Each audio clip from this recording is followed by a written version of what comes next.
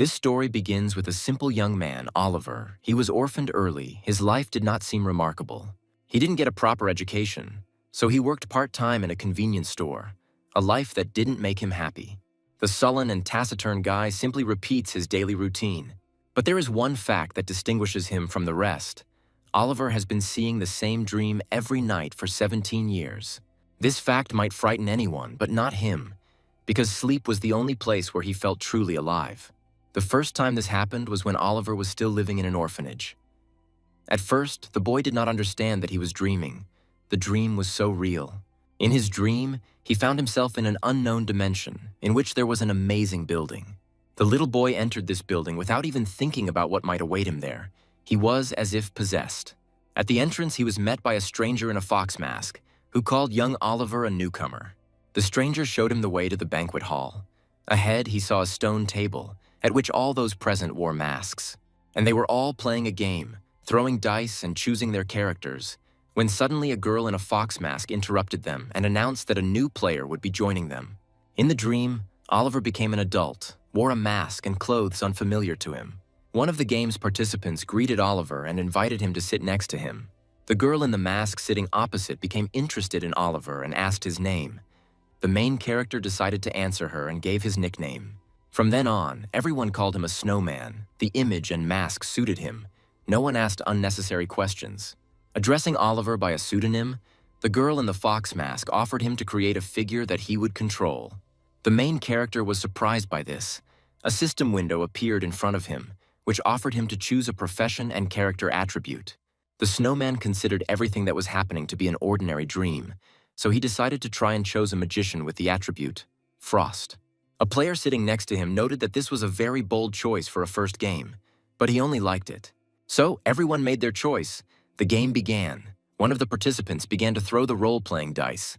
On this day, the first snowman game began. Everyone present clearly enjoyed what was happening, as if they had long been accustomed to it. But soon the game came to an end. It's Oliver's turn. He needs to fight off the monster's attacks by throwing the dice. The system window gives him 4 options for the development of events to choose from. Without thinking twice, the snowman chooses the third option, to bind the monster's legs with frost magic. Other players in the game noted that despite this being Oliver's first game, he was doing a great job. As the game continued, everyone took turns throwing the dice and making their choice. They fought with their characters against the monsters and wanted to win. When the participants defeated the monsters, their adventure ended. The girl in the mask announced the end of the evening and asked if everyone was satisfied with the world of eternity. So Oliver learned that he had visited the world of eternity. He truly enjoyed the game, because in this game the fate of the figure depended on luck and the strategy of choice. All the participants were pleased. They could not believe that they were able to enjoy just a trial game, and one of those sitting at the table was already calling the snowman for the next game. Oliver didn't think long about the answer, because there is no point in thinking about an ordinary dream and who these people are, so he immediately agreed. Since then, the snowman came every night to the world of eternity. The main character told the children from the shelter about his night adventures, but no one believed him. Everyone thought he was crazy. Because of this, children began to avoid Oliver. He became a loner, who was labeled as a cheater. The main character escaped to the world of eternity every night. Waiting for the next game, he has been playing for 17 years now. Having fallen asleep and once again finding himself in the world of eternity, the hero was already met, because he had proven himself to be a good player and partner. Of course, Oliver, over all these 17 years, thought about who he was playing with, and even assumed that the people in masks were gods. But he was afraid that the magic of sleep could be destroyed if he tried to find out their secrets. Snowman was a good player. Everyone wanted to get him on their team, of course. This flattered Oliver, but he didn't show it. Suddenly, a man in a mask with lightning reminded that the snowman had not finished the sage's adventure, so he would not be able to play with anyone. The participants crowded around the snowman were upset, but did not lose heart. They supported the main character and retreated. The goal of the game was Ascension, the road to heaven, the final adventure of the world of eternity. Over these 17 years, Oliver created several legendary characters and almost reached the top of the world, so other participants considered the snowman their idol. But like everything in life, the world of eternity has also come to an end. The trial version of the game will be completed today, and the official release will begin soon. All the participants were aware of this, so they wanted to achieve Ascension on the last day of the game. Oliver was upset by this fact, because if he had a little more time, he would have definitely created the unique 31st figure, his final creation. But the girl in the fox mask asked everyone not to be upset, because tomorrow the official release will take place, and dreams will become reality.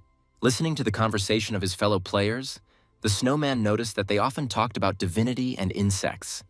He did not understand what it all meant, but never asked unnecessary questions. But now he had no time to think about such things. The snowman had one goal: to achieve Ascension. So taking the dice in his hand, he began the game. In 17 years, only 9 out of 30 figures have reached this stage. Today is the last chance to reach the top of the world. The last throw, but unfortunately, today luck is not on the side of the main character. He got one. His character was struck by a magical recoil. The character, Milan, was unable to climb the ladder and achieve Ascension. The snowman was defeated. Oliver's comrades, who watched his collapse, calmed the guy down. They understood that this was his 10th attempt, and it ended in failure. The snowman missed his last chance to get to heaven, and, hanging his head down, he was disappointed in himself. And so ended the world of eternity that the main character enjoyed for 17 years. But suddenly the light illuminated everything around. The game is not over yet. Everything is just beginning. The protagonist found himself face to face with his game partners, and they then learned that he was a man, an insect, who had been deceiving them all this time, posing as a god. The masked gods were shocked by this news. They did not expect such a development of events. The snowman enjoyed the world of eternity, but now he himself became a pawn of the game. Having learned this, the gods could not calm down and immediately ordered the imposter to be captured. Putting a collar on Oliver, they captured him. The main character could not understand why his former partners were treating him so cruelly. The gods were stern. They could not believe that for so many years man had stained the heavens with his presence. Oliver did not want to die. He resisted and tried to free himself from the shackles of the gods. Directing his power at the young man, the god in the lightning mask was about to kill him. Suddenly, another god intervened. He looked different, was calm and reasonable. It seemed as if everything was going according to his script. The silver-haired god, Corden, stopped the execution. He often appeared in the world of eternity and was one of the influential players. Coming closer to the gods, Corden proposed a more humane way of revenge. The gods were not pleased with the proposal, Cordona. They saw no point in it. But Corden was not as merciful as he seemed. He planned to send Oliver to the lands where the dreams of the gods would become reality, so that he would die like a worm, becoming a victim in the name of madness. Hearing this, Oliver felt a strong sense of fear. He did not want to be a victim. His life was already full of sadness, and now this. Corden had no intention of saving the main character. He wanted to cause him as much pain as possible. Already in despair, Oliver began to hear someone's voice. He did not understand who this voice belonged to, but he knew for sure that it was heard only by him. Communicating with the young man telepathically, Corden explained the whole situation, and that today Oliver's world would change, because there would be a merger of the worlds, the human and the world of eternity. Because the gods have chosen madness instead of faith to restore their powers, all the work and history of mankind will be sold for madness. It will help the gods to restore themselves. Oliver did not understand what was happening, and Corden continued his story. According to Corden, the snowman has only one chance to save humanity, and that is to get to the final adventure, which the snowman failed. After these words, Corden approached the prisoner and sent him to the ground. Now Oliver will have to be a pawn in the hands of the gods and try to save his world. The gods watched Oliver, their eyes never leaving his as he flew to his death. Oliver survived, which shocked him, as he assumed these were real gods. They did not just exist in his dreams, but were material. The main character found himself in an unfamiliar place. It was too dark. He couldn't see anything. Suddenly, everything was illuminated by light. The world of eternity merged with the human world and formed a new world, Pangaea. A completely different world appeared before Oliver. Now it was more like a game with castles and rocky terrain. The main character was very surprised by such beauty, but still could not believe that it was reality. Suddenly, a familiar system window appeared in front of him, notifying the player that 7,900,000 more players had joined the game. Finding himself again in an unfamiliar place, Oliver, as in the world of eternity, had to choose a character and attributes. Around him, the main character notices more silhouettes of people who also had to choose a character, and only Oliver understood that they now had a difficult path ahead of them. Oliver sank into despair. Corden did not deceive him. The world's really united. It is necessary not only to go through the adventure, it is necessary to save the world. Sad memories filled the head of the main character. His fate repeated itself.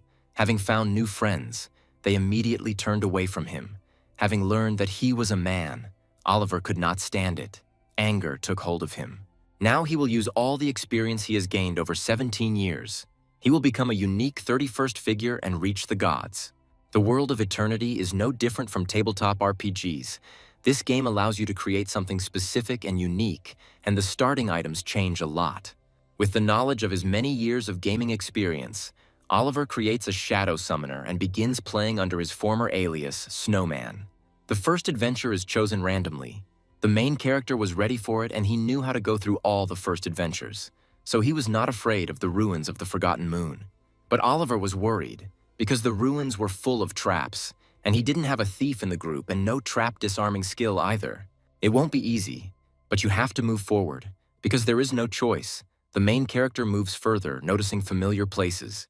He reached the entrance to the ruins of the Forgotten Moon and sees a familiar picture. He is faced with a choice: open the door or pull the lever. The system window appears again in front of the young man, with hints. But Oliver has learned all the rules over these 17 years. Even though this was a trial version, something could have been changed in the release. It's good that much remained familiar to him. The protagonist completed the first task and safely opened the gates to the ruins. As he moves on, he approaches the next test, which he also remembers, so he is not worried about passing it. The essence of the trap was to solve a riddle that would give a hint in what order to step on the tiles. Oliver remembered everything. So all he had to do was repeat the correct sequence, and then he would be able to pass safely. Looking at the tile, he collected his thoughts and once again went through the sequence in his head. Lion, wolf, moon, and sheep. Having taken a couple of steps, the main character was convinced of the accuracy of his memories. So his next steps were confident and fast. Having passed the test, the young man exhaled and straightened his shoulders. This task seemed easy to him. He did not stand in one place for long and continued on his way. A dark corridor awaited him. It seemed as if ghosts lived there. A frightening atmosphere filled the entire space. Walking a little further, Oliver again stumbles upon a familiar place. This was the next test, which demonstrated the essence of the ruins. But the young man was still surprised. He had never thought about how long this path was. The system window appeared in front of the main character again, offering a choice of tiles that the young man could step on: red, blue, or black. Suddenly, his gaze falls on the wall. He looks at himself and notices what a clear mark remained on his neck. The black stripe on his neck looked like a collar, a scar left on him by the god in the lightning mask. Oliver remembered his former friends who betrayed him. He hated them and thirsted for revenge. But now is not the time to think about it. It is necessary to pass the test. Oliver decided to rely on his luck and took the first step. Having stepped on the red tile, nothing happened.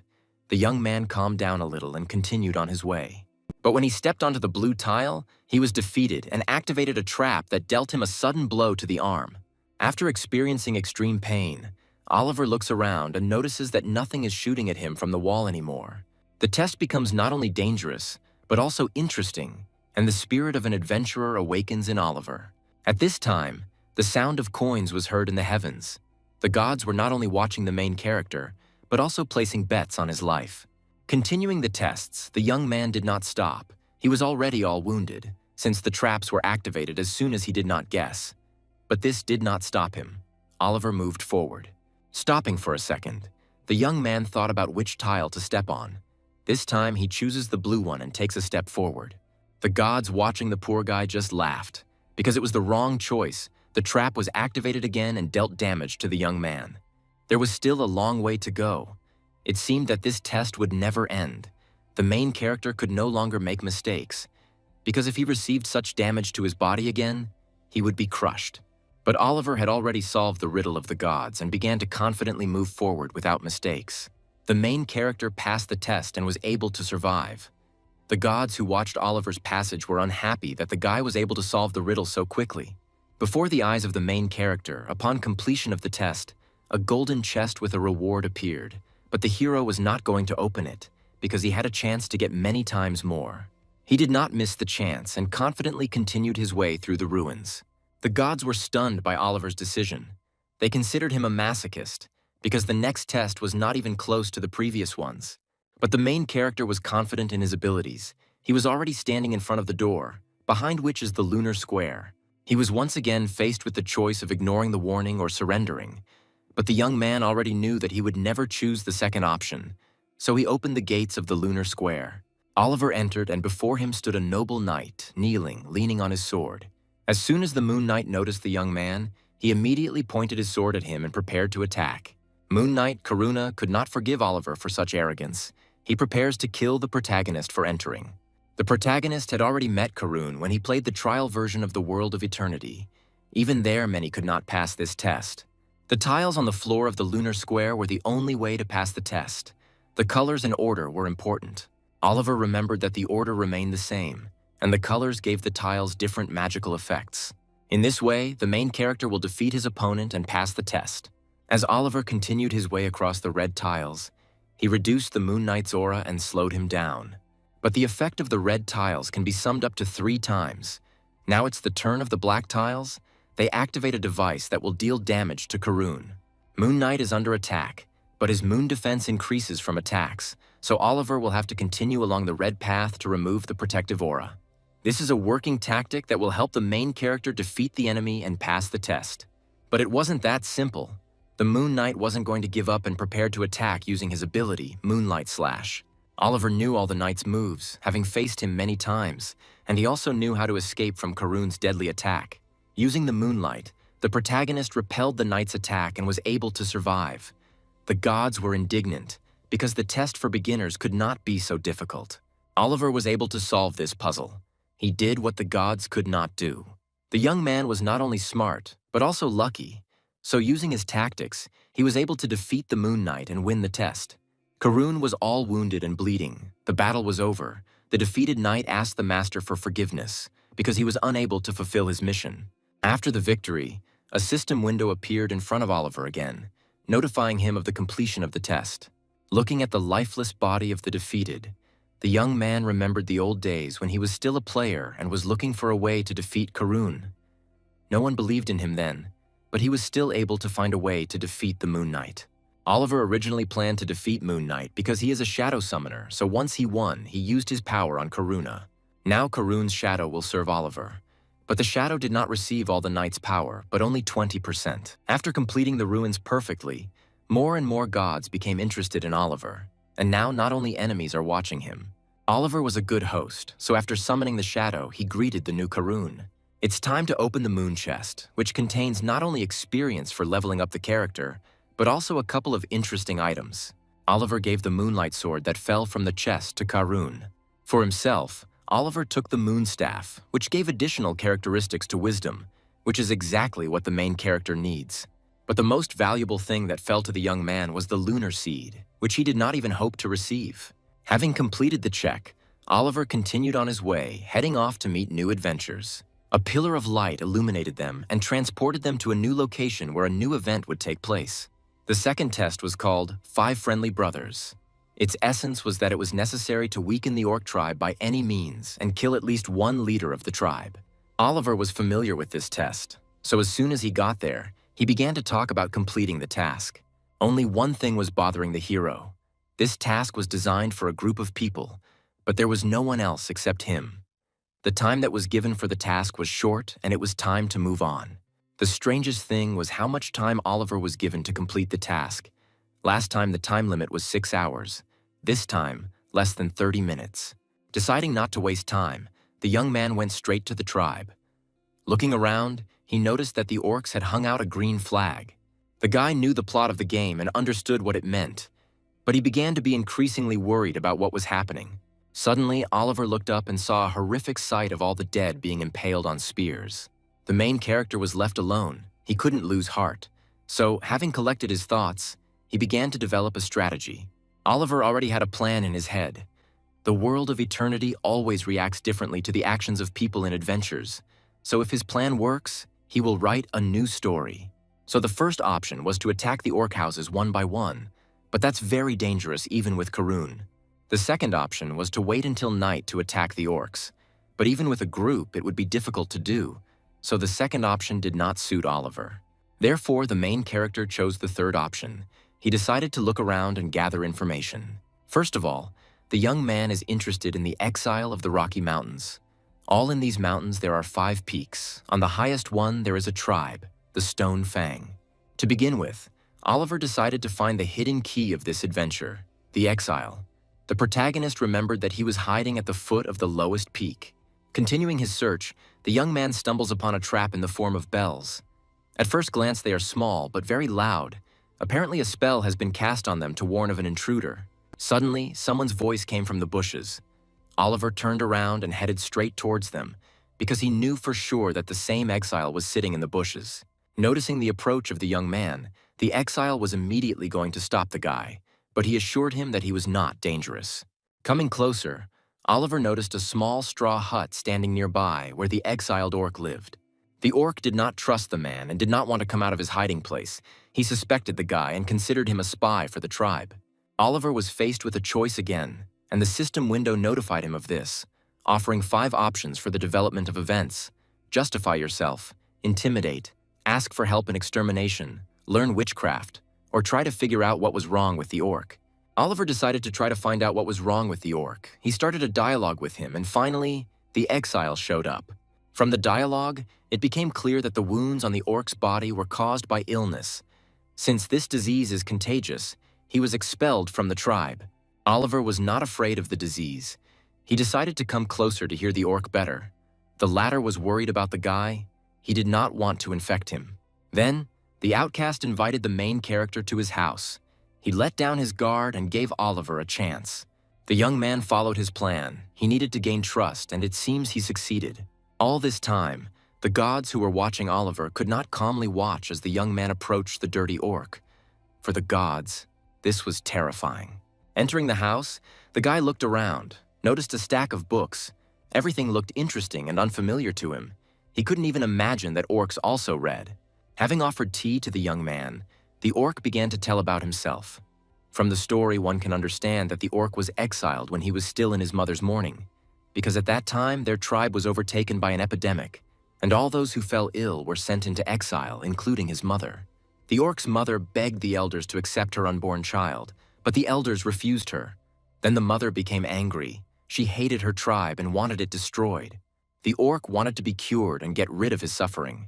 He studied many books and even learned that his disease could be cured if he had all the necessary ingredients for the medicine, but he could not get them himself. Then Oliver decided to help the orc and get all the necessary ingredients for him. The orc sitting in front of him was surprised by such kindness of the guy. But the main character was not going to do this out of the kindness of his heart. He decided to make a deal with the orc. Then the hidden adventure, Abandoned, was activated. The orc was not afraid of such conditions. He wanted to be cured, so he bowed low and agreed to the deal. So the main character went in search of the missing ingredient, activating the hidden task, and the timer was also activated.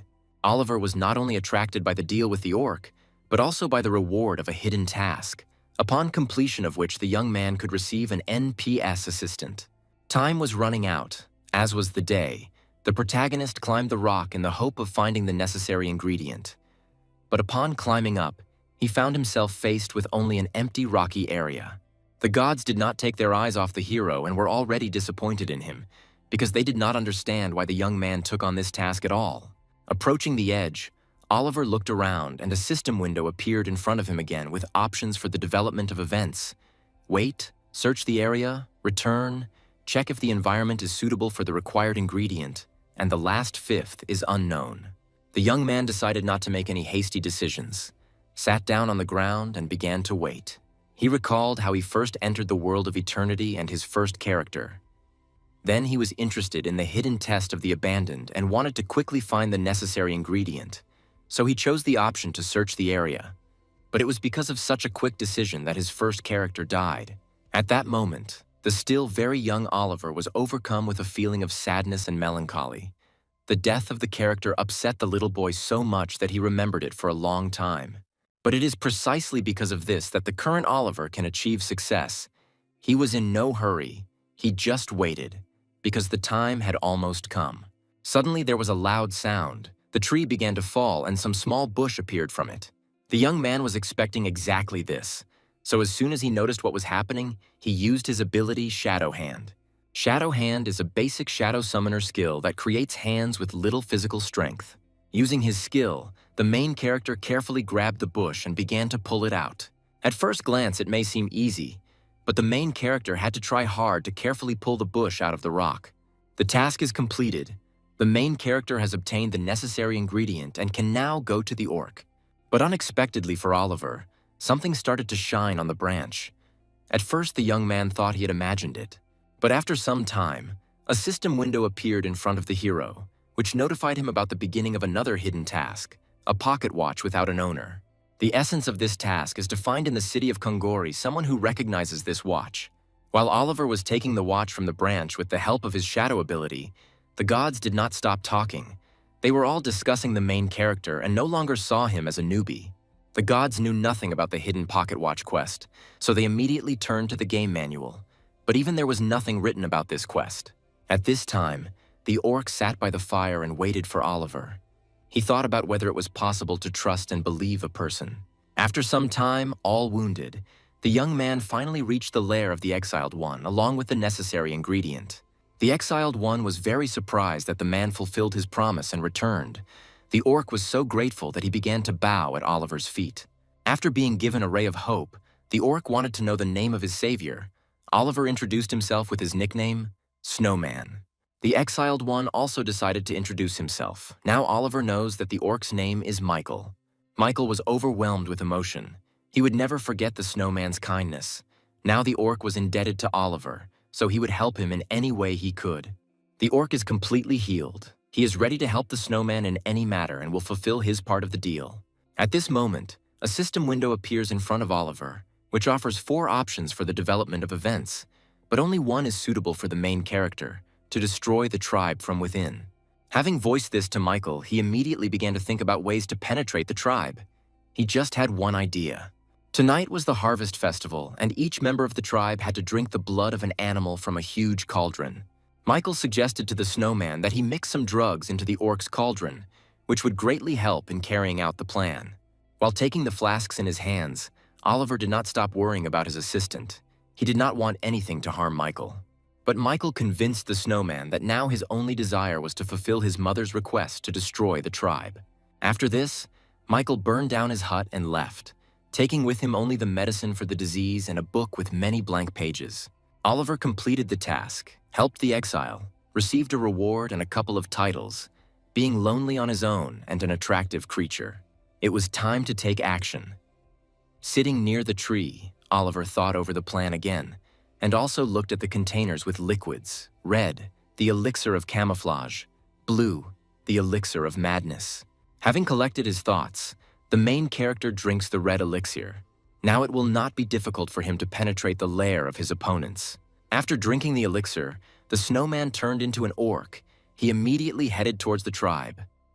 At the entrance, he met 2 guards who reminded him that during the festival he cannot leave the village. The hero easily passed the guards in the guise of a troll and immediately went to look for a cauldron to pour the blue elixir into it. The cauldron is somewhere inside, so Oliver penetrated into its depths. Finally, he found a cauldron in which the blood of animals was already boiling. He immediately noticed that this place was the most guarded in the tribe. Oliver's plan was to pour the elixir into the cauldron disguised as animal blood, but the guard refused. Then the main character decided to say that it was the blood of a blue dragon. The guard immediately agreed, because the members of the tribe believed that with the help of this blood, the tribe could receive the blessing of Tranktid. The guard immediately went to the head, knelt down, and presented special blood. The head of the tribe looked at his subordinate and, without thinking twice, accepted the vial of dragon blood. But before adding blood to the cauldron, he needed to personally verify that the blood was real. Having opened the bottle, the head felt a sharp smell of blood. Now he was sure of the contents and gave his consent for the blood to be added to the cauldron. The orcs were unable to detect the potion because Michael had disguised it as blood. The Forsaken's heroic rank was not for show. The guard, suspecting nothing, calmly pours out the contents of the bottle and is already happy that tonight at midnight, the tribe will not only taste the blood of ordinary animals, but also the blue dragon himself. The time has come for the ceremony to take place. The head of the tribe stands in front of the cauldron, proudly announces this and raises his cup. The feast begins. The whole tribe, sitting before the leader, begins to feast. They raise their cups and drink the blood, which should give them strength and bless them for new exploits. Having mingled with the crowd of orcs, Oliver quietly pours out the contents of the cup. Now all that's left is the small matter. The main character looks out for the leaders of the tribe. On a small ledge, a little further, sat a small group of orcs. Oliver quickly realized that these were the leaders. Noticing the largest orc in the center, the young man remembers Michael's words. In the center sat the strongest and wisest leader of the tribe, who destroyed all the shamans, a creature with the power of the mountains, Jamal. The festival is almost over. All the orcs have drunk the blood mixed with the elixir of madness, including the leaders. The strength of the effect may vary depending on the power of the orc, but in an hour, everyone will be overcome with madness. Oliver leaves, because his task is accomplished, and if unforeseen circumstances do not prevent tonight, the Stonefang tribe will disappear forever.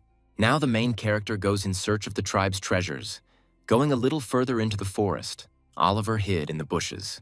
Not far from the tribe, there was a small mine, which was constantly guarded by orc guards. This was the treasury. The gods watched Oliver. They could not understand how this player knew so much and even assumed that he was a psychic. At this time, the main character assessed the situation and the strength of the guards. They could not be compared with the leaders, but they were still very strong.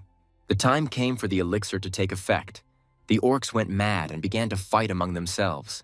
Oliver was not going to stand aside, so as soon as one of the orcs won, the protagonist called on his shadow, Karun, and cut off the winner's head. Karuna easily cuts off the orc's head because under the influence of the potion, they are no match for the Moon Knight. After defeating the guards, Oliver and Karun enter the treasury. Inside, another guard was waiting for them, who had also gone mad. He was guarding the gates, which were chained. The guard immediately noticed that someone was approaching, but due to the effect of the elixir, he could not tell whether it was an enemy or a friend. Everything seemed to be in a fog before his eyes. Taking Karun for an ally, the orc asks him to return to the tribe and tell him that something is wrong with his body. But Karun was not an ally of the orc. He was a loyal servant of his master, so he immediately began to attack the enemy. The guard, even in this state, was able to repel the knight's attack. It is difficult to imagine how strong an orc with a pure mind is. The knight continued his attacks without stopping. The orc continued to resist, repelling all of Karun's attacks. But at that moment, the orc was completely overcome by madness. The knight took advantage of the moment and with a lightning-fast lunge cut off the guard's head. Looking at the lifeless body of the orc, the knight felt nothing. He was just a shadow that carried out the orders of the master. Oliver watched the fight and assessed his shadow knight. He admitted that his servant was strong, but he was no match for the real Moon Knight. Approaching the dead orc, the main character began to search him. He needed the key to the treasury. After some time, Oliver was still able to find the key. The notification system also notified the young man about this. So now the hero can use the key, but the system offered him several options for the development of events. Use the key, take it with him, read the spell on the key, make a copy, hide next to the door. The system gave Oliver a lot of options to choose from, and he knew what was behind the door. The treasury contained a gift from the tribe's earth dragon Trancred, which granted the owner the ability to break stones with their hands and increase the power of spells. But the price of this gift was endless battles for the right to own them. In order to avoid future conflicts and bloodshed, one of the ancestors gathered all the shamans and bound them with a brotherly curse. Holding the key in his hands, the main character understood that although the task was called 5 Friendly Brothers, in fact, they wanted to kill each other, they just couldn't. So Oliver decides to take the key, but not touch the gloves. This will be enough to set the leaders of the tribe against each other. As the hero had expected, in all this chaos, the leaders thought only of the gift of the stone snake. They immediately rushed to the treasury. Seeing that the guard was killed and the key stolen, they began to break down the gates to check the treasury. But once inside the vault, the orcs were stunned by what they saw. They couldn't believe their eyes. Their precious gift was untouched, the gloves still hovering above the sacred altar. The orcs did not understand what was happening. They began to blame each other for the chaos. But Jamal put aside their bickering and senseless accusations and reminded the leaders that they were bound by a brotherly curse. The leaders of the tribe could not calm down. Now they needed to deal with the chaos. The orcs retreated, but they still suspected Jamal of what was happening, thinking that he had set everything up to get the gloves. Jamal didn't say a word to the leaders. He just looked at the bound tribal relic. Meanwhile, the leaders were dealing with the chaos that had flooded their tribe. There was practically no strength left. The exhausted orc was filled with anger, so the effect of the elixir of madness became stronger. But suddenly, turning his gaze into the depths of the cave, the orc notices something. Oliver was hiding in this cave, and since he was recognized, the effect of the disguise ends. He turns back into a human, but he still has a permanent effect, the language of trolls. The main character took on his true form. He did not expect that he would be revealed so quickly, but now the fight cannot be avoided. The enraged orc, holding his sharp axe in his hands, immediately begins the attack. Oliver is focused and calm. He calls upon his shadow knight Karun and gives the order to kill the enemy. The knight rushes into a fierce fight with the orc, and after dealing countless blows, the orc falls to the ground, bleeding. Karun prepares to deliver the final, decisive blow and is already swinging his sword. The orc understood that he had lost. His last words before his death were that his brothers would definitely avenge his death. The orc holds a grudge against Oliver and casts a lethargy on him, which reduces the snowman's strength and agility. The protagonist wins and gets experience points. The young man is surprised by the duration and strength of the orc's curse. In a normal group, it would be divided among all participants. But this is a different case. But Oliver was calm, because the curse would have practically no effect on him, because he was summoning shadows. The test was completed. So as not to leave traces, Oliver set fire to the battle site and left. The madness still continued to rage in the tribe. The orcs killed each other without stopping, and the leaders' barracks were on fire. The three leaders suffered the same fate as the tribe. They went mad and headed towards the only one who, at first glance, had not yet lost his mind. Their target was Jamal. They considered him guilty of the chaos and thirsted for revenge. But the strongest did not utter a word. He only turned around and looked at his brothers with an angry look. Oliver went to a hut that was located near the orc camp. The gods watching the young man did not appreciate the passing of the test. Arriving at the hut, the main character armed himself with a frying pan and began to cook dinner.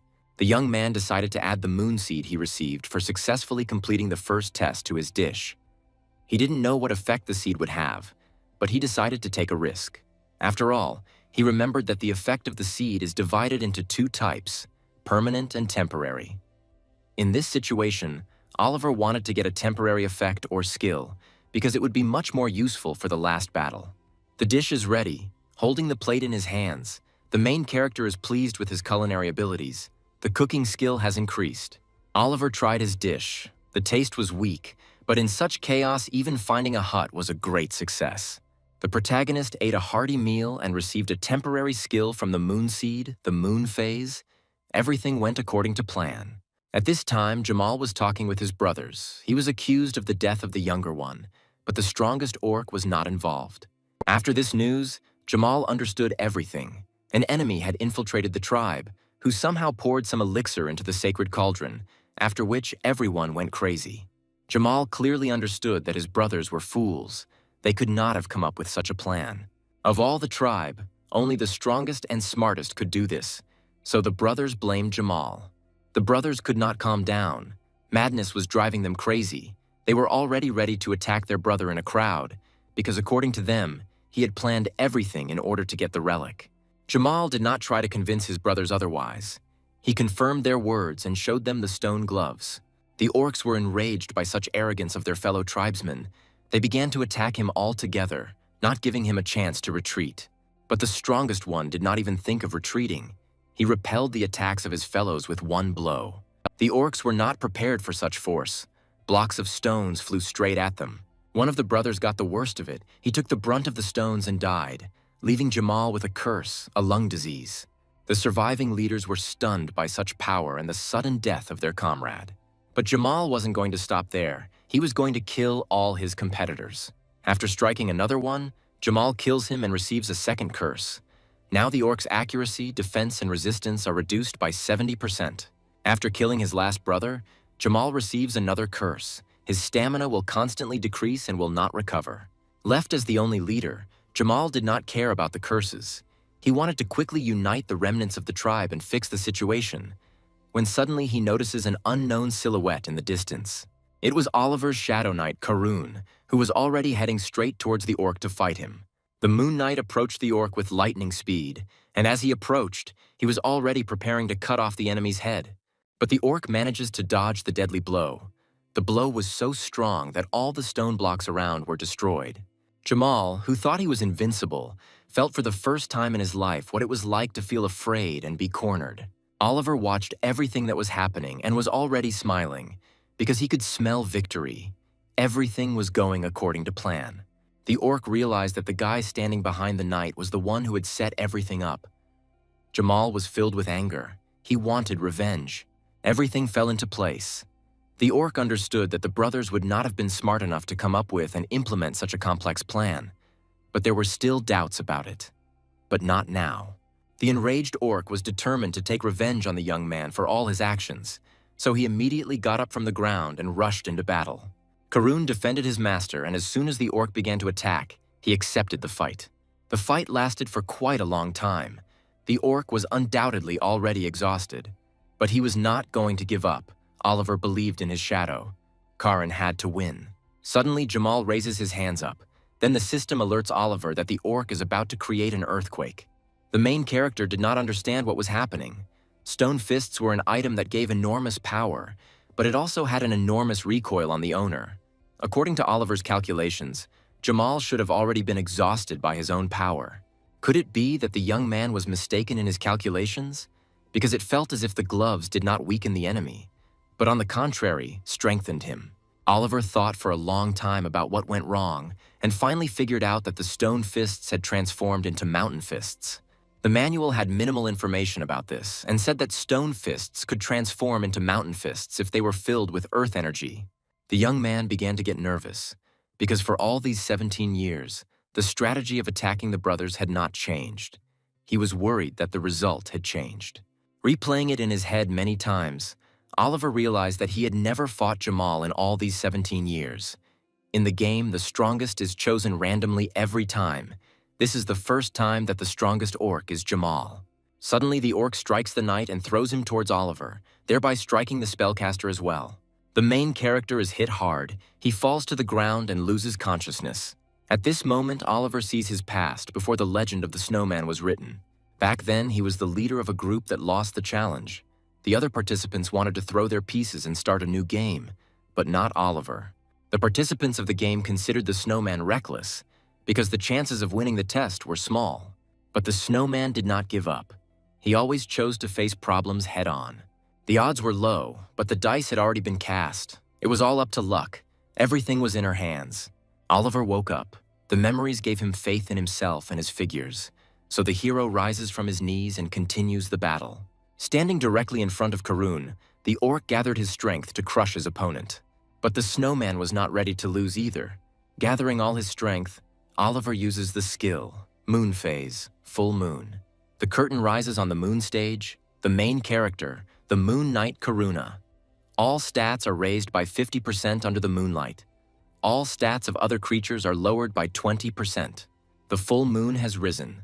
Now the stat points are enough to use the completed Moonlight Slash skill and defeat the enemy. The moonlight illuminated the entire space, and the shockwave was so strong that it destroyed everything in its path. The orc was still breathing, but he could no longer fight. On his knees, he did not want to admit defeat, but Karun did not give any chance for salvation. He dealt the final decisive blow to the orc and sent him into eternal sleep. Snowman defeats Jamal and is cursed with a skin disease that reduces all stats by 30% for 1 week.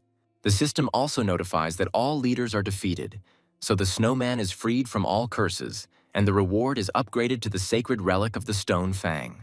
The gods looked down from the heavens at the snowman and were stunned by his passing, and it was so interesting to watch the test that many of them became fans of the snowman.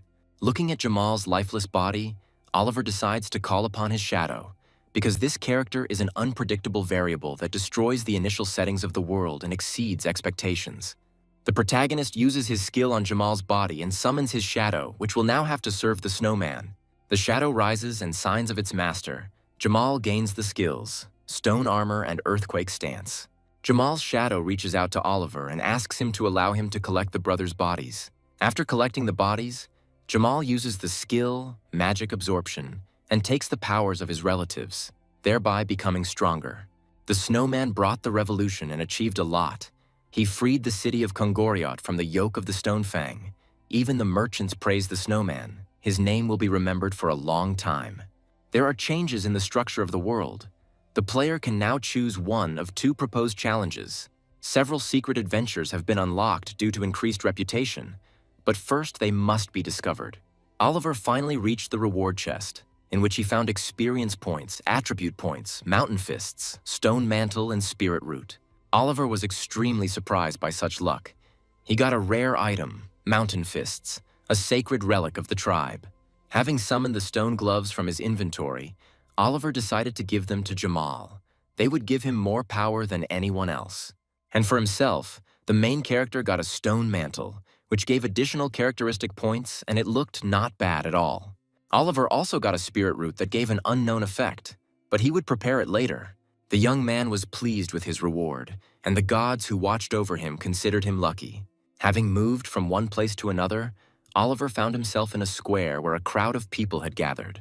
People were in a panic. They did not understand where their world had gone and why they were being forced to undergo tests. The main character also did not understand what was happening. A system window appeared in front of him, which notified him about the second adventure and the player's rating. So, the scoring ended. Oliver scored 320,000 and became the leader of the adventurers.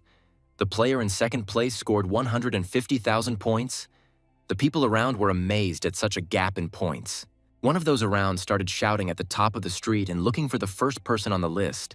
This person was sure that the leader knew exactly where they all ended up.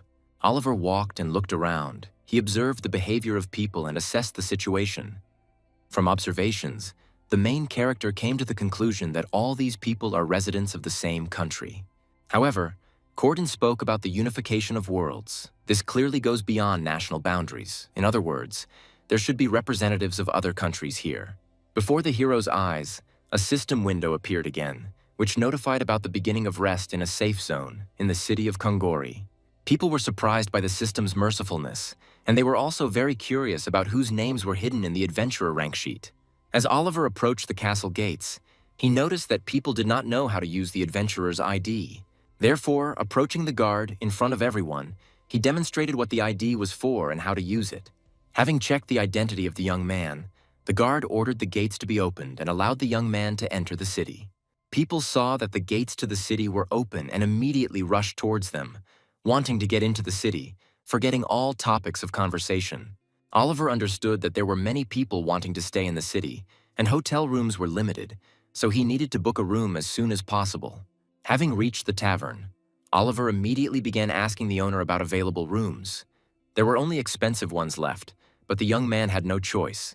So he paid 10 gold coins for a room for a month and 2 gold coins for additional services. Having climbed to the second floor, the main character finds himself in his room. He immediately lies down on the bed and calls on the Shadow Knight to guard him. Oliver fell asleep instantly and again dreamed of the world of eternity, which now brought him only pain and suffering. But instantly everything changed. It became dark around. The main character could not see anything, but he was reassured by the fact that this place did not look like heaven.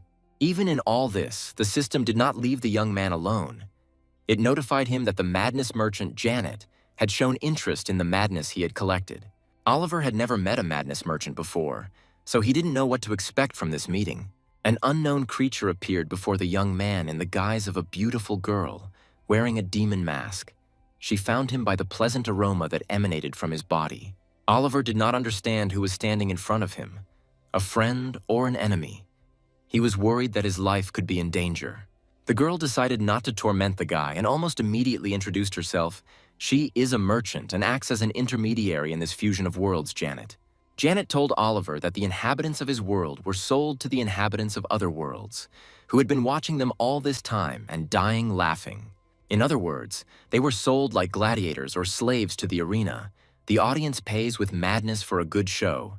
Madness, the force opposite to faith, sets all worlds in motion.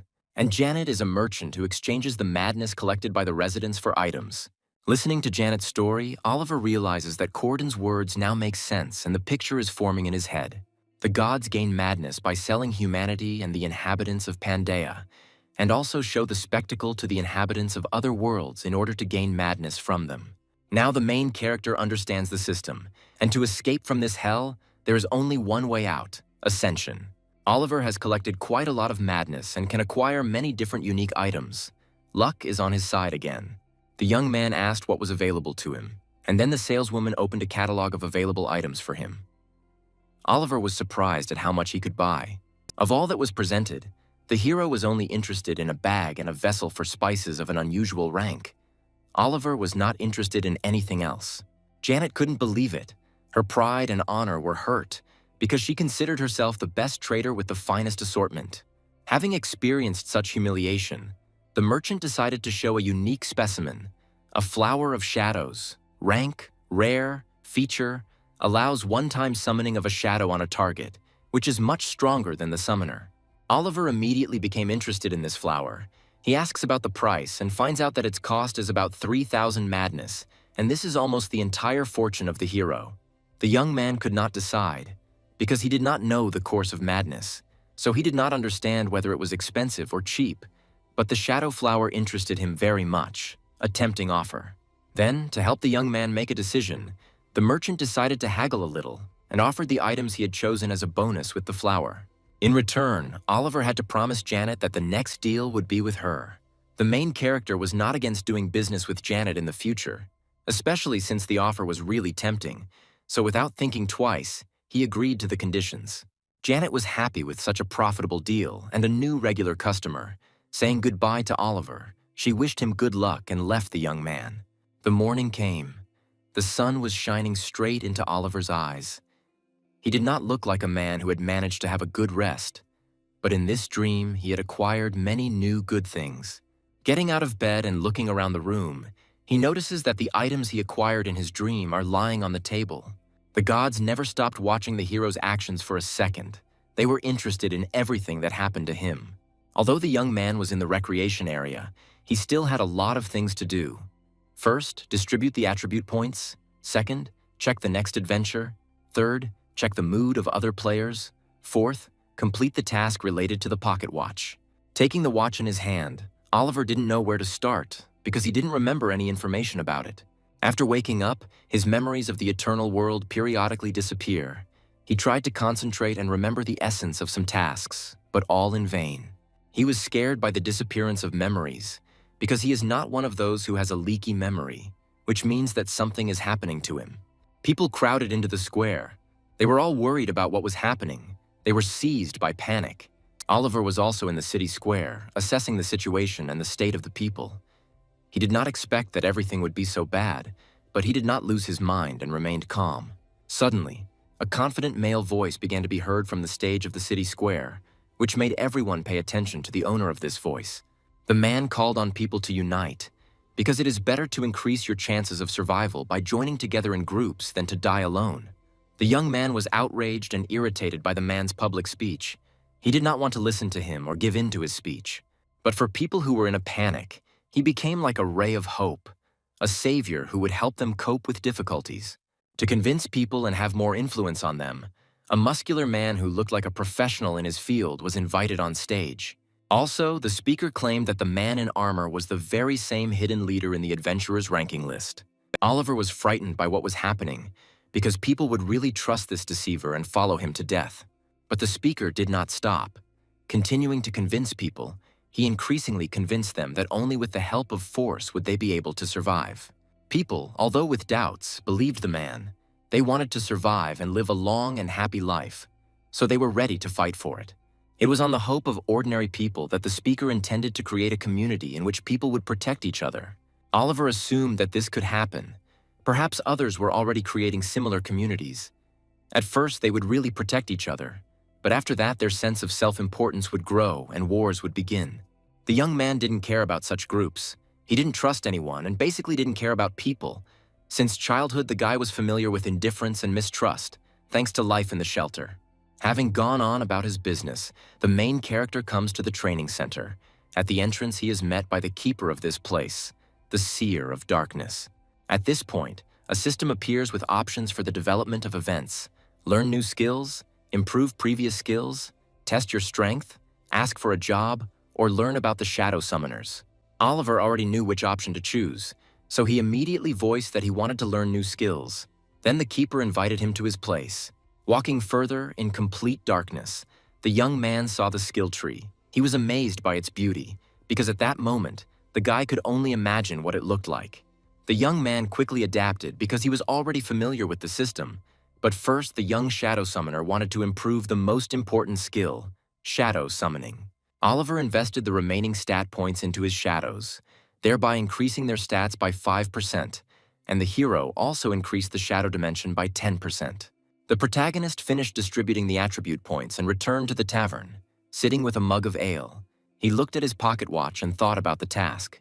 Oliver understands that if anyone finds out about his source of power and knowledge, the young man will be immediately destroyed, so he decides to move alone. While thinking about this, Oliver suddenly notices an old man who is staring at him, and he seems familiar to the main character. The old man was interested in the pocket watch that the young man had been holding in his hands all this time. He approached the young man and began asking the guy about it. It seems that Oliver found someone who knows something about this watch, because the old man himself approached him and asked to take a closer look at it. The young man wanted to ask the old man about the watch, so they decided to continue the dialogue in the old watchmaker's workshop. There were many different watches in the workshop. It was clear that the old man loved his occupation and treated his work with care. Turning to the young man, the old man introduced himself. His name was Bill Marcus. The watchmaker wanted to know how the young man found his watch. And then Oliver told him the story of how he found them. The young man. The old man seemed familiar, but he could not remember him, and all attempts ended in a headache. It was clear that the main character had already completed a hidden mission, but there was no information about it in his head. After telling the stories, Bill realized what happened to the watch and how it was lost. He asked permission to look at the watch closer. Then Bill was convinced that it was definitely his work. They had his name engraved on them, which Oliver had been unable to read for so long. The old man began to tell the story of this watch. It was about his granddaughter 20 years ago. She was caught by the orcs of the Rocky Mountains. Bill asked everyone for help, but everyone refused, because it was a hopeless case. But then one person appeared who said that he would save his granddaughter. Oliver asked who dared to go on such a dangerous mission. Then the old man told him that the name of the savior was also engraved on the watch. The young man did not understand anything, because he had not seen another name on the clock. Then the old man told him that the name of the second owner of the watch was hidden. When Oliver saw the inscription, he couldn't believe what was happening. His nickname, Snowman, was written on the watch. Bill was also surprised that 20 years later, this watch would be brought to him by a man with the same name and the same age. Suddenly, the young man felt ill. Memories filled his head. Now he remembered and understood what was happening. Oliver's first figure was also a snowman. It was a magician who carried out this task. Did the figures that the main character raised have an impact on the world of eternity? Having understood everything, Oliver went to the city library to learn the history of the world. From what he read, he understood that in this world, his figures had made it. During his life, a person can do a lot, and in these 20 years, 30 figures, without Oliver's knowledge, created the history of Pangaea. The adventure with Bill was not over yet. The old man showed him the place where his granddaughter was buried, and although her body was not there, he believed that such a place should have been, a place of memory of his precious granddaughter. Now the watch can be returned to its owner. Oliver put his hand on the monument and apologized for coming too late.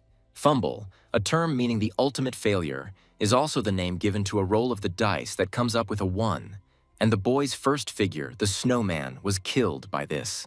The protagonist suggested that perhaps his memory lapses were related to the psychological trauma he received during the game.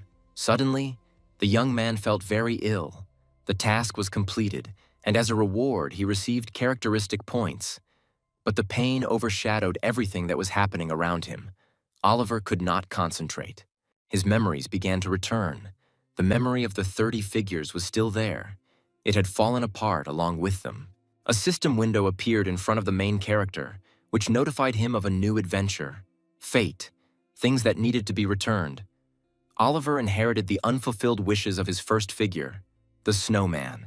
Bill began to worry about the young man. Seeing how the boy was suffering from pain, he was worried about him and wanted to help.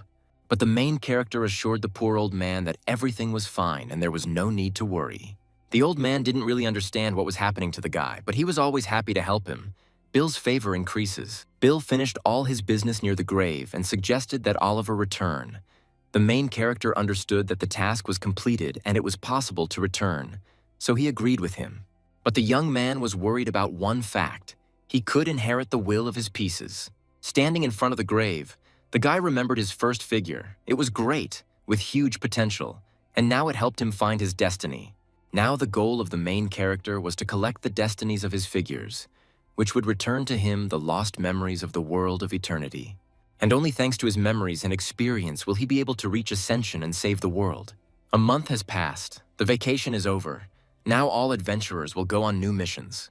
People no longer believed that the government would save them, but there were still those who still hoped for them. Oliver went to the Adventurers Association to pick up a new task. Standing near the task board, he carefully chose. At this time, people continued to whisper behind his back and discuss the latest news in the world. All the tasks presented on the board were not interesting to the young man. Then he noticed that a suspicious man was sitting in the hall. Oliver knew that he was related to the hidden task, so he went straight to him. Coming closer, a system window appeared in front of the main character again, with a choice of options for the development of events. Oliver chose the fourth option and asked the man what he was doing there, because he didn't look like an ordinary person. The man became interested in the young man, so he decided to tell him that he was looking for people for an interesting job. Sitting down at the table, the young man began to listen attentively to the storyteller, and from what he heard, he understood that the essence of the work was the transportation of goods. The man wanted to entrust this work to someone reliable who would cope with this task, and also promised to generously reward the performer. Oliver knew that he was dealing with a fraud, but he was not afraid of it. He almost immediately agreed to take the job and accepted the assignment. The man opposite had once found someone who would agree to take his job, so he introduced himself to the young man as Arden. The two guys watched Oliver's actions. They seemed suspicious to him.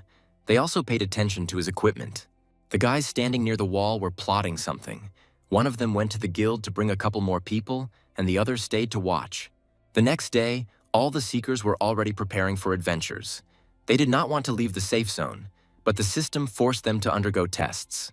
Oliver looked around and assessed the condition of the people. He thought that the system was cruel, because a month of rest had ruined the whole mood. But there was no time to think about it.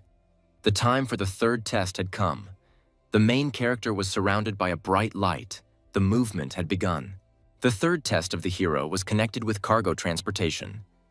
The difficulty of this task was that on the way, the young man would meet bandits who wanted to get hold of the goods. Having learned the essence of the task, the main character remembered that his first character, the snowman, had already completed it. But this was no reason to relax. The young man moved to the right place. Arden meets him and introduces him to a group of people who will be Oliver's partners. The new team members decided to introduce themselves right away. The guy in the cap was called Ethan, and the second one was Robert. Oliver recognized them at once. They were the ones who had been following him in the Adventure Association. But that was not the main thing now. There must be traces of a second figure in this adventure. Arden informs the boys that even though this is an escort mission, they will be in reserve because they already have enough security. The boys weren't too concerned about the mission. They had a different plan, so they immediately headed towards the cart. But Oliver knew that this task was not as easy as it might seem at first glance, because the chain of adventures can dramatically change the difficulty. A seemingly ordinary mission will become almost impossible to complete by the end, and it won't be any easier for the hero, but you still need to go to find traces of the second figure. So the test began, the cart set off, the young men were already sitting in one of them, but still did not suspect anything. Oliver didn't trust his partners. He was sure that they were up to something, but he didn't know what yet. But the hero was sure that they had definitely come for him. He wondered who these guys might be, whether they were assassins hunting for other players' gear, or if they just wanted to prevent the mission from being completed successfully. The guys were talking. They considered this mission to be the easiest and didn't even compare it with their previous test. Suddenly, Robert turned to the snowman and asked what his profession was. Oliver wasn't in the mood to talk to his partners, so he only answered briefly, "Summoner." The group members laughed, because they didn't believe that anyone could choose such a profession. According to the guy's logic, a man should participate in the battle as a knight, and not stand on the sidelines as a summoner. Oliver didn't care about the words of his partners. Now he was only concerned about the task. But the gods were outraged by the words of the guys. They were true fans of the summoner, so they wanted to put these upstarts in their place, who did not yet understand the full power of the shadows. One of the partners began to ask the main character about the guild. He was interested in which guild the snowman joined.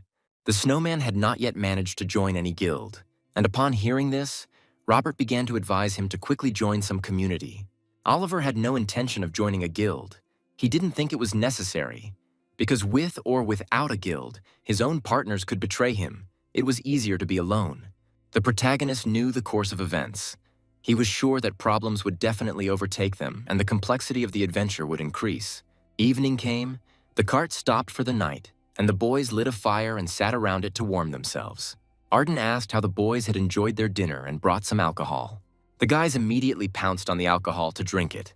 Now the evening promised to be much more interesting. The partners continued to drink, but not the snowman. He only looked at the liquid and scanned it with his perception skill. Oliver was confused by the strange smell of the alcohol. He suspected something was wrong, but decided to pretend to bring the bowl to his face. Raising the vessel to his mouth, Oliver did not drink the liquid. Using his skill, Shadow Hand, he quietly poured out the alcohol. Suddenly, Arden informs everyone present that the plan is slightly different from the original. In order not to upset the guys, Arden promises them compensation of 600 zlotys each. The guys were not upset by this news. Under the influence of alcohol, they were not indignant. On the contrary, everything was a joy for them, and the news about the increase in remuneration only amused them. But at that moment, bandits attacked the camp. Arrows flew at the guys who were sitting quietly near the fire. Oliver managed to notice the sudden attack and immediately warned the boys about the danger. One of the group members did not have time to react. An arrow pierced his neck. The boys arrived in a panic. They were not prepared for such a sudden attack. They abandoned everything and headed towards the carts to take cover behind them. Oliver took cover behind the cart and continued to observe the situation.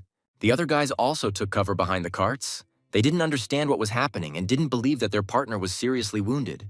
The group members tried to find out from Arden what was going on, but the man could not answer them. Arden was annoyed. He didn't like that a bunch of guys were asking him questions like that. Putting a knife to Robert's throat, the man said that there was a canyon nearby where they could drop the tail and then return to the forest. Robert didn't believe they could handle such a task, but he couldn't refuse Arden because he was threatening his life. Arden continued to threaten Robert's life, forcing him to act according to the above plan. Robert had no choice. He knew he would have to follow Arden's plan, so he decided to get into the wagons and head towards the canyon. The bandits set off in pursuit. They were going to catch up with the carts and take all the goods. The guys drove with all their might and wanted to break away from the bandits, but it was difficult. A wounded partner was lying in one of the carts. The surviving participants tried to save him, but the guy was already losing consciousness. Oliver had no intention of simply running away, so he climbed onto the cart and prepared to attack his opponents. The guys were in a panic. They didn't understand what was happening. They wanted to run away. Robert, in a hurry, turns to Oliver and offers him to team up until they get out of this mess. But Oliver didn't need that. He could handle the bandits on his own. The guys were outraged by this answer. They had a desire to teach the upstart a lesson, so they took out their weapons. Suddenly, the boys felt ill. They fell to the floor of the cart and could not move. Oliver watched all this time. His partners blamed him. They thought that he did something to them. But the protagonist clarified the situation for the group members. They are now in this state because they drank alcohol that Arden gave them. The bandits were already catching up. They were moving very quickly and were already close. The distance between the bandits and the carts was rapidly decreasing. They had very little left. Seeing this, Oliver summons his shadow, Jamal, and goes on the attack to protect the group.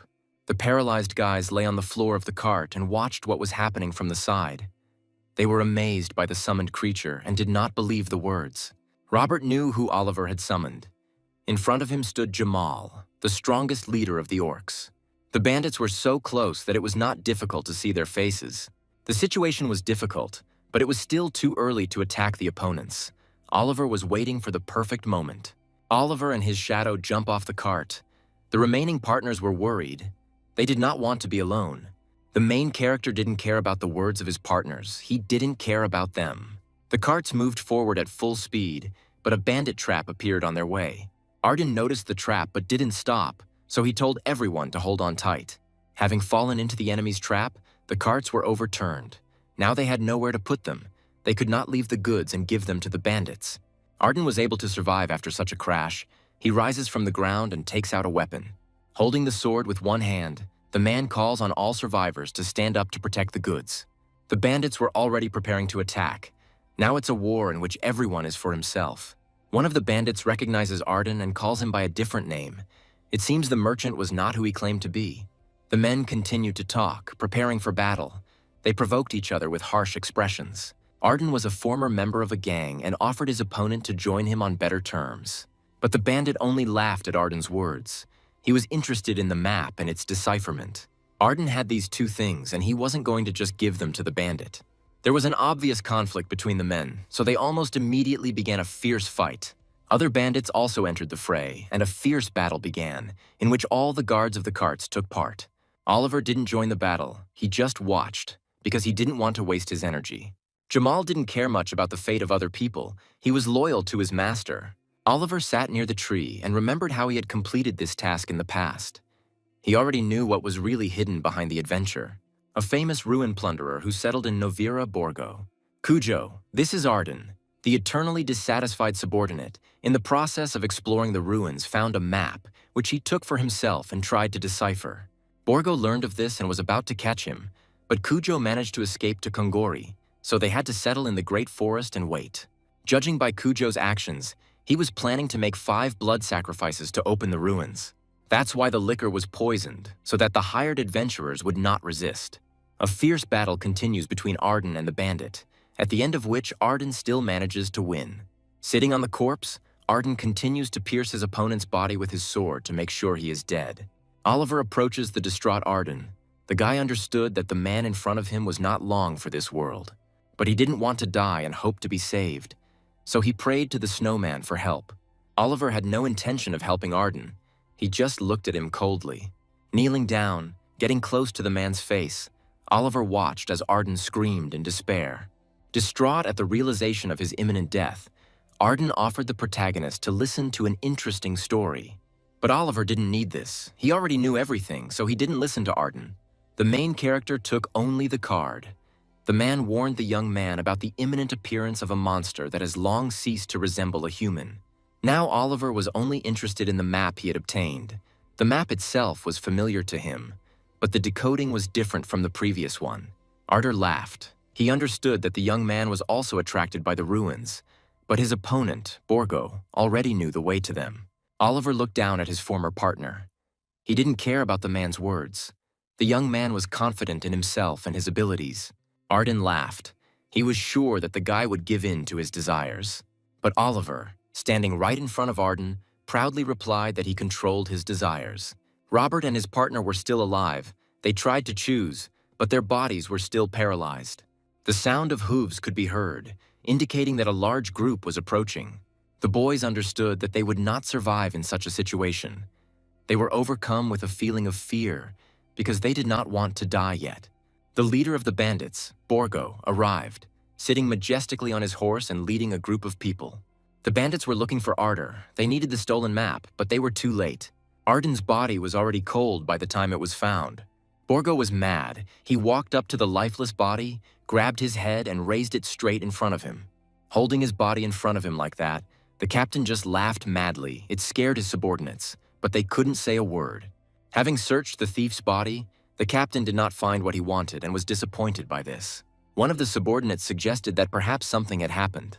Borgo wanted to know where everyone had their card, so once his subordinates found the survivors, he began interrogating them. The prisoners knew nothing. They had not heard anything about the map, and only fear and horror could be seen in their eyes. Borgo was not merciful, on the contrary. He was known for his cruelty, so realizing that the guy knew nothing, he immediately cut off his head. The second guy was much smarter than the first, so he immediately started telling Borgo about the snowman. One of his subordinates had already sent a couple of his brothers in pursuit, but not far from the scene of the incident, he found their bodies. Having learned about this, Borgo became even more interested in the snowman and began to ask the boy about him. But the young man only knew that the snowman was a shadow summoner. The chief received all the information. Now he didn't need the guy, so with a sharp swing, he cut off the young man's head. Mounting his horse, Borgo and his subordinates set off in pursuit of the snowman. Oliver arrived at the scene and was already standing in front of the entrance to the ruins, which were marked on the map. He couldn't go any further on horseback, so he got off and headed forward. Along the way, he begins to remember every step he took in the past. Suddenly, among a pile of leaves, the young man finds a bronze statue that needs to be turned clockwise. Having done everything according to the instructions, Oliver activates the mechanism that opens the gate. Oliver looks at the mechanism and realizes that now he needs to approach the entrance of the ruins. Suddenly, the young man's senses became heightened. The system warned him of approaching danger. With his attack, Borgo showed that he had caught up with the young man. Jamal barely managed to stop the enemy's rapid attack, thereby saving his master.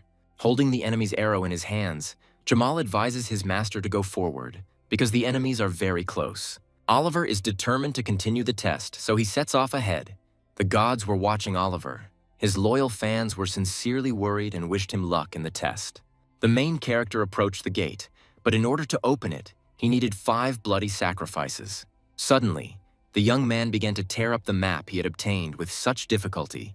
The gods did not understand his actions. Oliver understood the translation differently. In his interpretation, 5 bloody sacrifices meant to sacrifice 5 drops of blood. The protagonist turned out to be right, and the ruins opened up before him. Now the young man could continue the test and enter the ruins. The gods were delighted with Oliver. Many of them sacrificed madness to him. Borgo is already standing in front of the gates of the ruins, but he was too late. The snowman was already inside. Borgo ordered one of his subordinates to decipher the trap, but the bandit was not sure that he could handle this task. Coming closer, the bandit realized that the snowman knew that Arden's decryption was incorrect. He immediately reported this to Borgo. This snowman became even more interesting to Borgo. Now he wanted to catch up with the guy and meet him face to face.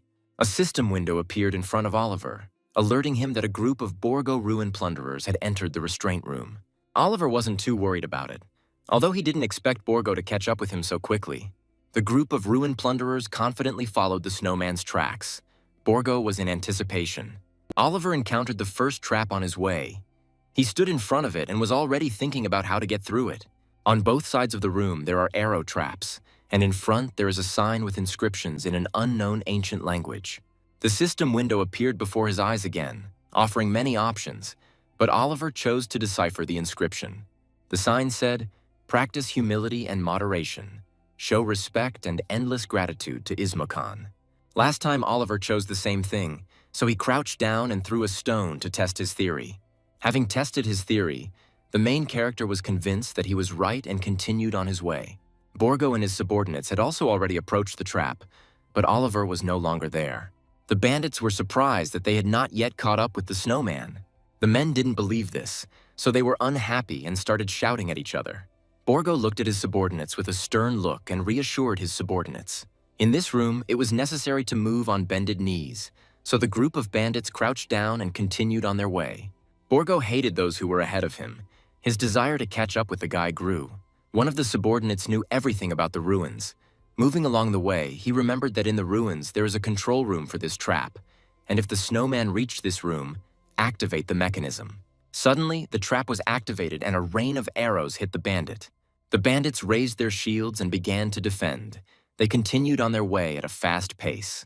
The group lost many, but had no intention of stopping. Borgo was unhappy with the loss of control. He would definitely get to the snowman and take revenge on him for the death of his boys. Among the dead was a man who knew everything about these ruins. Now the path will become more difficult for the group of bandits. Borgo went crazy from this news. His laughter echoed throughout the area.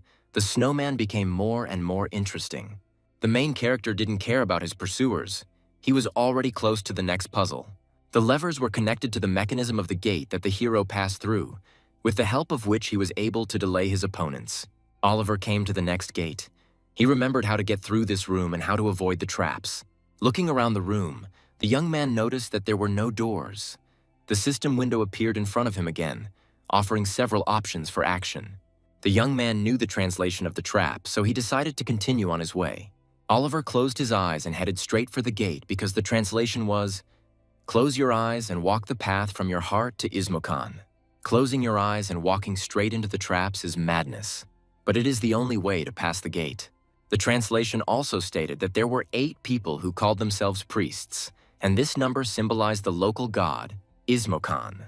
8 is the number of steps taken by people who were 2 meters tall, so Oliver needs to open his eyes on the 9th step. The light illuminated the room. The hidden door opened before Oliver. He was confident in his abilities and continued on his way. Oliver quickly passed through all the subsequent gates, and the gods watching his passage could not take their eyes off him.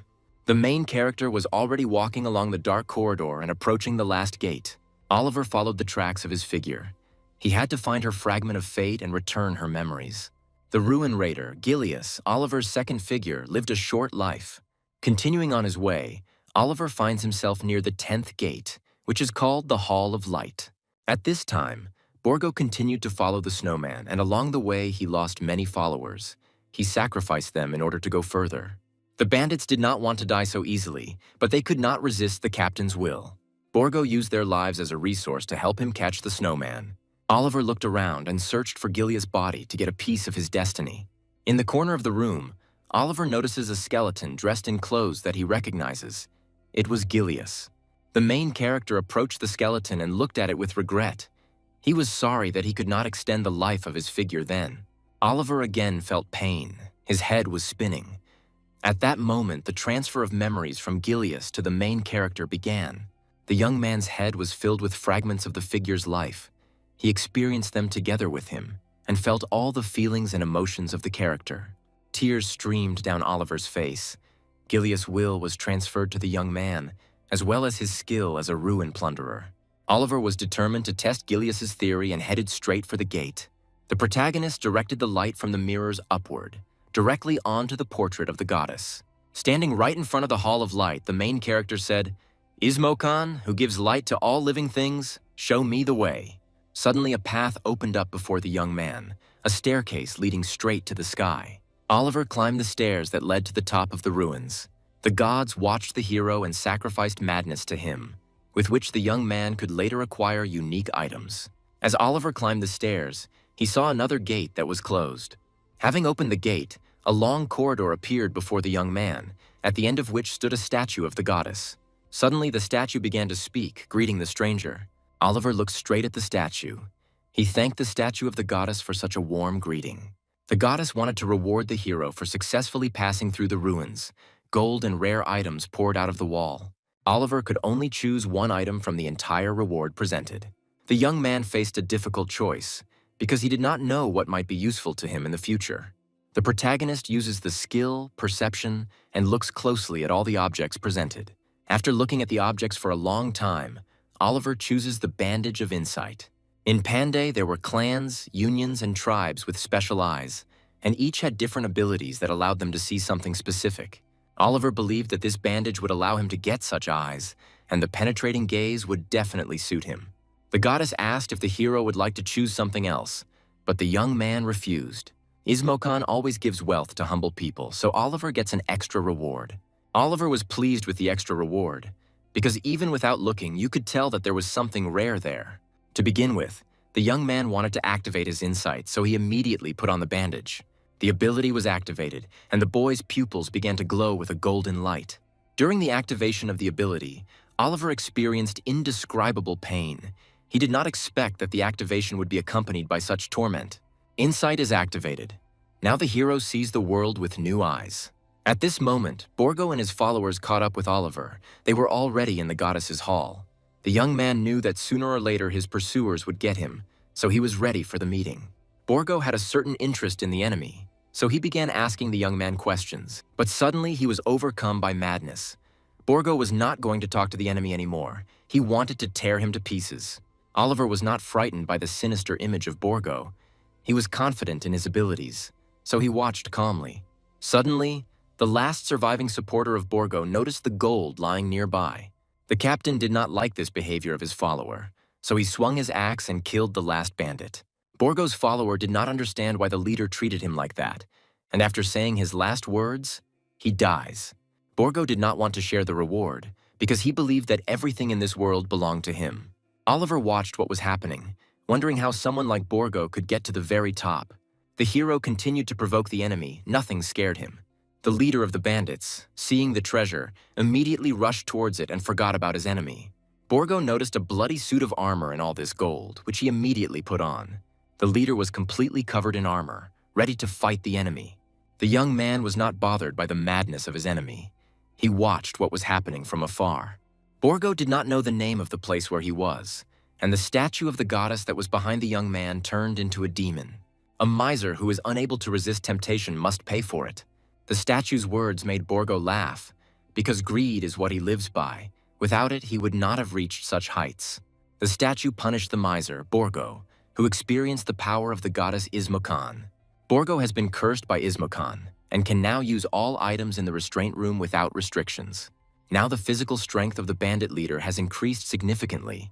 Borgo has become the ghost of Ismokan and is now under her control. The distraught captain suddenly began to attack Oliver, throwing a spear at him, hoping to kill his opponent with one blow. Using his new skill of insight, the young man manages to react and dodge the blow. Borgo is not going to stop there. He continues the attack and approaches the young man with lightning speed. Oliver calls on his guard, the shadow of Jamal, to protect him, and a battle between two giants begins. The first thing Jamal does is assess his enemy. He is disappointed that his opponent does not even have control over his own body. Borgo blamed the snowman for what was happening. He was angry and wanted to feel his blood on his hands. Jamal couldn't allow this to happen, so he held back his opponent's impulse. The shadow was larger than the ghost of Ismokan, and it seemed as if Jamal had no difficulty in repelling the enemy's blows. Jamal strikes Borgo and sends him flying straight into the wall, dealing heavy damage to his opponent. It seemed that Borgo could no longer fight, but the statue ordered him to defend the hall. Therefore, Borgo, already completely wounded, rises to his feet and prepares for a new attack. Oliver didn't like what was happening. He didn't expect such a protracted fight. Jamal continued to attack his opponent. He wanted to tear him to shreds so that the enemy could no longer get up. The fight between the two giants continued. They attacked each other and each of them tried to tear apart his enemy. Borgo uses treasure control, connection to restraint hall activated. Oliver noticed Borgo's actions, so he warned his shadow of the danger. Borgo's attack damage was doubled as his ability, Mortal Strike, was activated. The blow was so strong that Jamal was sent flying straight into the wall. Having defeated Oliver's servant, the enemy approached him. Now the Shadow Summoner was left alone. Oliver looked straight into the face of his opponent. He did not think that he had already lost. Borgo had already struck at Oliver, but the young man did not move from his place. He had a clear plan that he followed. Jamal was not yet defeated, and as soon as he saw that his master was being attacked, he rose up and repelled the enemy's attack. Jamal not only fought his opponent, he also morally humiliated his opponent with his harsh expressions. The orc is going to show his enemy what fear is and causes an earthquake. Although the body was not entirely his, the anger was real. He thirsted for the blood of the enemy. Jamal beat Borgo with such force that his opponent was bleeding and could no longer fight. This was not enough for the orc. He forced his opponent to stand up to continue the fight. Borgo didn't want to lose the fight. He wanted to destroy the orc, so he kept getting up. The orc was surprised by such a desire of the enemy. Usually people begged for mercy when they saw him. Their fight continued for some time. They were both already dead, but they fought as if they were putting their lives on the line. Jamal eventually lands a punch on Borg and sends him straight into a wall, leaving the defeated opponent unable to rise again. The wild orc stands firmly on his feet and declares his victory. The bandit leader did not understand how he could be defeated. He did not believe in his defeat, but he could no longer get up. Oliver looks at his shadow and feels a sense of pride. He's glad that he made Jamal his own. Jamal grabbed his opponent by the head and began to squeeze it, at which point Borgo began to beg for mercy. But the orc was not merciful. He made his enemy feel fear, and at one point crushed his head with one hand. The task is completed. Oliver received the achievement, Anger Slayer, and the title Ghost Slayer, as well as an additional reward. Looking at Jamal, Oliver understood all his strength. It was not for nothing that he was considered the strongest of the Stonefang leaders. The gods who watched the orcs fight were delighted with him.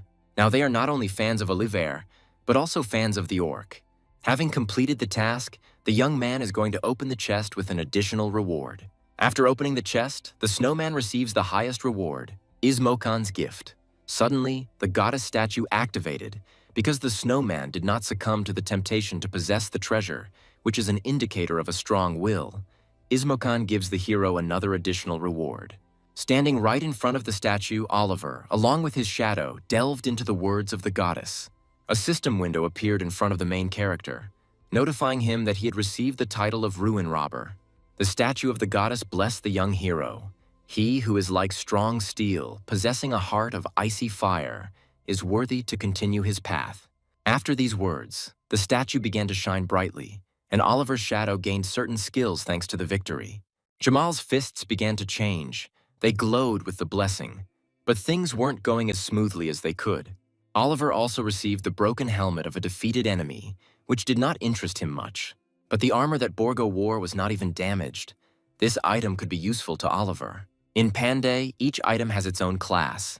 Among those that can be obtained at the beginning, there are normal, special, rare, and treasure.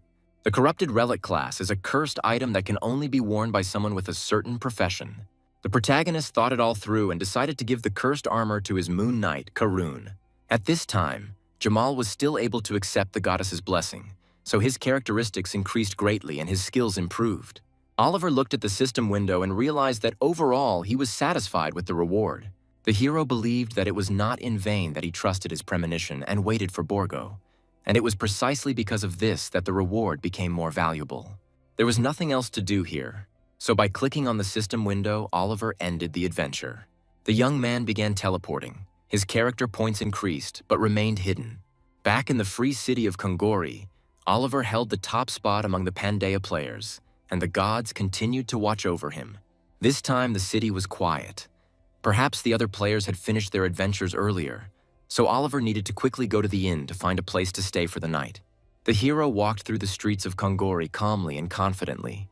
He knew that no one could harm him. As he passed the alley, he noticed someone watching him closely, but he didn't show it. Oliver decided to continue on his way to see what would happen next. The hero didn't know who was following him, so he assumed that perhaps it was someone from the guild. 4 guys from the guild died on a mission. Perhaps the news of their deaths has already become known. It was not a fact that the stranger was from the guild, so Oliver began to run to hide. The pursuer did not lose his composure and set off in pursuit of his target in order to catch up with her. The boy was overwhelmed with excitement. He didn't know how best to approach the main character, how to address him. Suddenly, the pursuer felt a cold and sharp sword near his neck, his eyes filled with fear. Moon Knight Karun stood right in front of him, pointing his sharp blade. Oliver was there at that very moment and began asking questions. He was interested in why the young man was following him. The guy was scared. He understood that one wrong step could cost him his life, but the main character insisted on an answer. When the young man finally began to answer Oliver's questions, the protagonist did not fully understand him, so he decided to clarify. The young stalker then explained that he knew Oliver was one of the hidden players, as he was the only one who appeared in the city when the rating changed. Oliver didn't understand why the young man was watching him, but the guy in front of him only needed help. Still at a disadvantage, the young man asked Oliver to listen to him. The protagonist did not want to discuss personal matters on the street, so they headed to the tavern. Entering inside, the guy placed his black hand on the table and began to explain the essence of his problem. Oliver noticed that the boy's hand was different in color from his skin, so he asked what happened. Then the boy explained that he had been cursed by a ghost. The main character doubted the young man's words, since in front of him was completely non-rotting flesh. The young man began to talk about himself and that he had a younger and older sister, although he had an older one. Oliver didn't understand what the guy sitting in front of him was talking about, so the young man with a hard fate told about his life. His older sister was a strong and confident girl, but she died during the second adventure. She fell off a cliff during the second adventure of the 5 friendly brothers, which Oliver also went through. The sister tried very hard, but there were too many orcs, and she slipped and fell off the cliff. The young man tried to hold her back, but he didn't have enough strength, which is why his sister died that day. The girl knew that her brother did not have enough strength, and no matter how hard he tried, he would not be able to save her. She was ready to die. The guy tried to hold his sister back and convince her otherwise. With all his might, he held her, trying to save her. But the sister had already resigned herself. She understood everything and knew what awaited her, so she closed her eyes and prepared for the fall. As she let go of his hand, she spoke words of love and asked him to take care of the youngest, Noel. The young man could not believe that his sister was about to die. Her voice and last words still sounded in his head. At that moment, a system window appeared, notifying the young man that an unexpected incident had occurred, due to which a spirit had entered his hand. Since then, his sister comes to him in his dreams every night and asks him to save her. From the boy's story, Oliver realized that the guy sitting in front of him was not cursed. He had received a rare feature, a transparent hand. However, without solving the ghost's problem or performing the purification image, it is impossible to use it. Roughly speaking, now his hand belongs to the ghost. But if this influence is suppressed, John will gain an incredible ability. The main character didn't quite understand what John wanted from him, so he decided to clarify. John didn't want to get rid of his guilt and heal his hand. He wanted Oliver to take care of his little sister, Noelle. From John's story, the protagonist understood that his sister was in a guild, so he was interested in which one. Then the young man told about the Justice Guild, but it did not give Oliver anything since he was not informed. The Justice Guild was created during the first rest and lured people by saying that they had a player in the top place in their ranks. But this guild did not live up to its name, and anyone who spoke out against it would be killed. Oliver didn't believe the boy's words. He thought it was all a bluff. But John claimed that this secret information was confirmed by his sister. That's why Noel is in danger and asks to be saved and protected from this terrible guild. The protagonist admitted that this was possible, but he did not understand the point of helping a stranger. These words caught John by surprise. He was not prepared for the fact that the man could refuse him. Oliver is not a judge, and he didn't have time to solve other people's problems. The main character had a clearly defined goal, which he was striving towards so hastily. John did not understand the reason for Oliver's refusal. He believed that it was a matter of life and death, and it was impossible to refuse him in this situation. John stood up and hit the table, starting to yell at Oliver, because he thought that the first place in the scoreboard would definitely have enough strength to deal with such a guild. The main character did not react to the young man's provocative words. He calmly stood up and turned to John.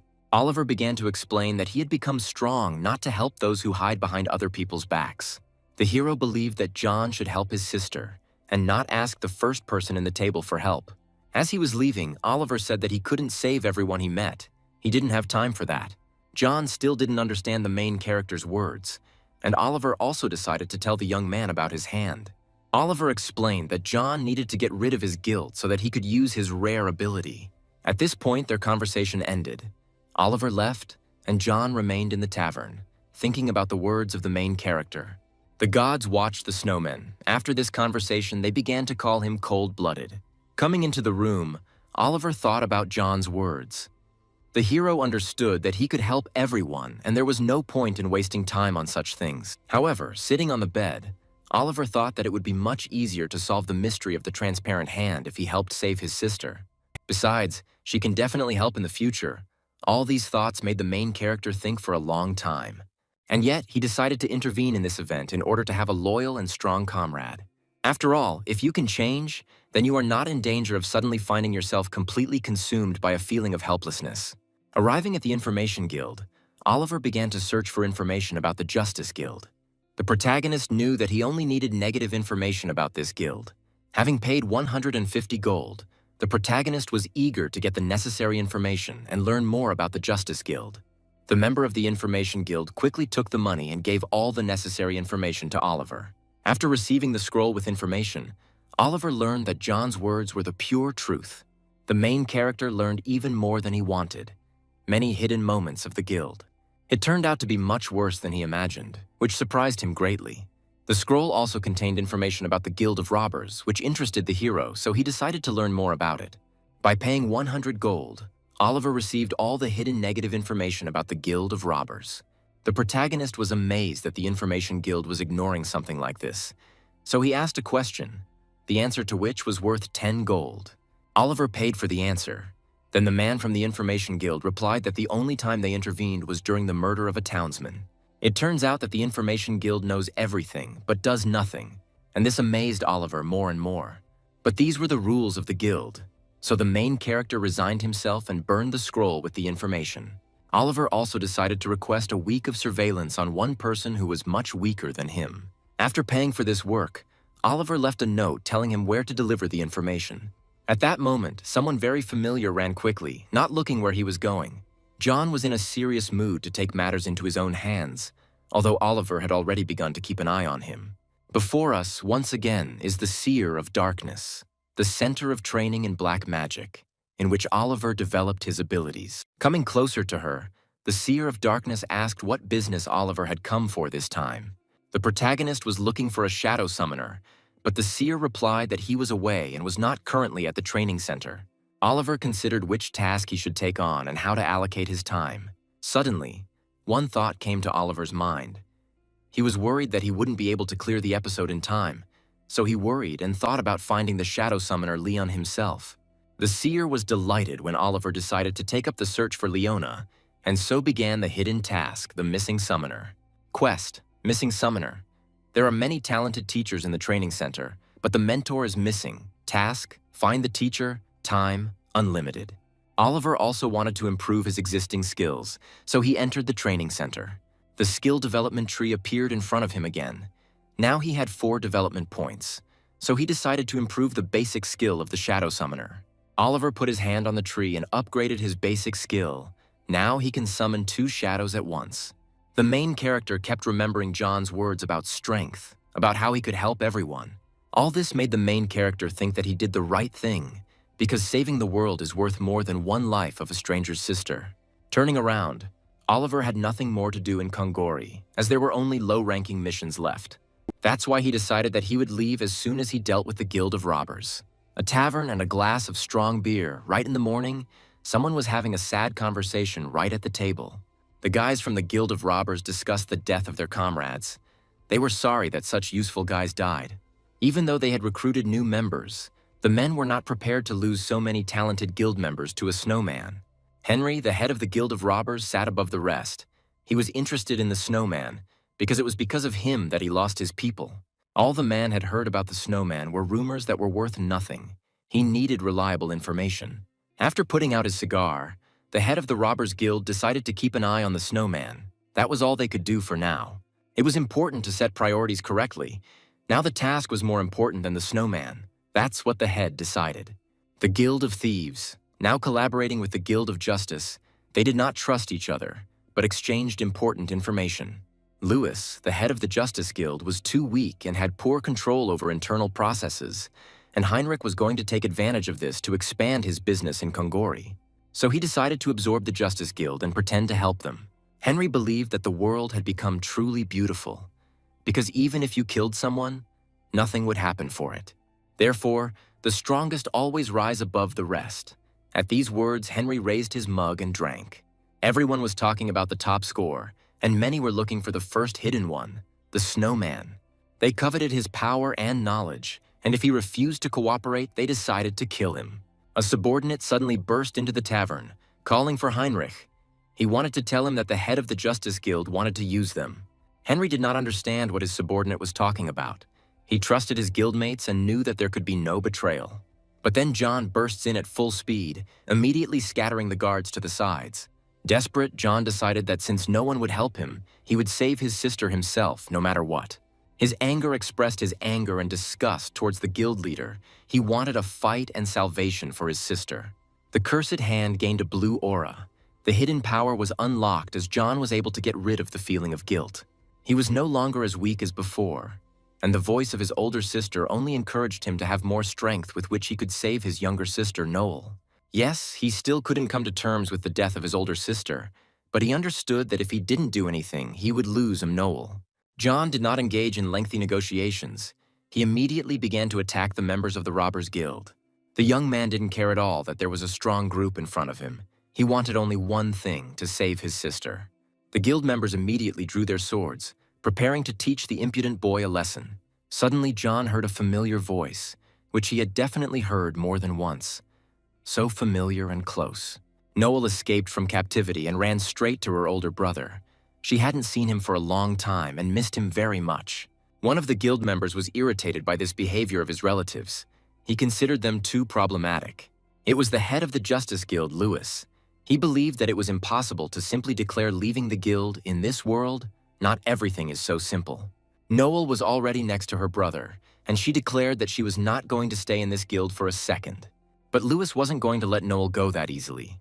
He knew literally everything about her, and that's what he threatened. The head of the Justice Guild explained that they would have to pay 5,000 gold to leave the guild. Noel didn't understand why she had to pay so much and what she had done wrong. But Louis kept saying that the work of the Justice Guild was for profit, so it was only natural. The chief immediately ordered his subordinates to seize Noel and John, at which point the girl began to tell the whole truth. But the men were not surprised by her words.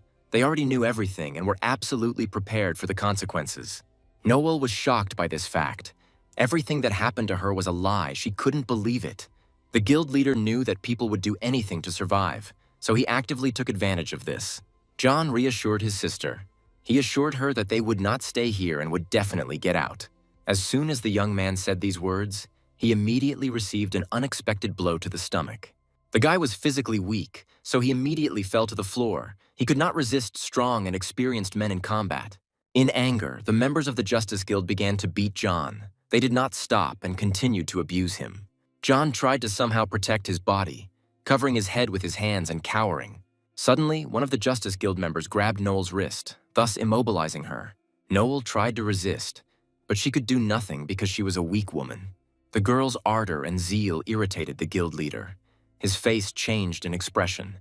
It seemed that he was ready to kill her right now. Having decided to put the weak girl in her place, the man hit her in the face. He believed that he could afford such behavior. John was ready to endure his own beatings, but he was not ready to see his sister being beaten. Enraged by what he saw, he grabbed the first sword he came across with his cursed hand. Thanks to his anger, he was able to unlock the special ability of the ghost hand.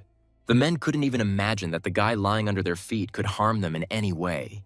But thanks to his ability, John was able to easily damage his opponents and defeat them. Everyone around began to worry. They were not prepared for such a development of events, and the leader immediately ordered to inform the Guild of Robbers. Noelle didn't understand what was happening to her brother. She had never seen him so strong. The girl immediately decided to run to her brother to calm him down and bring him to his senses. John was breathing heavily, and in his head he could hear the voice of his dead older sister who was crying for salvation. Her image appeared before him, and he saw nothing around him except her. The young man remembered his sister's last look, her tears and requests before her death. He couldn't come to terms with it so easily, but suddenly he heard someone speaking to him. The ghost of his dead sister stood before him in tears, asking him to take care of Noel. John was filled with anger, because all this time he had been an egoist who thought only of himself. And when he realized that his sister had been asking him to take care of the younger one all this time, the young man firmly grabbed the sword. Now there were no doubts or regrets left in his head. He was ready to fight in order to protect Noel. The head of the Justice Guild turned around. He heard a familiar voice, the voice of the head of the Thieves Guild. Henry stood proudly right behind Lewis, looking down at him, showing everyone his superiority. John was stunned. He was not ready to fight such a strong opponent. Fear filled him. Henry was only amused by the sight of the boy who stood in front of him. He did not consider him an opponent, but he knew that John had a connection with the snowman. In a matter of minutes, the tavern was completely disbanded. So strong was the head of the Guild of Robbers. The young man tried to resist Henry, but he only defended himself, covering himself with his sword and dodging direct blows. Henry was interested in the boy's abilities, but most of all, he was interested in the snowman and information about him. The leader was strong. The difference between them was colossal. It seemed as if Henry was playing with him, not fighting. John was already weakened. He had practically no strength left. He understood that if he missed even one blow, he would die.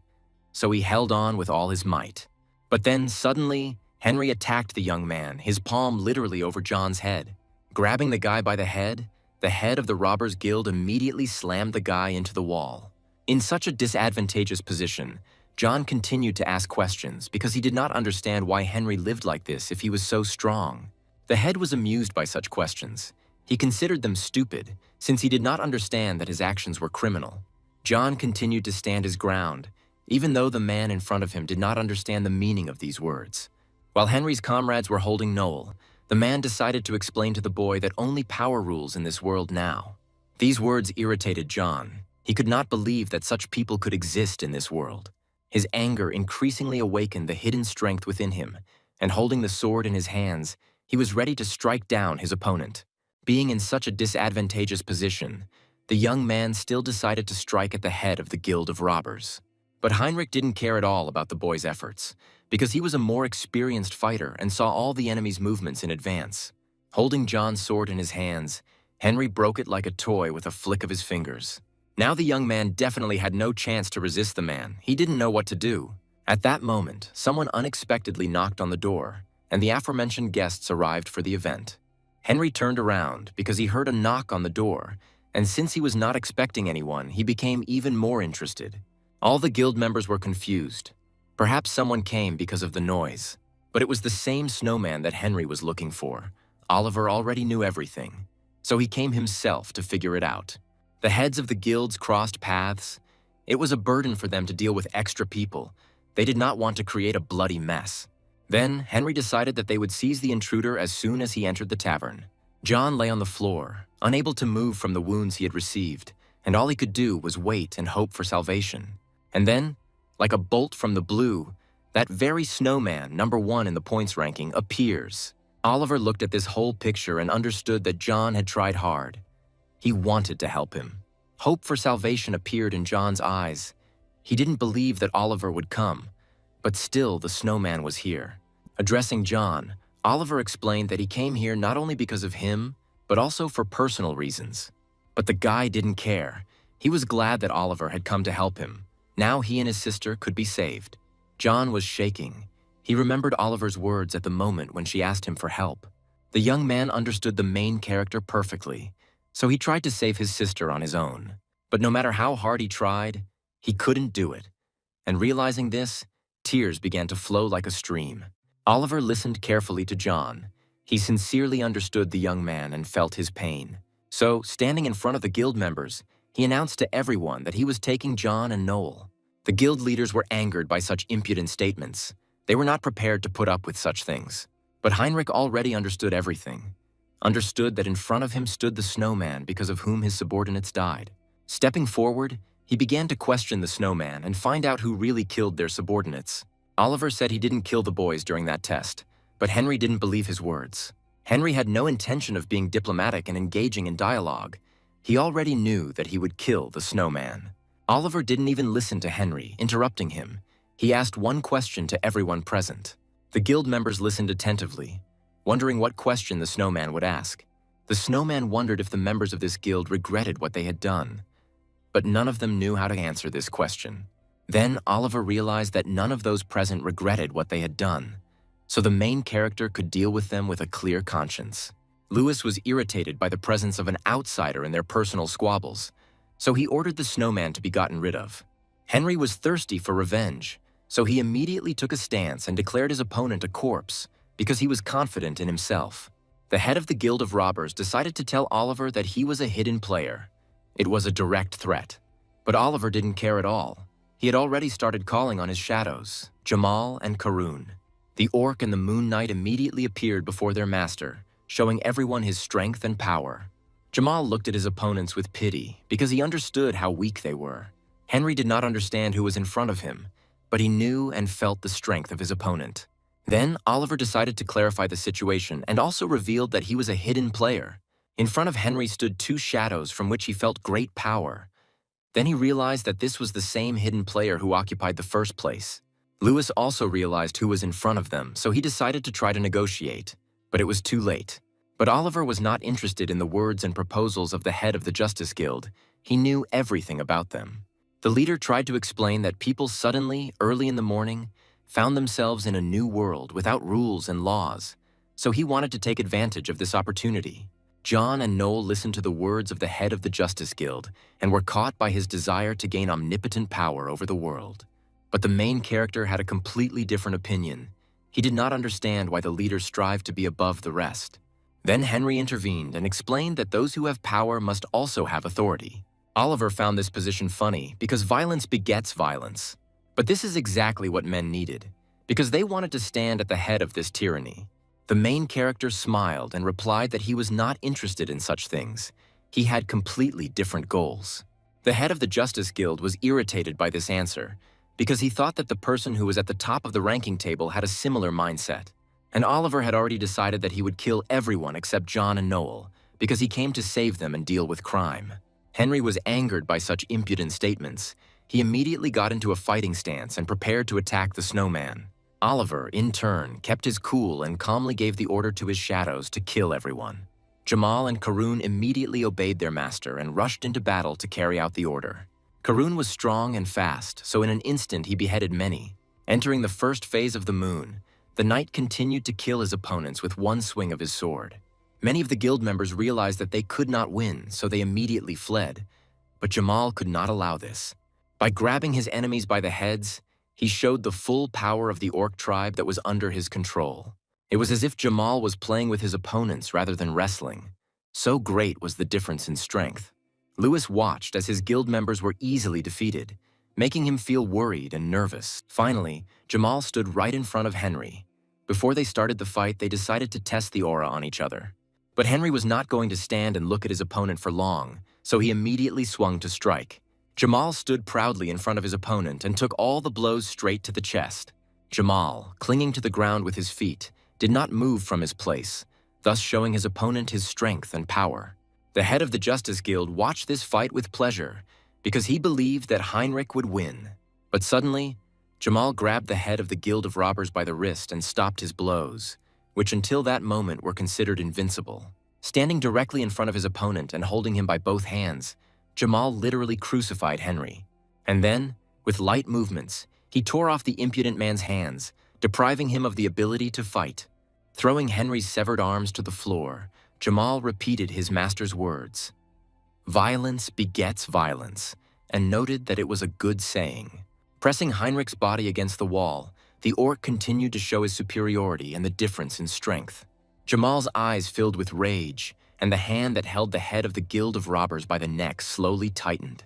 The orcs were true warriors and respected order in the ranks, so Jamal wanted to explain to his opponent what order was. At this time, while all attention was focused on Henry, Lewis decided to flee the battlefield. But the Moon Knight couldn't allow this to happen, so he immediately stopped the head of the Justice Guild. John wanted to take revenge on the guild leader, so he didn't want to just stand aside. Moving closer to Lewis, she stood right in front of him with a sword in her hands. The young man wanted to take revenge for all the troubles that happened to his sister. Noel stood behind him and supported him. The expression on his face reflected all the anger and resentment towards the head of the Guild of Robbers, who allowed himself to treat Noel like that. John stood in front of Lewis and said that he would kill him. The man was afraid of death, so he begged for forgiveness. But it was too late. All in tears and snot, Lewis begged for his life. He wanted to explain all his actions. Oliver looked at this heartlessly. He understood that the head of the Justice Guild was not worthy of forgiveness. But the leader continued to make excuses and say that this world is full of people like him. The protagonist recalled his dialogue with the informant. Oliver really understood that even if he intervened now, there would be many more similar cases. The rules would continue to appear, but that didn't concern him, because he had a completely different goal. So, looking at the head of the guild with crazy eyes, Oliver decided that he would break the rules and go against everyone. Lewis was irritated by the snowman's behavior. He considered him a psychopath, just like themselves. But Oliver did not agree with the opinion of the head of the Justice Guild. He considered himself different, not like them. John watched this scene and also asked himself one question: is the man who saves him a monster? Now it was not so important. For the young man, the most important thing was revenge, which he immediately carried out by piercing Lewis's chest with his sword. The tavern is destroyed, the enemies are defeated, and revenge is accomplished. This is the order that the snowman spoke of. The gods watched this fight and they liked the way the snowman reasoned, so they believed in him more and more. Time passed, but the gods did not leave the event in the past. They still discussed and reasoned about the behavior of the players. Returning to the hotel, Oliver told John that next time he would call him himself. The young man was surprised by these words. The main character also said that he had one important matter, but that's not the point now. Oliver was glad that John was okay and got off with minor injuries. Saying goodbye to the guy, the main character thought about when his hand would awaken, and then he would receive a decent reward for helping in this matter. 3 days later, Oliver arrived in the ruined city of Norville, where he was to carry out a hidden adventure. The resting place has been changed, as well as the basic movement. Oliver can now roll the dice to try his luck on the journey. The main character immediately decided to try his luck and started throwing dice. After a short wait, Oliver got a 2, which meant extreme bad luck. The 2 also meant that Oliver's adventure would become more dangerous, but if he overcame all the difficulties, a special reward awaited him. For the first time, the main character was so unhappy and excited, he did not know that he could be set on fire in the vicinity of Norvilla. Experienced travelers are always prepared for failures. If there is nothing, it is worth moving the base, because you can lose your life with one roll of the dice of luck. Oliver looked at the city and thought about how he could overcome his failure and change his destiny. Standing right in front of the city of ruins, he tried to cope with his thoughts and fear because there was no way back. The protagonist understood that he did not yet have enough strength to easily complete difficult tasks, so he hoped that the test would not change. In the city of ruins, everything was as it was everywhere else. Ordinary traders and people lived at their own pace. Oliver was walking around the city and looking around, when suddenly he heard someone's voice, which made him turn around. A group of travelers were discussing their past ordeal, which was quite dangerous. The girl tried to convince her friends to stop being ruin plunderers, but the guys didn't listen to her at all. Oliver watched them, realizing that Norville's economy was based on ruin scavengers, a profession considered prestigious here. The main character liked the mood of the travelers. Looking at them, he remembered his adventures. But the task did not wait. So first it was necessary to scout out the situation and find out rumors about Leon. So Oliver immediately headed to the Adventurers Association to find out everything. The main character went to question local travelers. Perhaps one of them had seen Leona. But no matter how hard Oliver tried to get information, it was all in vain. No one knew the Summoner of Shadows. And yet, the main character was able to find traces of Leona. One merchant saw her a month ago. Just at that time, the Shadow Summoner disappeared. The saleswoman didn't want to tell everything so simply. At that moment, a system window appeared, which offered several options for the development of events. Oliver didn't think long, so after paying the merchant for the information, she quickly told him everything. According to the merchant, Leona was looking for a house to conduct research in, so the woman advised her to go to an old, abandoned house. The protagonist immediately headed to the house where, according to the merchant, the summoner was staying, but the door was locked. As Oliver encountered obstacles, the system window offered him several options for the development of events, but the protagonist decided to enter the house through the window. Having entered the house, Oliver looked around and noticed that there were traces of life left in this place. There were someone's footprints on the carpet in the house. If you look closely, you can see that they were only a couple of weeks old. The house was old. Cobwebs hung in the corners, and the furniture was covered in dust. It was clear that no one had lived here for a long time. Oliver decided to call Jamal to quickly find the basement, since Leona's laboratory could be located there. Karun and Jamal were different. The Moon Knight was obedient, so he immediately went to carry out the master's order, and the orc was wayward, so he often resisted. For the first time, Oliver decided to talk to Karun and find out more about him, but the knight was silent and practically did not answer the owner's questions. It was important for a summoner to know everything about his shadows, so Oliver was going to learn everything about Karuna and Jamal step by step. The main character, together with the shadows, walked around the entire house but found nothing. At the end of the corridor, there was a strange door that interested the snowman. Oliver wasn't going to stop his search, so he decided to open the door a little and find out what was behind it. Entering the room, the main character noticed that there were some notes on all the walls. But one entry stood out more than all the others. It had written on it the tasks that needed to be solved. Looking at the notes, Oliver tried to find connections and understand what problems needed to be solved. Then he found another entry. Perhaps it was a clue, because on the paper it was written that Grizz's laboratory was discovered in the Great Forest. Oliver knew the name. Grizz was one of Pandea's greatest geniuses. In addition to mechanical engineering, Grizz brought various knowledge, historical inventions, and extraordinary creations to the world. But playing for 30 figures, Oliver saw this genius of the world only once. Their meeting was pleasant, Grizz acknowledged Oliver. He was glad that he was able to find someone he could talk to. Even though they only met once, they spent a lot of time together. Grizz is a genius with a special way of speaking. Looking at all the records, Oliver realized that Leona most likely became interested in Grizz's inventions and went in search of his laboratory. Having moved to the Great Forest, Oliver began his fifth adventure, Grizz's secret laboratory. According to rumors that roam the continent, Grizz's inventions and creations are hidden in secret laboratories. One must be careful, because this genius carefully hid and protected his creations. Time was limited, so the protagonist immediately began to carry out the mission and activated his insight skill. Thanks to his skill, Oliver realized that the trees in front of him were artificially created. They were hiding something. As he walked forward, the hero realized that he was near a laboratory, so he had to be extremely careful.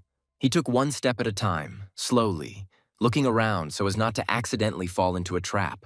Using his ability, insight, he was able to detect an unidentified danger. After looking around, Oliver was still able to find the hidden mechanism. It was on one of the tree branches and looked like a bird, but he still did not know how to deal with it. The system window appeared in front of the hero again, offering him several options for the development of events, but none of them suited him. But in Oliver's head, a plan to destroy the mechanism was already maturing. He looked at the dagger and understood that he could miss. Then the main character decided to call upon his shadow, Karun, who was an elf and therefore a good marksman. The snowman decided to entrust such an important task to his faithful warrior, and it turned out to be the right decision. After all, Karun easily coped with the task and saved his master from problems. Together with the Moon Knight, they destroyed all of Grizz's mechanisms in their path, thus overcoming all obstacles. There were many similar traps hidden in the branches and grass, but the hero coped well and moved forward. Finally, after a long time and having overcome all obstacles, Oliver came to the gates of Grizz's laboratory. While the gods discussed how such technology could have developed in such a world, Oliver called upon Jamal to destroy the gate. Jamal had only one way to open this door. With his power to break it, the gods did not expect such a development of events, so they were very surprised. With his power, Jamal was able to open the door with ease, but the gods did not understand why there was no trap. This violated all the canons. While the gods were watching and being caught by what was happening now, Jamal simply broke down the door. The orc asked if his master was satisfied with the work done, because this was important to him. Since Oliver had met Grizz once, he knew that the doors were just decoration and nothing more. Grizz tried his best to make these doors ingenious, but he couldn't come up with anything. As Oliver walked inside, he remembered that Grizz was using the thoughts of ordinary people and destroying their perception. The protagonist also noticed that this was not the first door, so perhaps he could still find traces of Leona. This was Grizz's third laboratory, which was located in the Great Forest and was hidden from prying eyes. Looking around, Oliver heard the sound of a fan coming from somewhere, which made him wary. The hero also had the feeling that he was breathing fresh air. Even while in a laboratory, perhaps plants were being grown here. Suddenly, Oliver noticed something and immediately became wary. He needed to be extremely careful, because the laboratory is a very dangerous place. There was an old note hanging on the wall, which attracted the attention of the main character. Taking it in his hands and reading it, he began to smile, because there was important information there that would help him successfully pass the test. Oliver found a note left by Leona. These were the traces that the hero had to find in order to complete the task. The task changed again. Now Oliver had to find special items and get them. At this time, Karun found a clue to what Leona had taken. It was questions about death. After reading the questions, Oliver realized that it was definitely related to Grizz's research, but he doubted that Leona would be interested in such a thing. From the records, the protagonist realized that Grizz created a device to see the true appearance of death. A clinical death device that actually allows you to survive death is a terrible thing from idea to execution. As Oliver went through the papers, he continued to think. He didn't understand why Leon might need this device. In any case, the hero will have to go further to find out everything, because he could not leave everything as it was. As he walked deeper into the laboratory, he was surprised at how fresh and clean the air was. Holding the torch in their hand, Jamal and Karun did not leave their master. Thus they went further. Once in the second lab, Oliver activated his ability, insight, and found out that there was something behind the door. Karun immediately began to clear the way for his master, removing all the overgrowth from the laboratory. At that moment, a strange mechanism was activated. It couldn't allow the guys to enter the lab. Oliver knew that there would be various difficulties along the way, but he was not prepared to meet a security robot.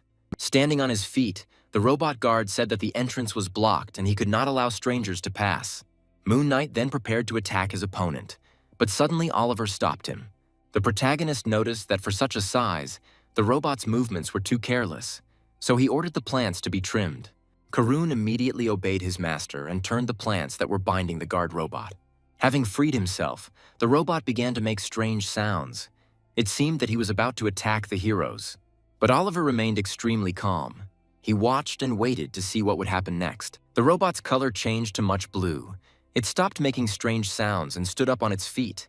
Bowing his head down, he looked at Oliver and greeted him happily.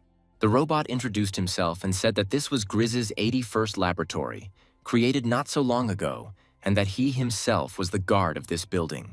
The robot also explained that the owner was currently away and it would not be possible to meet him, but Oliver could inspect the laboratory. Arta, that was the robot's name, offered to take the main character, which Oliver was only glad about. The gods were pleased with the work done. They could not even imagine that the snowman was capable of fooling the guard. This is the second laboratory. It specializes in the study of animate beings. Here, the theory of multifunctional animate beings is tested and implemented. Oliver didn't yet know who the multifunctional sentient beings were. It was a new invention and achievement of Grizz.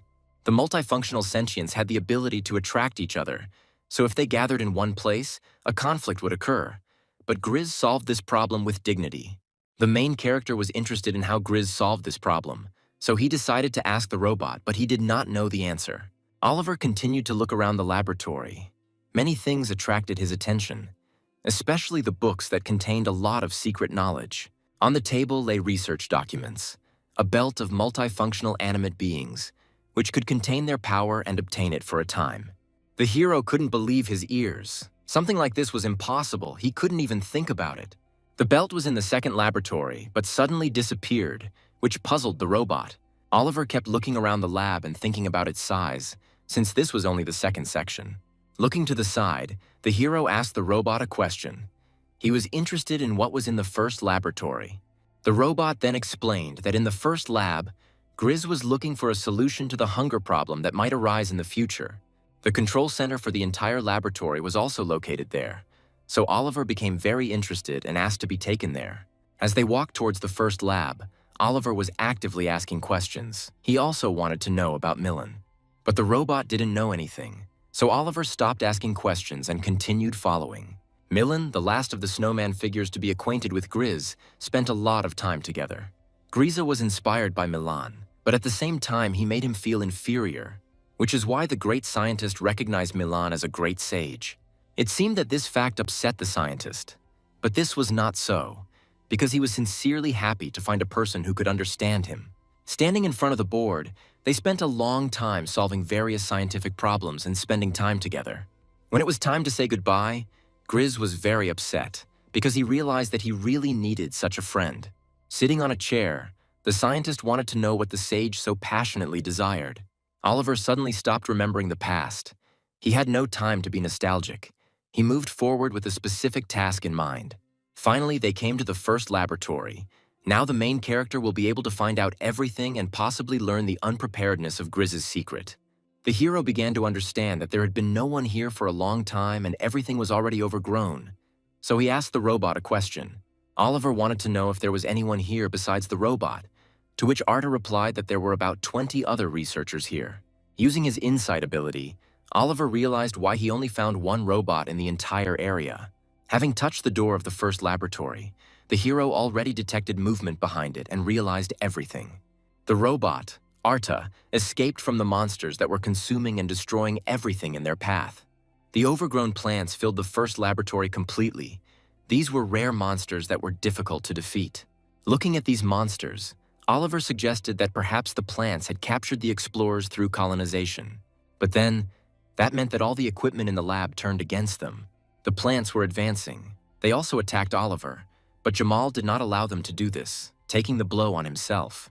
Karun also did not stand aside and, entering the first phase of the moonlight, entered the battle. But no matter how the shadows destroyed the plants, they regenerated very quickly, not giving them a chance to win. Oliver noticed this rapid growth of plants. He needed a plan with which he could win. The robot assumed that there was an error in the memory compartment, so he tried to restore it in order to remember everything. Oliver hurried the robot. He needed at least some information about the mutant plants. Looking at this test, Oliver had no idea how he could handle something like this alone at the beginner level. And only when the main character thought about the team, he realized that he was truly all alone. At this time, Arta too finished restoring his memory. Now he remembers everything and can tell about plants. Arta told the story of the plant takeover of the laboratory to Oliver. Everything happened unexpectedly. But at that moment, the main character realized who was in front of him.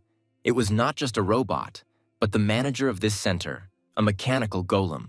The golem told how in one moment the researchers were captured and absorbed by the plants, and he disappeared into the laboratory. While Karun and Jamal were fighting the plants, Oliver learned their weaknesses. Now they have a chance to save themselves. But Oliver understood that setting fire was not their option, since they themselves could suffer from it. There were no other options, but if they could get to the central control, they could activate the fire suppression system. Now Oliver knew what he would do, so he asked Arda to add oil to light the fire. The mechanical golem immediately obeyed Oliver and opened its tank to pour out the oil. Karun doused his sword with oil and set it on fire. Now he could stop the plants from regenerating. The Moon Knight boldly cut through the plants and set fire to everything around him to stop their rapid growth. At that moment, he looked magnificent, a brave and unperturbed knight who fights for his master. The plants were burning and could no longer recover as quickly. It seemed like the perfect plan for victory. At this point, the test changed from Grizzly's lab to a sleeping golem in the forest. The fight continued. Jamal noticed that the plants were weakened, but they couldn't relax because they still had to get to the control center. The mechanical golems, which were no longer functioning, could be of great help to the cause, since they still had machine oil left in them. So Jamal would break their bodies with his fists and set fire to everything around him to further weaken the plants. Having reached the control center, Oliver still had to guess the password, because all the golems that knew were no longer functioning. The password had a question, and it sounded like this: "Who is the most human in the world?" You had to choose an answer from the options presented. The protagonist met Grizz and knew that he was a terrible narcissist, so he chose his name from the options presented. Since Oliver answered the question correctly, he was able to guess the password and activate researcher Golem number 23. The golem, Albert, was glad to greet the man and wanted to know how he could help. While Jamal cleared the way, Oliver realized that he needed to save as many of the explorer golems as possible and get to the control center. The protagonist continued to find golems and answer questions to activate them, and so far he was successful. One by one, the sleeping golems awakened. The hero was already able to activate 9 of the 20 researchers. With the help of his trusty shadows, Oliver was not going to stop and was quickly awakening the robots. And now, when Oliver had almost finished, they were already close to the control center. There was just a little bit left. This hidden under the plants right in the middle was the control center with which they would be able to win. But suddenly Jamal started screaming. He felt danger and wanted to warn about it. Suddenly, a flower bud appeared that was more dangerous than the others, an aura of death emanating from it. Opening its mouth, the flower attacked Oliver while he was still alert and did not foretell trouble. The main character could not react quickly and dodge the blow. Now he was in great danger. But Jamal managed to grab the plant by the stem and hold back the attack, thereby saving his owner. Oliver treasured his shadows and didn't want them to die like this. He was worried about Jamal. At this point, the overgrown plants began to use their secret weapon, charm pollen. Jamal assumed an earthquake stance to contain the shockwave of the overgrown flowers. Oliver relied on Jamal's strength, but he himself needed to go to the laboratory's control center. The main character was concerned that the control center was located right in the center and was difficult to reach. Having reached the control center, something unexpected happened. In order to connect, Grizz's permission was needed. Oliver tried to convince the golem to let them through, as it was the only chance to survive. The overgrown plants once again attacked the research golems that Oliver had just awakened. They were all captured by the plants and immobilized. The color of the indicator changed from blue to red. And yet, the snowman managed to gain access to the laboratory's control center with the help of the golem. The plants sensed that they were in danger, so they tried to harm the golem, R22, to stop the destruction. But it was already too late. The connection was completed. The order was given to all working research golems. And the order was to delete all research records, after which all the robots caught fire and began to delete the records.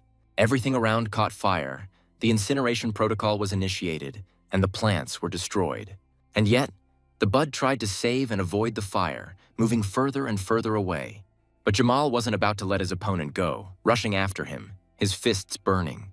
He knew that he would destroy his opponent completely and not allow him to escape from the battlefield. The overgrown plants used colonization and tried to control Oliver's shadow. The orc couldn't allow this. He was eager to destroy his enemy and knew that he wouldn't allow something like this to happen to himself. His fists were burning. He himself became like a red-hot mountain that stands above everyone else. Jamal held the plant in his hands, signaling to Karun that now was the time for the decisive attack.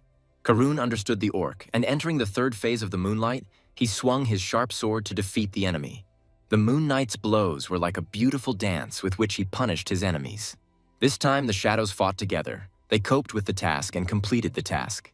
The overgrown plant received a colossal number of blows and was no longer able to regenerate. Having shattered into many pieces, the enemy was defeated and the mission accomplished. The fight was over. Karun and Jamal stood next to each other and looked at their master. Oliver was finally able to breathe a sigh of relief because it was all over and the enemy was defeated. Overgrown plants were destroyed, the level was increased, and skill points were gained. The research golems had already begun cleaning and were collecting all the trash into boxes. As a reward for this task, Oliver received the belt of the animate, which was lost. It wasn't just a rare reward, it had a special status and gave not only a plus to the usual characteristics, but also a +2 to strength. As Oliver looked over all the rewards he had received, the gods watched and marveled at his composure. The drawings of the belt of the animate were presented in the form of a book and had no value, but the hero still examined them.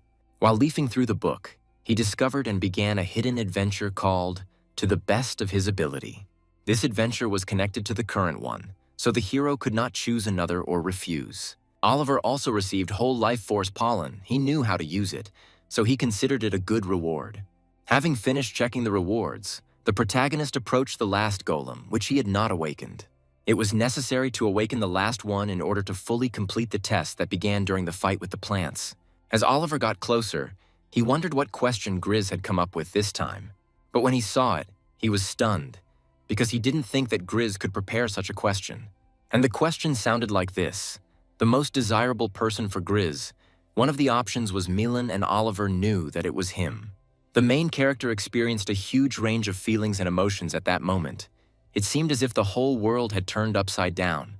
Oliver remembered the time when he was a sage and how he said goodbye to Grizz, the man who understood him so well.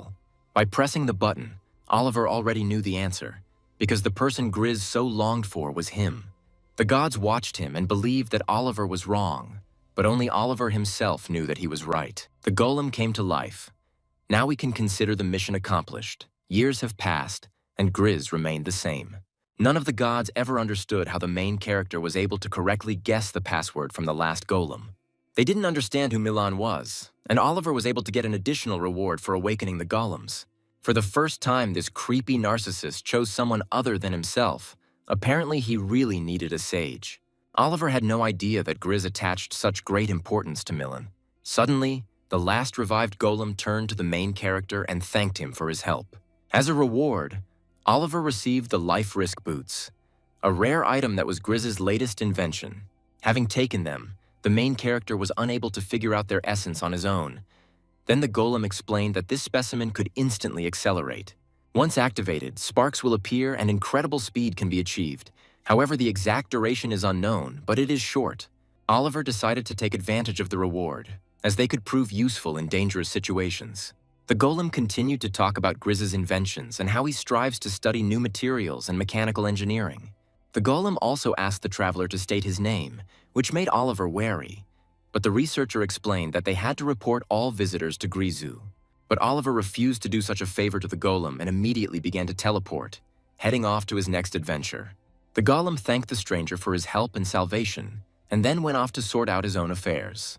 The researcher had a more important mission. Now he had to report everything to Grizz and tell him about the problem. Although the connection was unstable, Arta 2 was able to contact headquarters and tell them about everything that had happened. Also, Arta 2 reported that all the problems have been repaired and the golems have been awakened. Grizz couldn't believe the golem's words, so he asked for a full report with all the details. Then Arta told how he met a stranger who fixed all the problems and awakened the golems. But Grizz believed that this was impossible, since only one attempt was given to activate the golems. This meant that the said guest knew about his connection with Milan. All this made the genius think that his friend could not return. This stranger was even able to answer that very question, which greatly surprised the scientist. Grizz also decided that he would soon visit the 81st laboratory together with investors. It's time for adventure number 6, the inhabitants of the world of eternity. The pandas know that the world does not exist in only one form. A clear example of this is the spirit world. Spirits, intelligent beings created by Mother Nature and possessing energy, cute little mischief makers are actually great wizards.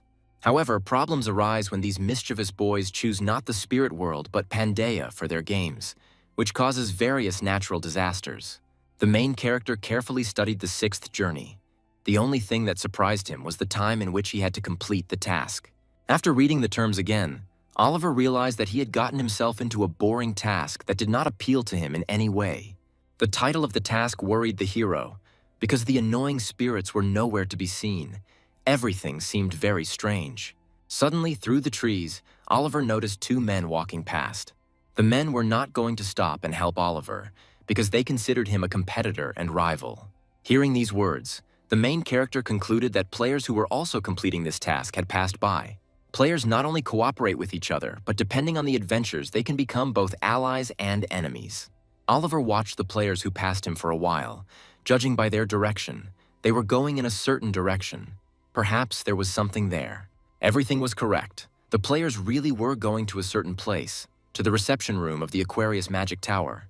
A girl with huge bags under her eyes asked everyone the same questions and found out where the player came from.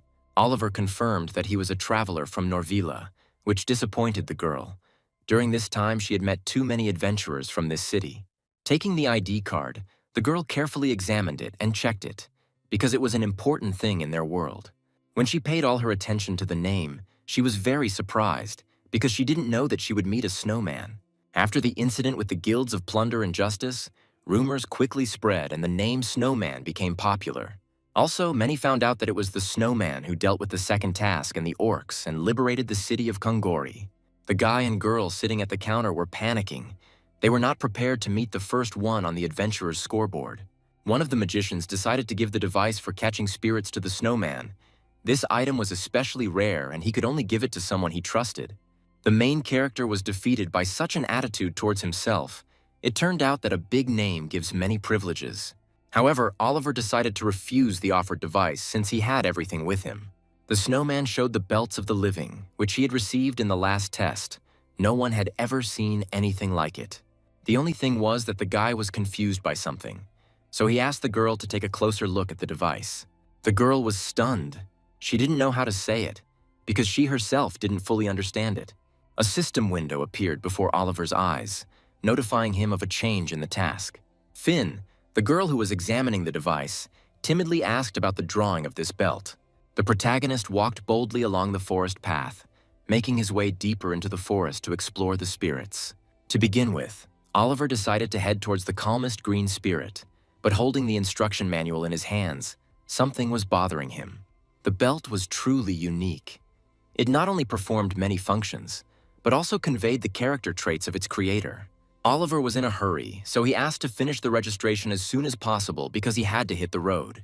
The guys from the tower have already finished registering the belt of the animate and allowed the main character to place living or dead spirits into it. Oliver was also warned to be careful, as there were those who started hunting without registration. All this made the hero wary, because it meant that if he went missing, no one would look for him. He would have to survive on his own. And since the magic tower has no time, it means that the influence of the spirits is much stronger than expected. Oliver looked around the area and realized that at first glance you wouldn't know it was a great forest. If the spirits remained in this place, the forest would soon perish. No, it was already on the verge of life and death. Oliver had to hurry. 3 days later, Oliver, exhausted, still could not find the spirits that were destroying the forest. Even while the protagonist was sleeping, his shadows, Karun and Jamal, patrolled the area, but were unable to find any traces of anyone. It must be because of the indescribable huge forest. At least the boundary stone is outside of it. Oliver understood that the area was huge, and at this rate, even a month would not be enough for him to complete the task. But suddenly, a strange greenish wind appeared before his eyes, which immediately attracted his attention. A strange wind, the smell of wet trees, and a strange light. All signs pointed to the green spirits that the main character was looking for. There they were, the little greenish men hiding behind the trees, looking cautiously at Oliver. A system window appeared before the young man's eyes, offering several options for how events could develop. Oliver didn't know the language of spirits, so talking to them was useless. There was only one option left: to follow them. The main character continued to follow the spirits through the great forest for some time, observing their behavior. After some time, the young man noticed that the spirits were hugging the tree. This puzzled him, because he did not understand why the spirits were behaving this way. One of the spirits came up to Oliver and hugged him by the leg. Perhaps he mistook him for a tree because of the similarity of color. The protagonist looked down at these creatures and compared them to his nieces, who were about the same height. As evening approached, Oliver lit a fire and settled in while Karun and Jamal went out on patrol. This continued for several days. The hero traveled with the green spirits to get closer to them. He studied their behavior, watched what and how they did during the day. All this was so that the spirits would get used to him. Watching the spirits, Oliver realized that they were greening the space. With the help of their power, the plants grew faster than usual. It was damp in the great forest, and the fact that such droughts arose here was certainly the work of another spirit. After the spirit used its nature power, it felt a little weak, so it looked at Oliver. During this time, the spirits were able to get used to him and accepted him easily, starting to hold his hand. Although this shocked the protagonist, he did not push away the friendly spirits, but on the contrary, he accepted their kindness with gratitude. One of the spirits, holding his hands above his head, carried a small wreath of white peonies, a gift for Oliver. The main character understood what the spirits wanted from him, so he bent down so that the little people could bestow such beauty upon him. This feeling brought back pleasant memories in the young man. A smile appeared on his face, and his eyes became a little kinder. He felt the same way when he threw the dice outside the world of eternity, when he was still a child. That feeling when you leave the ferocious battlefield and get distracted for a while by a relaxing side adventure? The last 5 adventures were pretty tough. Oliver knew he had to go through them and didn't even think about it, so he didn't notice how exhausted he was. Perhaps now the main character will be able to relax a little and forget about the harsh battles for a while. While the young man was lost in his thoughts, he unintentionally made prolonged eye contact with the spirit and increased his willpower by 1. Oliver liked all this, so standing in front of the spirits, he decided to offer them to continue the journey together. The spirits shook their heads and decided to agree. They liked Oliver and wanted to stay with him. Turning their attention to the belt of the animate, the spirits prepared to move into it. Taking a form without a body, the spirits entered the belt, occupying one of the cells in it. After this, a system window appeared, which notified the hero that he had managed to capture the green spirit. Oliver was pleased with the work done, and he also knew that Grizz's belt was set stronger after the 3rd capture. All this time, a couple of other adventurers were still continuing their journey. The young seekers were upset that even today they could not find the spirits they so needed. But suddenly, a black aura appeared out of nowhere, and it seemed to be not at all friendly. The seekers did not notice this dark aura. They talked about their problems, which were very important to them. Suddenly, the men noticed something dangerous approaching, so they took out their swords. Having drawn their swords, they lost sight of what could harm them, so the men began to speculate about what it was. But the dark aura did not go away. Appearing unnoticed behind one of the adventurers, it attacked him. The man's eyes suddenly darkened. He did not understand what was happening and could not resist this mysterious force. The full moon illuminated the dark night. It was calm, and only the sound of the wind disturbed this idyll. Oliver sat by the fire and thought about his next step. He had already caught 2 spirits and was happy with it. In addition to the green spirit, in the morning he managed to catch another morning spirit, and one of his cells on his belt turned yellow. Green and morning. In 5 days he managed to catch 2 spirits. He needed to speed up in order to reach his goal faster. Looking at the beautiful moon, the main character thought about the spirit of the night, which is visible only after sunset. Hearing a loud sound from the bushes behind him, Oliver turned around to see who was approaching him. The sound continued and the bushes began to move. It was clear that the stranger was close. Suddenly, someone's hand and voice appeared from the bushes, asking not to be afraid. The girl appeared, all wounded and exhausted, and when she saw the light from the fire, she just wanted to ask to warm up. Oliver did not resist and allowed the girl to sit down next to her. Perhaps she got lost, so the young man politely asked. Looking at the fire, the girl obediently answered all the questions of the main character, and it turned out that she was lost, and there was no group to begin with. Sitting down, the girl introduced herself as Julia and also inquired and asked the name of the man who saved her from the cold. Oliver didn't expect to be called Uncle, and the gods watching laughed at the snowman's new nickname. Suddenly, Julia heard some strange sounds, so she immediately tensed up and concentrated. Turning her head toward the forest, she assumed that perhaps these were spirits that appeared at night. Julia began to panic. She didn't know where to start, but Oliver quickly calmed the girl down and took everything into his own hands. Standing before the spirits of fire, Oliver was amazed that they had come, apparently attracted by the light from the fire. The spark spirits, although they look bigger than Karun, are innocent lambs inside and do not attack first or harm people. One of them approached Julia and sat down next to her. Apparently, the spirits were tired and wanted to rest. Surrounding the fire, the spirits of the sparks sat quietly and calmly. They did not want to harm anyone. The main character decided to turn to the spirits and ask a question. He was interested in whether the spirits really decided to rest near the fire. Standing next to them, Oliver continued asking questions to find out if he was reasoning correctly. The spirits looked at each other. They had not yet answered the man's question, so they looked at each other. Then one of the spirits looked at Oliver. It was not clear what the spirit wanted, but it was clear that he did not want to harm. Suddenly, the spirit moved into the protagonist's dance, at which point the system notified Oliver that he had caught the spirit of Poso's sparks. Julia noticed an incomprehensible mechanism that was on the main character's belt. She didn't expect that a spirit catcher could look like this, so it was a revelation to her. Finally, the belt absorbed 3 spirits and the hidden characteristics were increased. Oliver became even stronger and closer to his goal. The gods watching this did not understand what had happened, but they liked it so much that they sacrificed madness to the player again. Oliver was pleased with the new characteristics and was already thinking about the situation in which he could use the skill, Spirit Defense, which was open. Of course, the shield will only protect against low and mid-level mages, but as you absorb various spirits, the strength and elements of protection will increase. Julia was interested in the strange mechanism and wanted to touch it, but Oliver immediately refused, not giving the girl a chance. Now all his thoughts were occupied with the new characteristics. He could not sleep, so he offered to take the first watch. After these words, the main character began to read the instructions for the belt and the capture of spirits from Grizz. The instructions only described methods for capturing lower spirits, but Oliver still studied the notes with great interest. Suddenly, the young man noticed that the girl was making strange sounds while sleeping.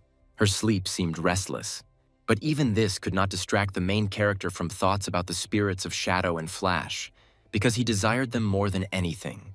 Thinking about this, Oliver realized that the traps for these spirits must be special. And finally, unlike other peaceful spirits, these 2 attempted to take human lives. Ahead was a beautiful field strewn with white roses, which smelled incredible and attracted everyone around. The adventurers, seeing such beauty, immediately rejoiced, and smiles appeared on their faces. This beautiful field strewn with white flowers was inhabited by spirits that were somewhat reminiscent of fairies. The seekers were overjoyed, because in 100 days, these were the first spirits they had discovered. Suddenly, one of the adventurers noticed something and decided to show it to the others, so he pointed his finger at the place. One of the spirits began to approach the men. They did not seem dangerous, so the guys stood still. Approaching the man, the spirit took him by the hand, which greatly surprised the adventurer. But the spirit continued to pull him by the hand and call him to follow. Although the man did not understand what was happening, he followed the spirit. The adventurers did not understand what was happening, but the spirit's appearance was friendly, so they were not afraid to follow them. But suddenly, the ground under their feet began to glow brightly. The guys did not understand what was happening. It scared them. All this time, harmless spirits lured their victims into a trap that was located in this flower field. The adventurers lost their balance and fell right into the flower field. They were discovered. The ground went out from under their feet. They could no longer stand, so they began to scream loudly and call for help. Turning around, the young man asked his partner to help him stand up.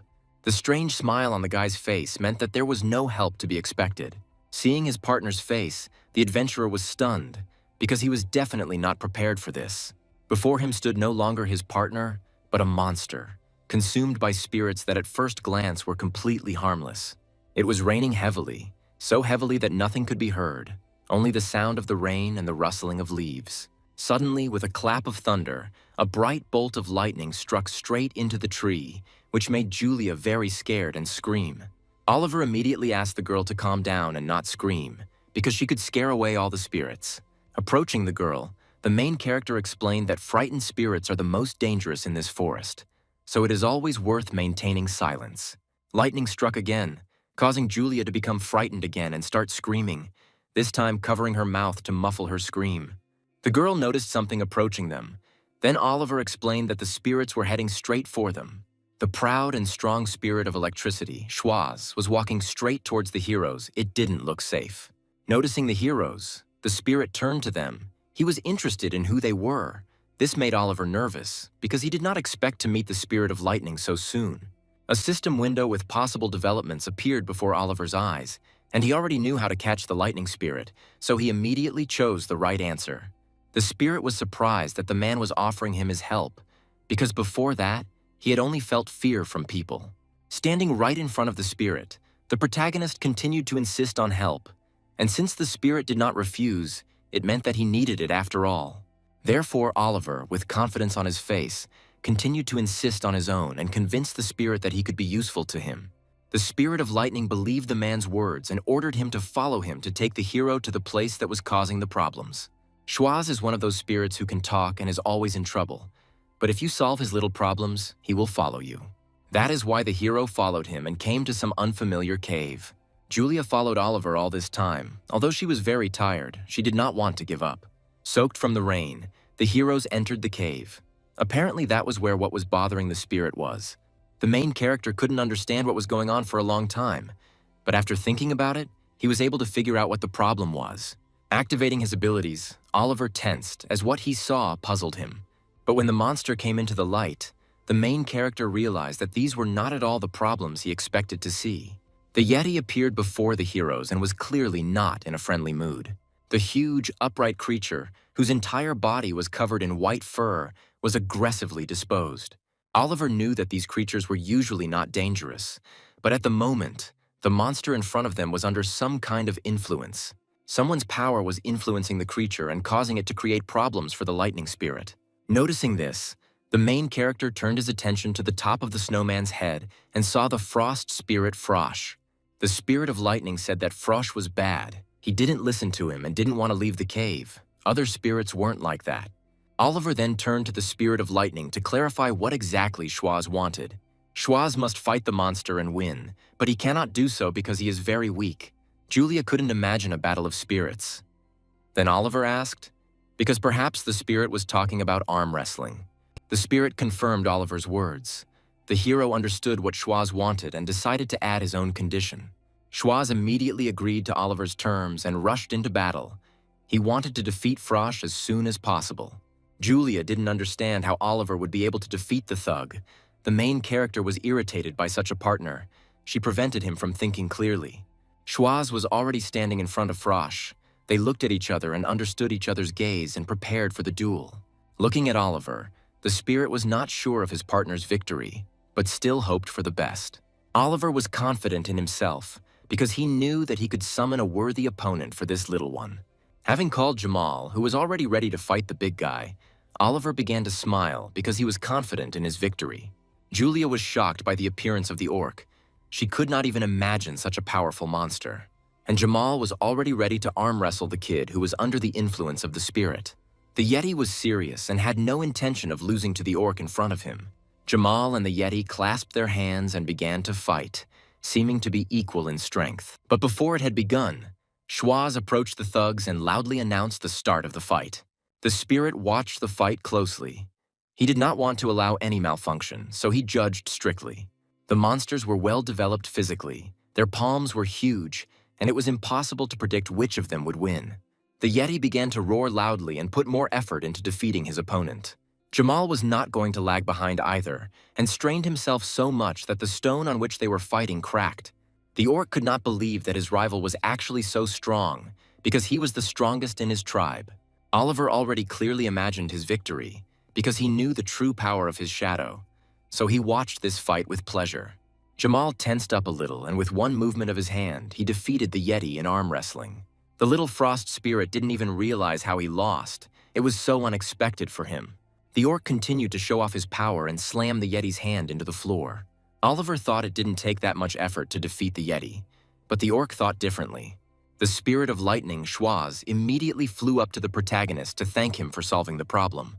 As previously agreed, Schwaz was ready to fulfill any request from Oliver. The main character invited the spirit to go with him, which puzzled Schwaz a little and caught him off guard.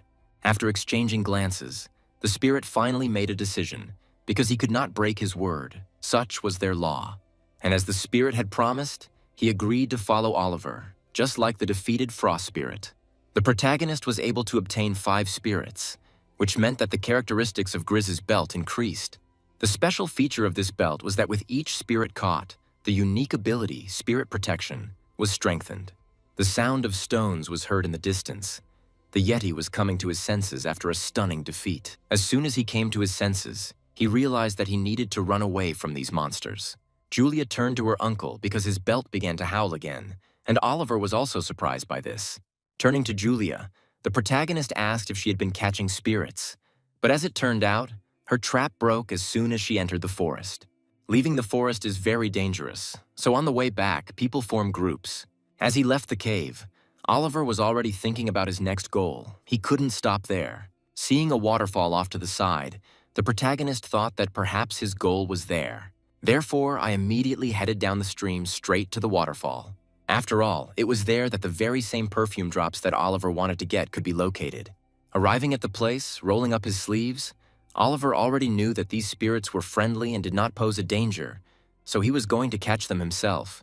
Coming closer to the spirits, the main character aroused their great interest, so they began to come closer. Splashing with water, they flirted with the man and tried to frolic with him. The spirits of the drops decided to play with Oliver, so a system window with options for the development of events appeared in front of him again. But the hero didn't need this. With a smile on his face, he already knew what he would do. So he immediately started playing with the spirits of the drops, splashing water down and making them laugh. Julia watched this and was shocked, because it was the first time she saw such a way of taming spirits. But Oliver continued to play with the spirits. Soaking wet, he received pure pleasure from this test. A gentle and completely kind smile actually appeared on his face, showing how much he was enjoying the moment. And at that moment, he called the spirit with him. This was the way he decided to tame the cheerful spirit of drops. The spirit smiled sincerely and looked at Oliver. Everything was immediately clear. The spirit of the drops agreed and accepted the main character's invitation. The system window notified the young man that the spirit of the drops had been captured, and now there were 6 spirits in Grizz's belt. It was deep night. The moon still illuminated everything around beautifully and gave incredible memories. Wrapped in cloth and sipping hot tea, Julia wondered if Oliver had a nephew. But Oliver was an orphan and often played with children, so he was able to get along so easily with the spirits of the drops. The girl enjoyed watching the hero, who spoke so sincerely and tenderly about his past. The gods watched this. It seemed to them that there was something to be found between these two, and the atmosphere was so relaxed. Suddenly, while Julia was asking questions, Oliver noticed something strange in the distance. Therefore, he immediately asked the girl to shut up and began to move towards the purple glow. It was the very spirit that Oliver had been looking for so long, the spirit of the night that appears only at night. Standing in front of him, the main character held his breath because he had been trying to find him for so many nights. Standing before the long-awaited spirit, Oliver only had to catch it and the mission would be accomplished. Turning to the spirit, the protagonist knew that it was difficult to find, but easy to obtain. The spirit of the night, standing before the young man, thought about the offer and decided whether to go with Oliver. Without thinking twice, the spirit of the night almost immediately jumped into the hero's mechanism, thereby recognizing him as the master. The mechanism began to glow brightly. The young man did not know about such a function, so he was very surprised. The girl accompanying him, Julia, did not understand what was happening. It was scary to see something like that. She didn't understand what was happening. The console began to glow brightly and spin quickly, which confused the heroes. Oliver himself did not understand the mechanism's operation, but he knew that Grizz, the creator, was not so simple. A bright light illuminated the dark forest where the heroes were, and many noticed this glow. The energy of the 7 spirits was collected. The belt of the 5 spirits was transformed into a rainbow.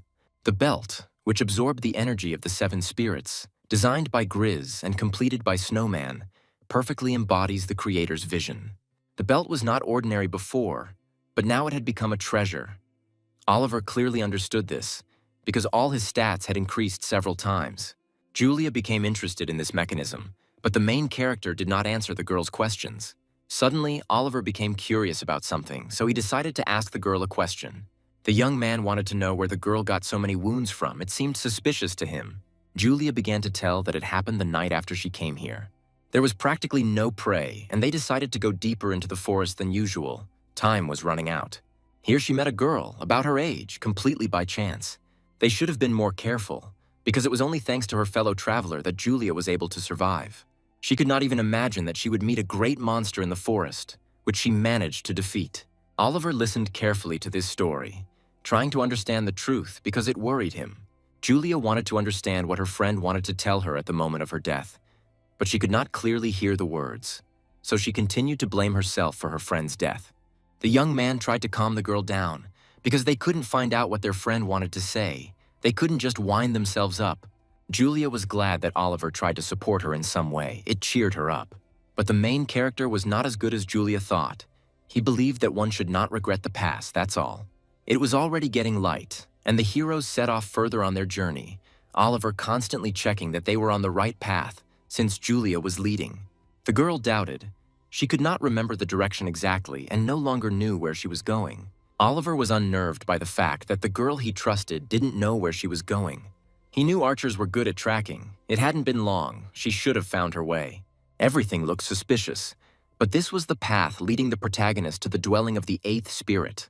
Julia claimed that her friend saw the eighth spirit. Through the destroyed border, it could penetrate. Oliver assumed that it was the spirit of light, but all this seemed extremely suspicious to him. Realizing that the young man was interested in the story, the girl suggested going to the place where her friend died. The protagonist understood a lot about this world and knew that since the mechanism on his belt was still glowing, not all the spirits had been absorbed. The young man understood that there were two more spirits, extremely dangerous creatures, but it was worth the risk. Therefore, to enhance the effect, he decided to go down an unknown path following the girl. It was deep night. The stars were shining so brightly that they illuminated the hero's path, as well as the strange glow that hovered in the sky. Julia brought Oliver to the scene and pointed out a strange glow in the sky. Hiding behind a tree, the main character saw something that made him tense up. The field of white roses was inhabited by dangerous spirits of light, Venti, who had already killed several players. Venti and Shays are special spirits that cannot hunt other spirits, so they feed on humans. Suddenly, Oliver noticed something in the distance that made him worry. His face became sharply serious, and his fears intensified. In the distance, in a field, sat a trio of adventurers who had already become victims of dangerous spirits. Julia noticed that Oliver was looking at the adventurers, so she asked if he knew them, but the hero answered in the negative. He had only caught a glimpse of them when he received the spirit trap, so the faces of these adventurers were familiar to him. The girl offered to find out the situation since she was an archer and moved faster than Oliver. Besides, if she was in danger, the main character would be able to help her. At least she believed in it. So, without a doubt, she immediately headed to the field of white roses to find out what condition the other adventurers were in. Unexpectedly, she stepped on a stick which made a loud sound, attracting attention. The spirits of light immediately took notice of this. Julia was in danger. The situation was escalating. The Venti watched the girl from afar, but were in no hurry to approach her. They already had another goal. The protagonist observed the situation and analyzed it. It seemed strange to him that the Venti paid almost no attention to Julia. After some time, the girl finally completed the task and approached the adventurers on the field. Julia happily called Oliver to her, assuming that the perfume was completely harmless. But Oliver didn't think so. His gaze was stern. He didn't want to follow the instructions of an inexperienced girl. The girl was shocked by her partner's behavior. She did not understand why the main character did not want to approach her. The young man knew that the field was dangerous, but Julia did not understand this. Having scouted the situation, she assumed that everything was fine. Oliver also noticed that the girl in front of him did not cast a shadow. Julia was shocked by such observation of the hero. Julia didn't understand what was happening. She didn't know why the young man in front of her was so cautious. But the main character, the leader of the white spirits, Shays, can take human form. It is not easy to face Shays, but it is possible in two cases. If a weak member falls behind his group, then the spirit steals his body and memories. They imitate humans very realistically, and their performance does not arouse any suspicions at all. So they bring the rest of the group to the field, to the Venti, and attack together. In the second case, if the player moves alone, Shays tries to make friends with him and lures him to the field of white roses. The protagonist knew that this was all to lure the victim and defeat him, so Oliver took his staff to the table and prepared for battle. Julia didn't understand what Oliver was talking about. She was shaking from the fact that she was being mistaken for a spirit.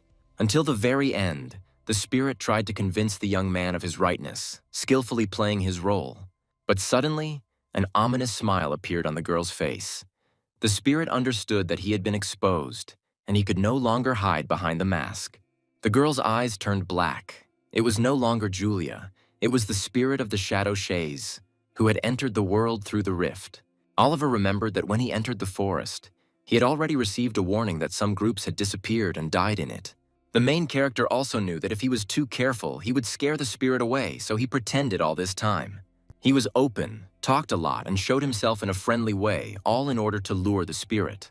All this time, he pretended not to notice that Julia did not cast a shadow.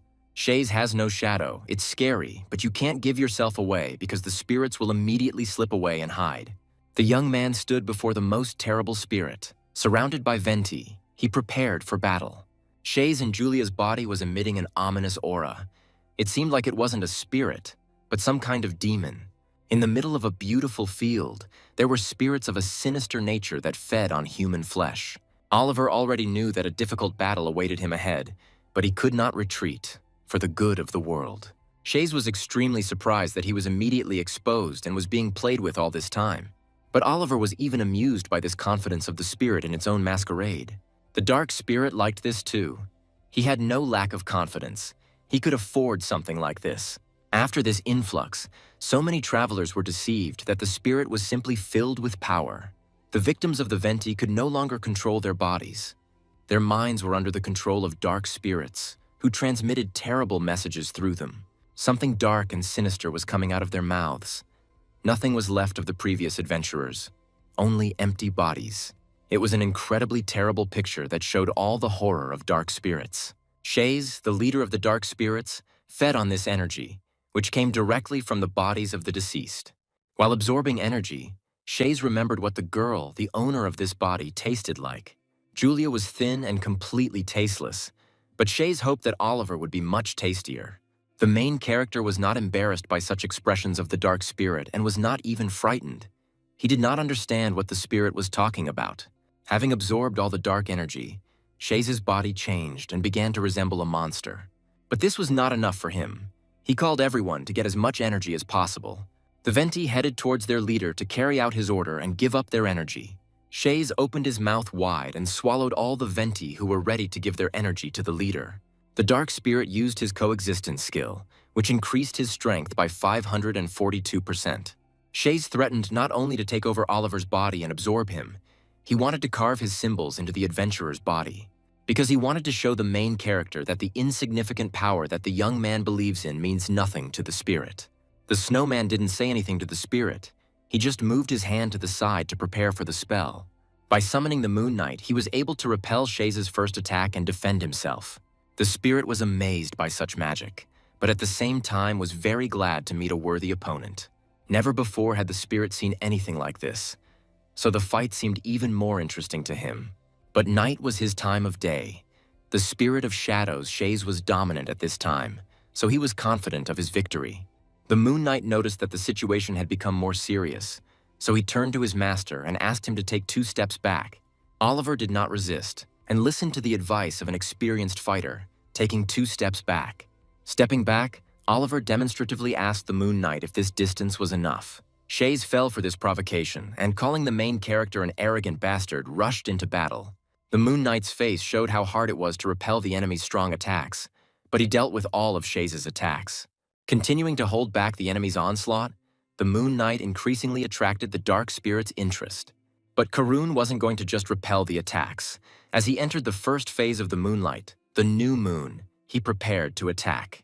Moon Knight had no intention of letting up on his attack, so he entered his second phase of moonlight and launched his next attack. Oliver was surprised that his shadow now reached the final phase several times faster. Continuing to attack, Karun entered the third phase of the moonlight. The full moon, the final phase reached. Shays realized that the enemy's strength would not increase any further, and he was upset by this, because he expected another confrontation. Shouting threats, the shadow spirit prepared to absorb the energy to show its full power. The Venti were not ready for this. Not everyone wanted to be absorbed by the leader. But this did not stop Shays. He forcibly grabbed the Venti and began to absorb them, increasing his strength. Growing in size, Shays proudly raised his head up and growled, his strength now at its peak. Looking at his opponent, Shays laughed because he now considered himself invincible. Oliver was amused by this situation, because he had not yet revealed his full potential to the enemy. Suddenly, dark forces began to burst out of the spirit, causing him to grab his mouth. But the spirit of shadows failed to absorb all the dark energy. Its power became unstable, which Shays could not understand. Oliver looked confidently at Shays and decided to ask him if he liked the drink they were drinking by the fire. Keeping his mouth closed, Shays couldn't answer Oliver's question, but he was amazed by the situation. Oliver knew everything from the very beginning, and after reading the notes of the brilliant scientist Grizz, he gave Shays a special drink. Shays couldn't absorb all the energy, so a stream of energy burst out straight from his mouth. Many of the absorbed Venti spirits were released, falling right onto the flower field, and they still couldn't recover. The protagonist stood right in front of the spirits and looked down on them, thanks to the recording of the brilliant scientist Grizz. Shays understood that in this state he could not resist Oliver, so he asked him to spare his life. In this state, the spirit of shadows mentioned that he keeps all the promises he made and this can be trusted. The young man quickly got tired of hearing the dark spirit's plea, so he quickly agreed. After activating the spirit trap, the protagonist began to absorb the spirit of shadows and spirits of light. Not wanting to be absorbed, the spirits tried to escape, but it was too late. The mechanism was absorbing them. Looking at Oliver, the spirit of shadows promised that he would take revenge on the young man and would not serve him. But Oliver knew that this was impossible, so he calmly absorbed the spirits without thinking about anything extra. Now the spirits of shadow and light were placed in the mechanism, so its color changed. The gods watching this could not believe their eyes. The show was truly interesting for them. But at that moment, the glow of the spirit trap intensified. The energy of 9 spirits was collected, after which the main character found himself in an unknown place. In this space, every spirit shone like a star. Watching this, Oliver did not know what awaited him next. The spirit trap changed and became an exclusive treasure, the universe, and Oliver received the title, the owner of the exclusive. The gods continued to watch and be amazed by the adventurer's actions, sacrificing madness to him. A unique piece designed by Grizz and completed by Snowman, the value of which was immeasurable. Looking at the stats table, Snowman himself was amazed by such a thing. The protagonist did not think that he could achieve something like this at such an early stage. This relic also had the unique ability to increase characteristics by 25 points, randomly. And that was not all. She had another unique skill, enhancing the abilities of the chosen spirit, which was exactly what Oliver wanted to test. Suddenly, the mechanism began to work, blowing out the power of the 9 spirits that had been absorbed into it. A whole system of planets appeared before Oliver, each of which represented a certain element of each spirit. Looking at this, Oliver thought about which power he should choose, because his own strength depended on it. Without thinking twice, the main character finally decided to choose the black element, the power of shadows. In this way, Oliver was able to expand his own shadow space by 15%. The protagonist's shadow space was expanded, meaning he could summon someone new. Another effect that depends on the number of spirits caught, Elemental Veil, has now reached a magic resistance of 10%. A special title, the owner of an exclusive one, gave the right to challenge the owner. Returning to the field of white roses, Oliver looked at the sky and realized that he could not waste any more time. He needed to speed up. Near the Magic Academy, in the place where they were distributing spirit traps, everything was quiet and calm. The local workers were dozing peacefully and were not expecting anyone anytime soon.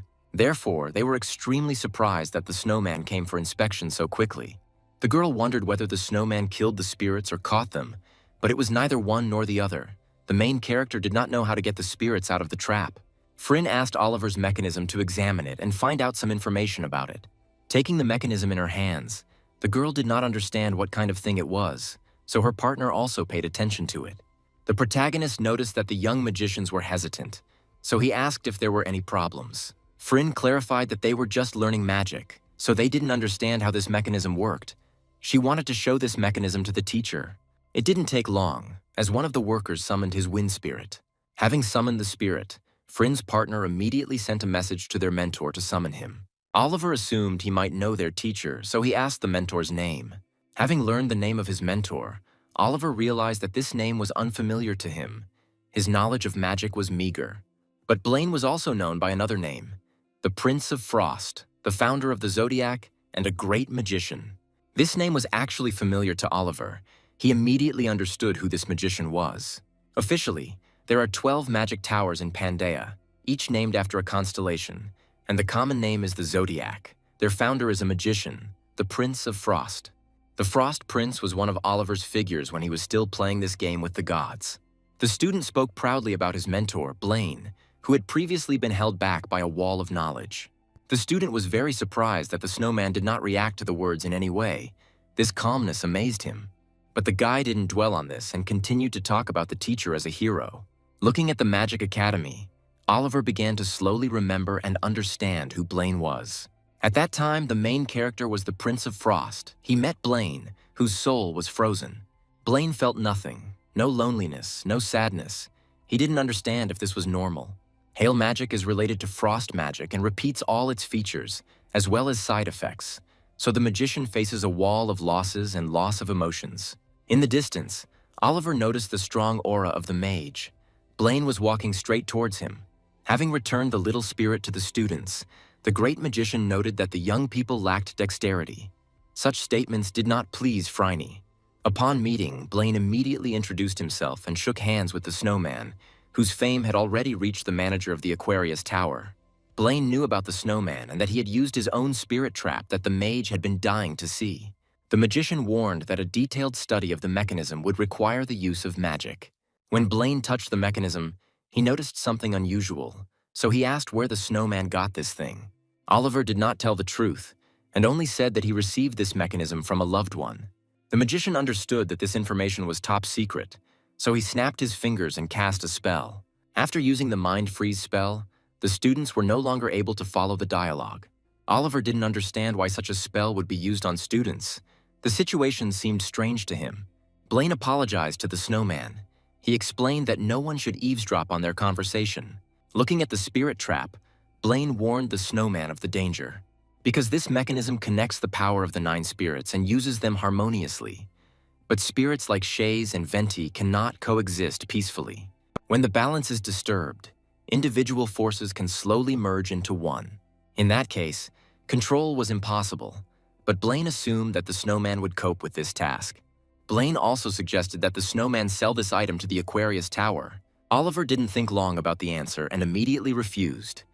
This was the answer Blaine expected. The magician asked not to take his words lightly, because he believed that the trap could cause problems. Blaine also gave the snowman a frosty flask, which was a pass to the magic tower. Oliver couldn't imagine that he would ever have a need for magic, but he didn't refuse just in case. The main character heard that the Zodiac pays double to both friends and enemies.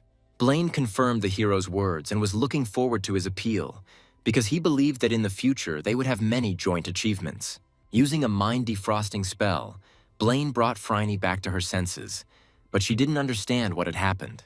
Turning to the student, Blaine asked her to write down that the snowman had caught all kinds of spirits, which greatly surprised Phryne. The guy standing next to Oliver was also very surprised and asked the mentor to give the adventurer a reward.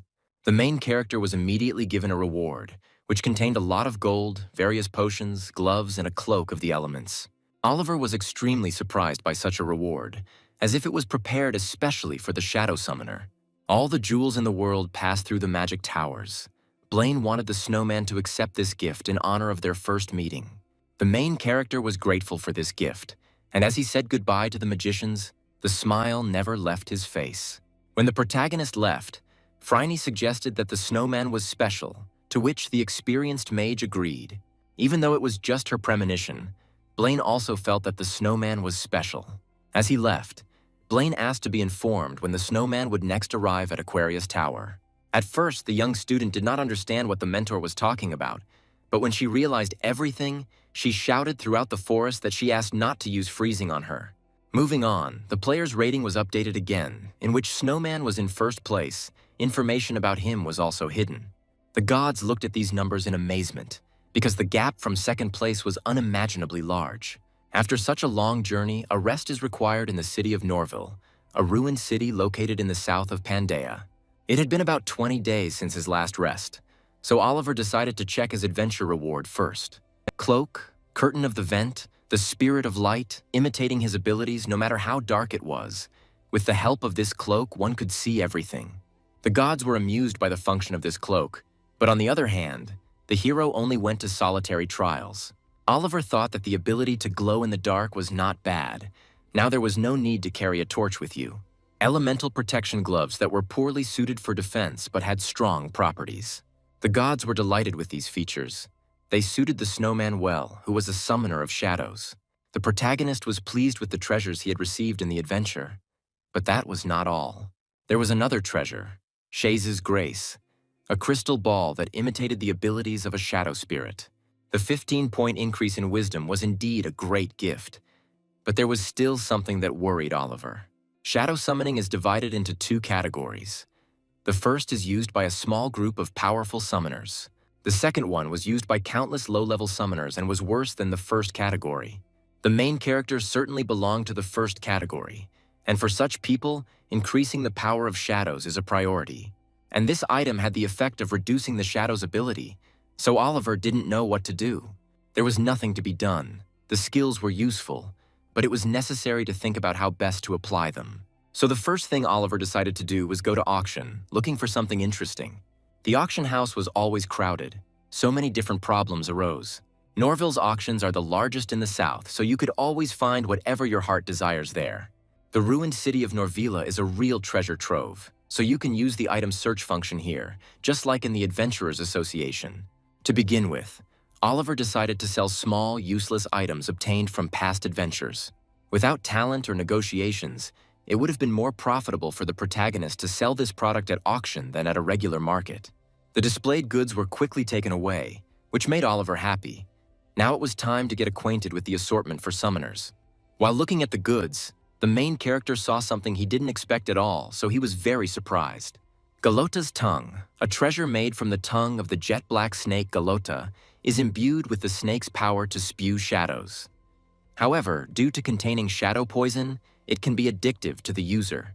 Galota, a common name for the black snakes that live in the ruins near the Great Forest. They are known for their shadow venom, which is difficult to remove due to its incredibly strong effect. Every summoner would want something like this, and Oliver was going to get it no matter how much it cost.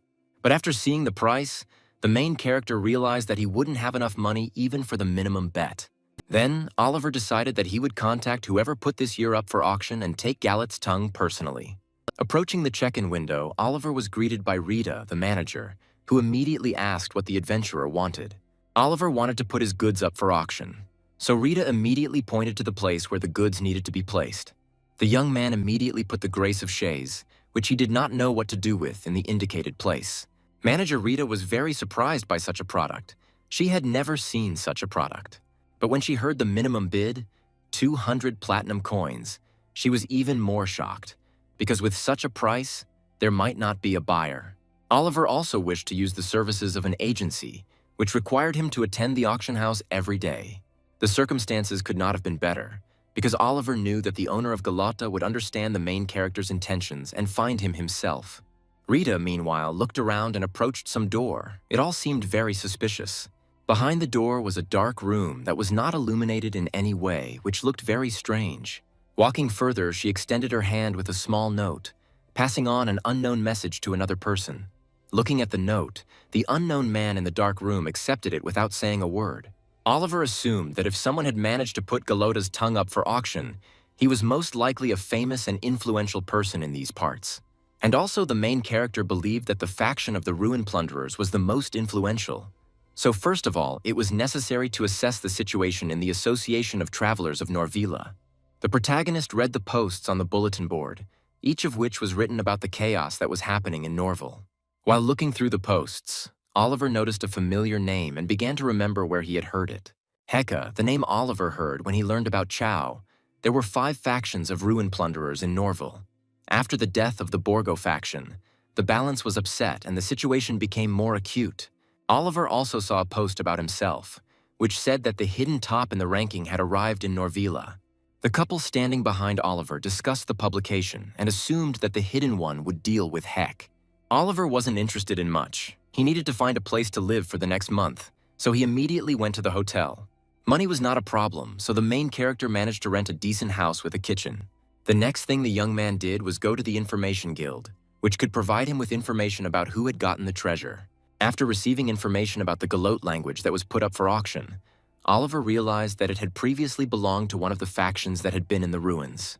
Rumor has it that a certain Kaibo, a member of the faction of ruin plunderers and shadow summoners, had a hand in this. It was discovered that Cyborg was desperately searching for some item using the internal information network. As Oliver burned the piece of information, he knew that it was worth paying for such information, because it was valuable. Kibo, the leader of a large faction of ruin plunderers in Norville, is also a shadow summoner. Oliver also speculated that Kibo was addicted to the shadow poison, although it was a treasure that had a terrible side effect. From this, Oliver could understand that Kibo was most likely looking for an antidote to the shadow poison. Standing in front of the Information Guild window, the protagonist was happy because he thought there would be no problems with this. While Oliver was busy with his business, there was an information boom in the auction house. Many people took notice of the new lot on offer, a treasure whose minimum bid was 200 platinum. Everyone wanted to know who had exhibited such a treasure, and many assumed that it was the same person who spoke the Galota language. Rita immediately noticed the snowman and greeted him. The main character wanted to find out information about his product. The manager said that no one was betting on Shaze's favor, so she offered to lower the price, but the snowman refused. However, Oliver had a proposal to cancel, which surprised Rita very much, since she had not expected such a thing. The young man did not immediately swear off Galota's language, so he wanted to look at something equal in price to his goods. Rita could not guess what the snowman wanted, but there was only one treasure of equal value. So, looking straight into the eyes of the young man, she offered a treasure of equal value to the tongue of Galot. The smile on the main character's face indicated that this was exactly what he had been waiting for. He liked Rita's proposal, so he informed her of his consent. It seemed that Rita was just waiting for this, and as soon as the snowman agreed, she invited him to discuss it in more detail. The manager knew the owner of Galota's tongue, but she couldn't tell Oliver who it was, or whether she offered to inform the owner of the exchange offer. Oliver didn't care. He was ready to wait, so he agreed to this too. As soon as the main character left, Rita began to behave suspiciously again, looking around so as not to be caught. She re-entered the dark room, where the same man to whom she had previously given the note was waiting for her. Late in the evening, when Oliver came home, he went about his business, which could not be solved too easily. The shadow flower that the young man bought from the madness merchant had not yet found a worthy summoning for him, but it had to be at least processed. Oliver acquired most of the ingredients for processing at auction, but the main one, paranoid gelatin, could not be found even there. Once he has Galota's tongue, Oliver will also need to craft an antidote to the shadow poison. Therefore, the main character decided to take advantage of the madness merchant's invitation and purchase the necessary ingredients. Although the young man didn't really want to use the invitation like that, he had no choice, and again, a lucid dream. Apparently because of the troubles in heaven, everything looked gloomy. This time, the main character did not see his familiar Janet. This time, there were many more traders. One of them stepped forward and greeted the snowman, bowing his head down. The protagonist asked if it was really the merchant of madness standing before him, to which the spirit standing before him answered in the affirmative. The young man wondered why Janet was not with them, but the merchants could not answer the snowman's question. The snowman in front of them was just a person, a unique customer that every merchant wanted to meet. Therefore, the merchants offered to demonstrate all the goods they had, and the snowman would choose what he liked. But Snowman had a deal with Janet that the other madness merchants considered unfair, which is why she was sanctioned accordingly. Oliver understood everything, and in return asked to show only what he needed most. The merchants immediately agreed and began to demonstrate their unique goods. Oliver was faced with a variety of different goods, each merchant trying to stand out in some way. But all this was not interesting to the main character. He was attracted by something else, something completely nondescript and ordinary. The young man immediately understood who these goods belonged to, and a smile appeared on his face. Coming closer to the merchant, Oliver asked if it was Janet standing in front of him. Janet was happy that her previous customer recognized her and began to laugh quietly. The curtain of darkness disappeared. All the merchants became visible, and Janet began to shout loudly about what she had said, how to break the pride of the other merchants. Everyone was there to sell their wares, but Janet was there to offer hers. The other traders didn't understand this, so Janet quickly sent them on their way. The merchants of madness held a grudge against Janet. They did not understand her and did not want to understand her. One look at the goods was enough for Oliver to immediately understand who was in front of him, and Janet was glad that she was recognized. Looking at the goods, the protagonist was puzzled, because he was interested in how Janet knew what he needed. Janet knew all the necessary ingredients to process the shadow flower, but how an ordinary mortal knew this was another question. The merchant understood that the adventurer standing before her was not as simple as he initially seemed. The main character didn't like Janet's observation. He didn't want to reveal his secrets. But the saleswoman did not develop this topic and immediately moved on to the goods, voicing the price for all 3,000 madness. The deal was quickly completed, and Oliver's balance was reduced by exactly 3,000, now amounting to 10,000 madness. But Janet was skilled at her craft and was not about to let a profitable buyer go so easily. For the summoner of shadows, she had prepared pants, the shroud of a shadow ghost. Although they were not remarkable in appearance, in fact, they were unique, endowed with Alketra's special ability to control shadows. Oliver was amazed by such a product, the rank of which was considered not just a treasure, but madness. Their price was a little more than 10,000. The main character was interested in whether there would be any other conditions. But Janet only wanted to convince the hero that she was the merchant that Oliver needed so much. The young man was very interested in why they were mad, but Janet answered briefly, explaining that they were all mad. And also those who were once their gods abandoned people in order to gain madness. The main character couldn't stand still after such words, his fists clenched with anger. Remembering how the gods had treated him, he wanted revenge, and anger literally overwhelmed him. Janet did not continue the dialogue and only conveyed an invitation to meet with the adventurers next time. At this point, their dialogue ended, and the deals were successfully completed. Finally, Janet asked the hero not to die, because she did not want to lose the clients she had worked so hard to get. In the ordinary world, it was already morning. All the ingredients had been purchased, which meant Oliver could finish the preparations. Oliver immediately began preparing the antidote, but was choked by the terrible smell. There was only one problem left. In processing the shadow flower, it was not as easy as it seemed. It was clear how to use it in its original form, but now the hero had other ingredients. The collected materials were sufficient to proceed to the next stage. The overgrown shadow flower allowed one to summon a shadow much stronger than the summoner. But even this was not enough. But the young man knew a way to enhance the effect of the flower, and this is where processing would help. The cooking was complete. The jelly with the smell of a ditch was ready. It seemed that despite all Oliver's efforts, his cooking skills were not enough. The next time the young man kept the jelly too long and got a burnt dish, this time he failed again. But the main character did not give up, and the third time he got completely raw jelly. The fourth time the cooking was completed, and this time Oliver got a jelly that was hard to call jelly. Time passed. Oliver continued to try to cook. It was already dark, and the stars were shining brightly in the sky. And after many failures, the main character was finally able to achieve the desired result. The cloudy day jelly is ready. The young man was so tired that he wasn't particularly happy with the reward, although it was worth it. Because now, if used, Oliver could get up to 30 stat points and summon a shadow much stronger than the summoner once. The gods were stunned by the young man's persistence and did not understand the point of preparing this dish, since it could only be used once. It was still impossible to summon a shadow with a certain level gap. Oliver could only become stronger by defeating stronger opponents and making them his shadows. The higher the difficulty of the adventure, the higher the level of the opponents, as a result of which the difference will become noticeable. While Oliver was pondering the best time to use the jelly, there was a knock at his door.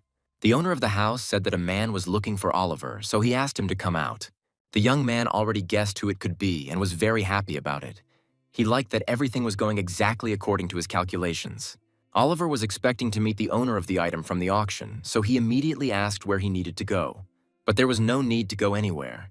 The owner of the treasure could not resist and came to the main character himself. The man did not come alone, but with many of his comrades. He already knew that the owner of the relic lived in this house, so he introduced himself immediately. Kibo stood at the threshold of Oliver's house, waiting to be invited into the house so that they could quickly discuss all the details. The main character was in no hurry to let Kibo in, playfully brushing off his desire to enter as quickly as possible. Many of Kibo's supporters surrounded Oliver's house, exchanging glances as they watched the surroundings. Entering the house, Kibo informed the young man that he had nothing to fear, as he was now just a toothless predator. The man immediately noticed the disgusting smell, but the young man explained that there were reasons for this. Kibo understood that he had come to the house completely unexpectedly, but Oliver did not pay attention to this. He only invited the man to sit down. While Kibo was sitting down, someone started knocking loudly at the door, demanding to be let into the house. The girl asked to be let into the house, wanting to protect her uncle since she was suspicious of every stranger. Kibo felt ashamed of his niece's behavior, and Oliver didn't understand the reason for the girl's excitement. The main character didn't want any extra problems, so he allowed the girl to enter the house. The man opened the door and let his niece, Mira, into the house, who was not very happy that she had not been let in for so long. Mira also immediately noticed the disgusting smell in the house and began waving her hand in front of her face. Kibo did not get distracted and decided to immediately move on to negotiations, wanting to gain Shaze's mercy. The leader of the ruin plunderers also noted that Oliver most likely already knew who the owner of the Galota language was. But Oliver was expecting a guest, as he also wanted to get the goods he was interested in. Mira didn't like negotiations. She rushed the men because she understood that they both wanted to get what they wanted. But Kibo stopped his impulsive niece, as everything needed to be carefully studied. Realizing that Kibo was in dire need of Shaze's mercy, Oliver wanted to know why the man was so eager for this treasure. Even though Mira didn't like it, she still stood by and waited while Kibo talked about the situation in Norville. Norvila is divided into 4 factions of ruin plunderers. Heka and Doju were strong, while Shur and Kibo remained neutral. Looking at the map and listening to Kibo's story, Oliver wondered how a full-scale war hadn't started yet. This balance was maintained by Borgo, who sniffed out the weak points of the factions, so everyone secretly avoided him. From these words, the young man understood that the factions were afraid that in the event of bloodshed, Borgo would come for them. Surprisingly, this kept the peace among the ruin plunderers. Violence can also be a means of deterring war. Kibo explained that in the current situation, he and Shur were in the minority. They had neither the people nor the strength to fight back against the other factions. This amazed Oliver, because he thought that things were different. But Kibo explained that now he was a predator without teeth. Mira couldn't resist. She didn't understand how her uncle could tell something like that to a person who didn't even believe him. But Kibo believed that trust does not form out of thin air, so he decided to reveal his secret. Since the one who is in a greater hurry needs to create conditions for this, unfortunately, this is how the world works. Looking at Kibo's coal-black hand, the young man realized that it was most likely poisoned with shadow poison. Oliver wanted to know why Kibo had sacrificed his arm for Galota's tongue. That was what interested him most now. Kibo explained that this was the price of his hasty actions. As after Borgo's disappearance, Heka and Doju formed an alliance and began to put pressure on others. But then the young man wondered why Shur did not participate in this faction war. Shur was a common coward, and if something happened, he could switch sides to other factions, in which case Norville would be finished. Since other factions treat players like slaves, they sell labor, money, and even the players themselves. Many died trying to rebel against Heki, as their faction was the largest and most powerful in Norville. Mira called Heka a sick bastard who didn't even spare his comrades he killed for fun. Oliver thought such actions were too cruel, so after demonstrating Shaze's mercy, he asked if it would help in the factional struggle. But Kibo believed that the value of something that could never be sold was 0, so their products were the same. The protagonist had to think about the exchange, because he valued Shaze's mercy many times more. The young man saw the benefit for himself in this exchange. However, the situation is complicated by the fact that Heka is going to absorb Norvila. First of all, Oliver is also a player, and he is not attracted to the work of an organization directed against them. If this faction monopolizes the ruins and grows, they will have to face Oliver later. And in that case, the main character would suffer losses, so he didn't want the situation in Norville to change for the worse. Mira hurried her uncle. They couldn't leave the house for long, but Kibo was going to wait a little longer. The man was calming his niece down. He wanted to make her understand that the person in front of them needed a little time. Suddenly, Oliver started talking, drawing Kibo's attention to himself. He believed that the ruin plunderers knew the value of everything. So the young man placed the bottle of potion in front of Kibo, wanting to know the value of this thing. Kibo examined the bottle and assumed it was some kind of reagent, but he wasn't entirely sure. Mira immediately noticed the bottle's actions and immediately began to attract her uncle's attention. Kibo's shadow began to react with the vial he held in his hand, which greatly surprised the man. The young man wanted to know how significant this thing was in the eyes of an experienced ruin plunderer. Kibo was confused. He understood how much this bottle cost, but he didn't know how to evaluate this thing. Mira immediately realized that this was an antidote to the shadow poison, meaning it could help Kibo recover. The man didn't know what to say. Silently, he tried to evaluate the bottle but also wanted to get the antidote. Oliver wanted to get some treasure for this bottle, perhaps even useful information. But the Kibo faction, being in a state of Cold War, had already sold off all the valuable items. The niece did not like these terms of the deal. She was impulsive and did not understand the essence of the matter. So the man explained what would happen if Oliver took this relic to the other factions, and upon realizing this, Mira immediately fell silent.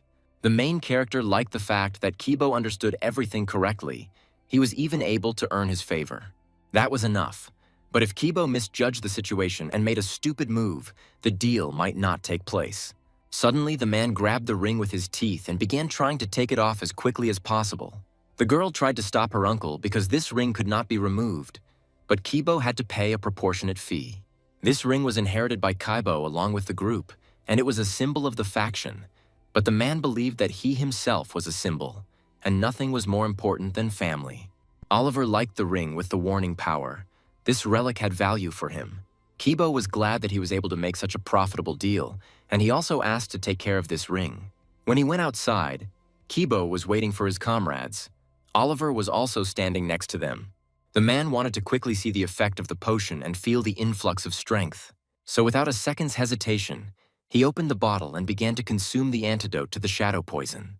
After drinking, Kibo felt a strong surge of strength, so strong that the veins stood out on his temples. Oliver knew that the antidote was a poison, so he knew how Kibo was feeling right now. As soon as the group heard the word poison, they immediately took out their weapons, wanting to attack the player, but the leader stopped them.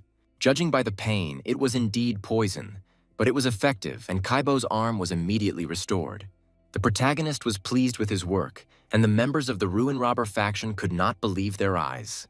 Rita came closer and offered to work on the deal. It would be concluded after the contracts were signed. So the deal was done. Oliver got the Galota tongue he had been craving, but he was confused by Kibo's behavior. Oliver did not understand what the man was doing with Chase's mercy. Kibo was just playing. He was disappointed because Oliver wasn't even surprised. The deal was done, but Kibo had one request left for Oliver that he hadn't yet had time to voice. Surrounding the protagonist, Kibo wanted to ask the young man to fight with them against Heki. Oliver immediately refused, as he hated to interfere in other people's affairs and did not want to participate in the factional war. But Kibo believed that no one would be able to avoid it, since it was the biggest event in Norville. Overall, Kibo was satisfied with the deal. After all, he finally wanted to know the name of the owner of Chase's favor. Oliver finally decided to give his game name, Snowman, and that was where they said goodbye. Returning, Mira wondered why Kibo was groveling so much before the Snowman, because according to her, he was the strongest. But Kibo believed that the absence of power was even more terrible than its presence. Covered in sweat after the deal, he still could not recover from this meeting. Once the man calmed down, he suggested that they sit down and discuss everything calmly. Sitting down, he asked his niece how the Ruin Plunderers differed from others. The girl answered her uncle's question correctly. The Ruin Plunderers differed from the others in their gaze. The moment Mira entered Pandea's world, she was filled with anger, and Kibo immediately saw this in her. Mira recalled that everyone who surrounded her at that moment resembled animals. She thought only about how to save herself. The girl was very grateful to Kibo, because only thanks to him she was able to survive in this world. But that wasn't the point. People said that he and Heka were like a wolf and a lion. Heka had great strength, and Kibo was the leader of a small group. Mira agreed with Kibo because she considered Hek to be a psychopath who wanted to have more power. But Kibo spoke of this for another reason. He felt fear of the Snowman. Before leaving, he showed him his power not just for fun. Kibo did it to better understand the boy. However, at that moment, the man saw something that horrified him, something he had never seen before. His foresight, which had enabled him to achieve what he had, warned him that the man in front of him was very dangerous. Kibo thought it was strange. A person who had no power in Norville but had an antidote to the shadow poison. Snowman definitely had a lot of treasure. The belt on his pants alone seemed more valuable than the ball he held in his hands. At this moment, Kibo's face became more serious, because the man warned Mira not to approach the Snowman. Mira didn't ask any unnecessary questions, but she was interested in how Kibo assessed the Snowman. After Rita's story, Kibo used all his information connections to find out about the mysterious man. And in the end, the day that the Hidden One appeared in Norville coincided with the day that the snowman appeared in it. Mira doubted these words, because it could only be an accident that meant nothing. But now, Kibo was convinced of the truth of the rumors, as he saw the full power of the snowman. The man was sure that the snowman was the hidden player, and perhaps Heka had already guessed too. Kibo didn't know what to do if Snowman sided with the other faction. It scared him. First, he needed to prepare for a clash with Heka. One thing he was sure of was that Snowman would become an important figure in this war, and they hoped that this figure would turn against the lion. They did not want to believe otherwise. 2 days later, something was still being prepared in the Snowman's house, special preparations for the upcoming tests. Galota's tongue was ready, everything was dry, and now it could be used freely. Galota's poison, previously dangerous to the owner, became a weapon in his hands, and his basic characteristics also increased. The gods were amazed by the snowman's resourcefulness. He was able not only to neutralize the poison, but also to use it to his advantage. The preparations were complete, which meant that Oliver could now check what he had been putting off for a long time. With the advent of the storage skill, nothing much has changed. Shadow summoning has risen to level 3, and shadow enhancement to level 2. But the skills, compared to the past, are like heaven and earth. The wisdom is at a ridiculously high level, and the endurance is like that of warriors. Thanks to the universe, which gives plus 15 points to all characteristics, even those skills that the main character did not invest in are elevated. Due to the Shadow Owner's great growth, Karun's level increased by 8, and the level of the Tyrant Jamal increased by 6 units. The shadows grew at an incredible speed. All the dangerous adventures Oliver went on turned out to be very useful, and madness an important currency. Now Oliver understood what Corden had been talking about, sending him into this world and hoping for exactly this outcome. Leaving the house satisfied, Oliver decided that he would work even harder now. Oliver continued on his way, suspecting nothing. He followed his plan precisely. But a small group from another faction was already watching his actions, as they wanted to get their hands on such a strong player. After that, Oliver went to the lab again to look for traces of Chow, but there was nothing there, not even traces of the window that was broken last time. If nothing is found tomorrow, all that remains is to rely on the remaining information in the lab. Norville, 3rd Avenue, which was always bustling with life and full of people. In this tavern, people exchanged information and looked for companions for adventures. Oliver also went into the tavern to have a snack, and while ordering, he was suddenly interrupted. The smell was so sharp and strong that it immediately distracted the waitress from her order. The main character also smelled the scent of blood that scared the waitress so much, so he turned around. A big boss entered the tavern, who immediately struck fear into everyone in the tavern. This is Heka, the leader of the largest and most powerful faction of the Ruin Plunderers, who was greatly feared by everyone. While all the tavern patrons were leaving the establishment in a hurry, Oliver sat calmly. He immediately realized that it was their faction that was watching him. Oliver also wondered how many people Heku had to kill to become so blood-soaked. Heka did not try to be polite and immediately turned to the snowman, because he knew that it was he who sold the antidote to the wolf.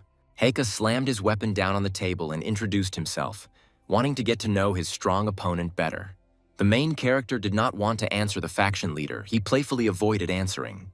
But Heka insisted on his question, so he forced a smile and repeated his question. Hek was also interested in where the weakling in front of him got such a treasure that he sold to the wolf. The young man was confident in himself. Even though he looked weak, he knew that he would defeat everyone, so he continued to play with his future opponent. To convince the young man of his words, Heka ordered the informer to be brought in. The comrade finally brought a girl who told him everything about the snowman. It was the auction manager, Rita. The main character was shocked by Rita's condition. It seemed that she was holding on with all her might. She stood in front of the snowman, completely disfigured, and it was clear how badly she had been tortured. The young man was not prepared to see the girl like this. Now he realized how terrible the Heck faction was.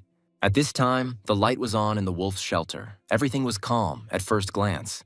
But this was the calm before the storm, because the wolf was gathering his people to bring Rita back. Kibo was preparing to stop Heka and Doju's atrocities. Even with such a small number, he couldn't wait any longer. The leader of the wolves knew that his group was much stronger, even though its numbers were small. To counter Heki's evil deeds, other players joined the wolves, and Shur did not betray them. Because of this, Norvila was divided in two, and it was decided to launch a full-scale war to determine the true master that night. Suddenly, a girl burst into the meeting of wolves. She wanted to tell Kibo important news. News that Heka had started a conflict in a tavern on 3rd Avenue. Kibo didn't understand who Heka could have started a conflict with, but the girl told him about a man with golden eyes. At that moment, the leader of the wolves understood everything because the girl described the snowman's appearance. From this, Kibo drew a conclusion and decided to throw his main forces into attacking Doju. He ordered Mira and Jirmo to assemble a small group and send them to 3rd Avenue. Kibo assumed that if it was Snowman, perhaps the fight wasn't over yet and he needed help. Heika was all ablaze with happiness because he knew that the provocation would work on the young man and an interesting fight awaited him. To find the Snowman, Heku had to beat Rita. After much torture, she finally gave the necessary information. Rita raised herself slightly and explained that she had nothing to do with this, since she was an intermediary in the transactions. It was hard for Oliver to look at this. He tried not to see the girl's disfigured face. All this time, Heka did not stop talking, because he did not want such a treasure to go to the wolf. Turning to Snowman, he continued to talk about it, but suddenly Oliver replied that he knew about the situation in Norville. Heka also noticed a familiar ring on Snowman's hand, but Oliver didn't want to talk for long, so he asked to get to the point. The man didn't beat around the bush and immediately asked the question that interested him. Whose side was the Snowman on? Oliver answered honestly and said that for now he does not belong to any faction. Heka didn't believe these words, knowing that the strongest player was in front of him and he wanted to get him. He also hated all the players and considered them disgusting, so he wanted their blood. The players act like parasites, invading their territories. They crossed all boundaries, taking only what they need. Heka believed that such people should have their heads smashed, or at least have leashes put on their necks.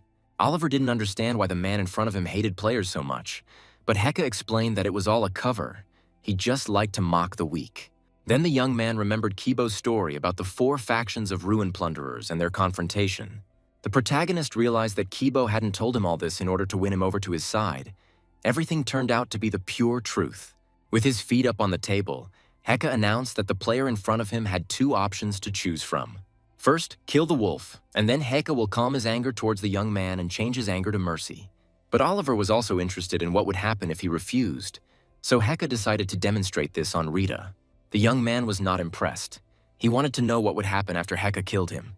After all, the main character was interested in the content of the novel written by such a blockhead as Heka. Heku was so excited by these words that he was so easily provoked that all the veins on his face immediately appeared. The man was strong and wasn't going to let this go, so he swung his axe and cut through the air. Because Oliver managed to use his skill, the Hand of Shadow, and save Rita from certain death. Heku found this game amusing because he believed that the prey was already in his mouth and would not be able to escape. But Oliver wasn't going to leave without a fight, so he immediately activated his shadow summoning skill. And behind him appeared the tyrant Jamal and the Moon Knight Karun, who were always ready for battle. Heka had fought a shadow summoner before, so he wasn't afraid of the shadows. He didn't yet know how wrong he was when he compared Snowman with Kibo, because they were on completely different levels. And as soon as Heka realized this, he had already flown away from the blow of Karun, the Moon Knight, who dealt with him with ease. Barely containing the force of the blow, Heka stood on his feet with difficulty. Now he realized that this was not an equal fight. Who would have thought that the enemy would be so strong, and Heka would be able to barely hold back the blow? The snowman sat proudly on a chair. Behind someone stood Jamal. This time, the young man decided to answer Hek's question, since it was at that moment that he decided that he would be on the wolf's side. At this time, Karun did not let up his onslaught and continued to attack the leader of the ruin plunderers, Heka. 3rd Avenue was ablaze with furious flames, with many trapped in the fire and begging for rescue. Nearby on the next street, the wolves were fighting the Doju faction, trying to free the city from the hard people. Having found Doju, they immediately reported this to all their comrades and were going to attack him. Doju was not prepared for such an attack. Screaming, he cursed the wolf that had so brazenly attacked him at night. The man shouted that Heka would find out about this and that none of them should expect mercy. But the wolf knew that Heka was very busy right now. That's why Kibo was in a hurry, because even if Doju disappeared, the night would be long, so it was worth hurrying. Doju hated Kibo. He was literally sickened by him, because he turned his dead comrades into shadows. The army of shadows walked behind Kibo. They had no face, But they were preparing for battle. Kibo did not want to talk for long, so he immediately went into action, wanting to end this war as quickly as possible. Doju didn't know how to counter the shadows, so he simply swung his sword around randomly. The buildings belonging to the Doju Ruins plundering faction were burning, as was he. The wolf defeated Doju, killing him, and gave the order to inform all supporters of the warring faction of their leader's defeat. One of the informants approached Kibo and reported that Heka was still alive, and that they needed to meet him as soon as possible. But first, it was necessary to unite with the Shuro faction, which was already on the doorstep. Shuro immediately approached Kibo. He was glad to see him alive, and he was even more glad to hear the news of Doju's defeat. While Kibo was busy with his army, one of his supporters approached him and wanted to tell him some news. Mira returned. This news shocked Kibo. He did not understand what had happened there, that his niece had already returned.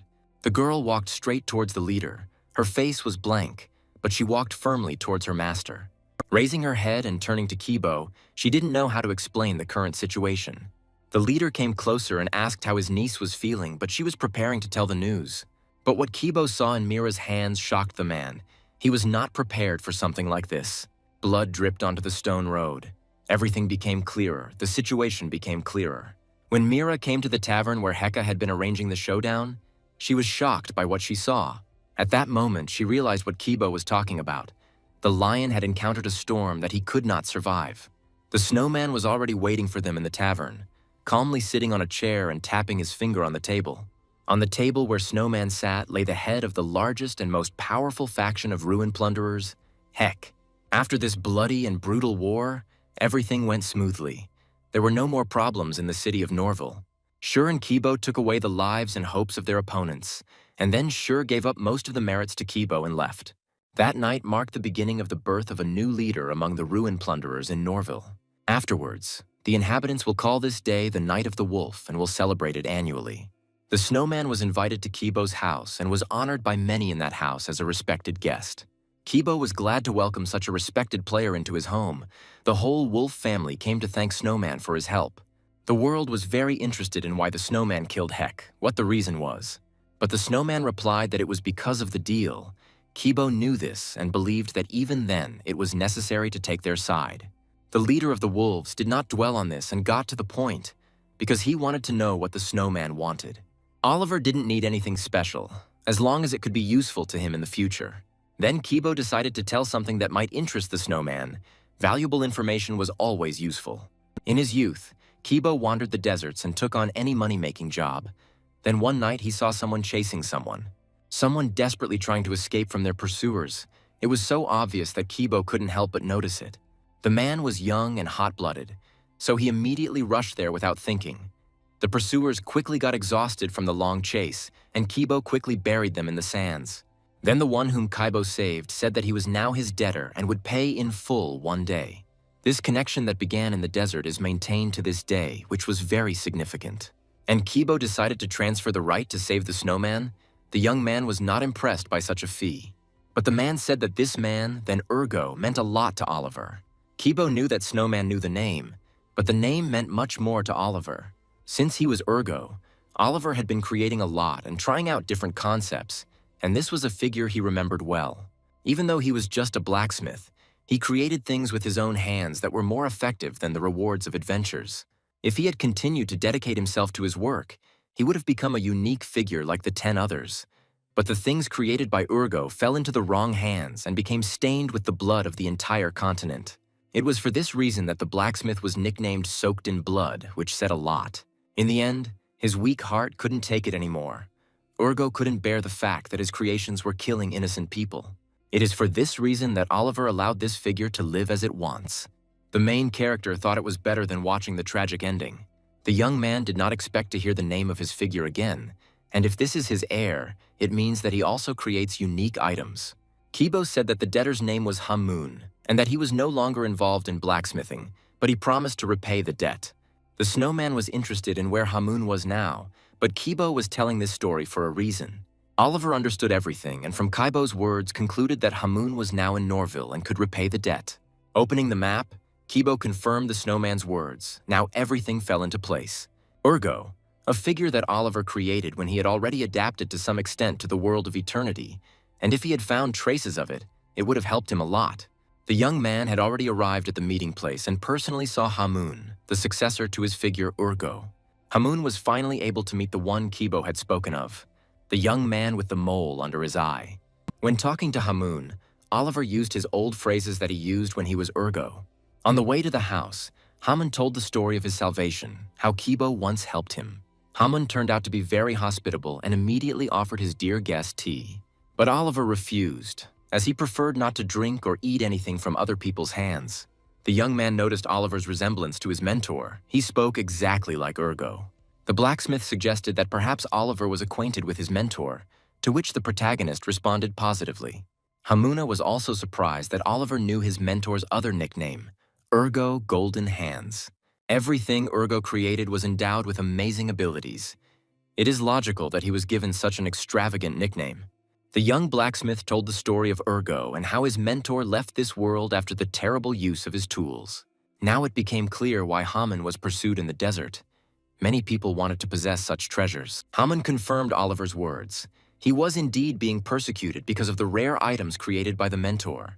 Meeting Kibo was a great fortune. If it weren't for him, Hamun would no longer be alive. The guy has long forgotten about the hammer and anvil. Now he is engaged in tea and owns a tea house. But debt is debt, and it had to be repaid somehow by Kibo, even if he had to take up the hammer again. The player was once again presented with a system window with a choice of creating weapons, armor, transmitting a vision, or repairing all equipment. The three options were gray, and Oliver couldn't choose them. Change Hamun's mind. There was no time because of the search for Chow. Therefore, the hero decided to make the most reasonable decision and abandon the idea of creating new items. The young man threw the things he had obtained for his shadows in front of Hamun, which surprised the young man greatly. Looking at the helmet, he was amazed by this work, as it was created from spirit stones. Looking at this work, Hamun realized that even if this work were rewritten, it would no longer be the same. But the sword struck the blacksmith much more than the helmet. He wanted to know where he managed to get such a weapon. The blade was found in the lunar ruins. It is unknown what it was made of or what power it contains. What is even stranger is that magic suppressed the power of the blade. Apparently, Urgo didn't know about the existence of this blade either. Perhaps it was created a long time ago. These words greatly surprised Oliver. Hamun asked to leave these things with him, as this sword and helmet interested him very much. The protagonist agreed, but he had no more than 15 days, which was more than enough for Hamun. Oliver returned to Chow's labs again, hoping to find at least some clue. Having summoned his shadows, the young man began sorting through things in Chow's lab, which Jamal didn't really like, but Karuna was fine with doing that kind of work. Jamal constantly teased Karun, to which the Moon Knight always responded, which amused Oliver a little. Suddenly, Karun noticed something very strange. It immediately caught his attention. Jamal also noticed a strange pattern on the wall, something that was familiar to the shadows, especially Karun. Coming closer, Karun looked closely at the symbol on the wall and was sure that he remembered it exactly. This was strange, since Karun should not have memories of his past life. There were a lot of questions on the wall related to the Shadow Summoner that Oliver had no idea about. The information about the Great Forest and the shadows that lived in it, if they were all used, it would have resulted in a very powerful shadow. But this was not the case, because only necromancers could have such power. What their true purpose is, where the corpses they try to resurrect come from, seems like something that should have taken the time to be explored in detail. A hidden adventure began. Hidden Rites of Necromancers. This is a linked adventure and the main character could not move on to the next one. The boy was frightened by the fact that his shadow, Karuna, was looking at him as if they had to go there. Jamal also noticed that Karuna was very interested in this task, so he suggested going there next time, and Oliver agreed. First the failure of the journey, now the forced adventure. All this worried the main character. At this time, Hamun had already started working. He kept order in the workplace, so he always had everything in its place. He also studied the moon blade, which he found quite interesting. Raising his hammer, he said the name of his mentor because he admired him. But Hamun also wanted to surpass his teacher this time and create a perfect work. Throughout his life, Urgo was deceived by many people. He believed their false oaths and therefore brought many troubles to this world. Urgo always told his student that one day someone would come along who would spread his values throughout the world. Hamun did not understand why the teacher was saying this, because if the mentor failed, how could he claim that his student would succeed? Then Urgo asked his student if he was not confident in himself and his abilities. What Hamun created could fall into the wrong hands. Perhaps he was afraid of getting bloodied. As Hamun continued his work, he recalled his mentor's words when he lacks confidence. You need to ask the one for whom his work is intended what this tool is for. As he continued to forge this sword, the blacksmith was amazed at such work, because he had not yet reached the middle. There was an unimaginable number of spells hidden within it, which is why this sword was so unique. Hamun thought he had gotten rid of many, but in fact, he had not yet dealt with even half of them. Moreover, the blade not only restrains its own power, it clearly suppresses the power of its owner. The blacksmith became curious about what a sword that was not subject to any spells looked like. But Hamun remembered Urgo's words.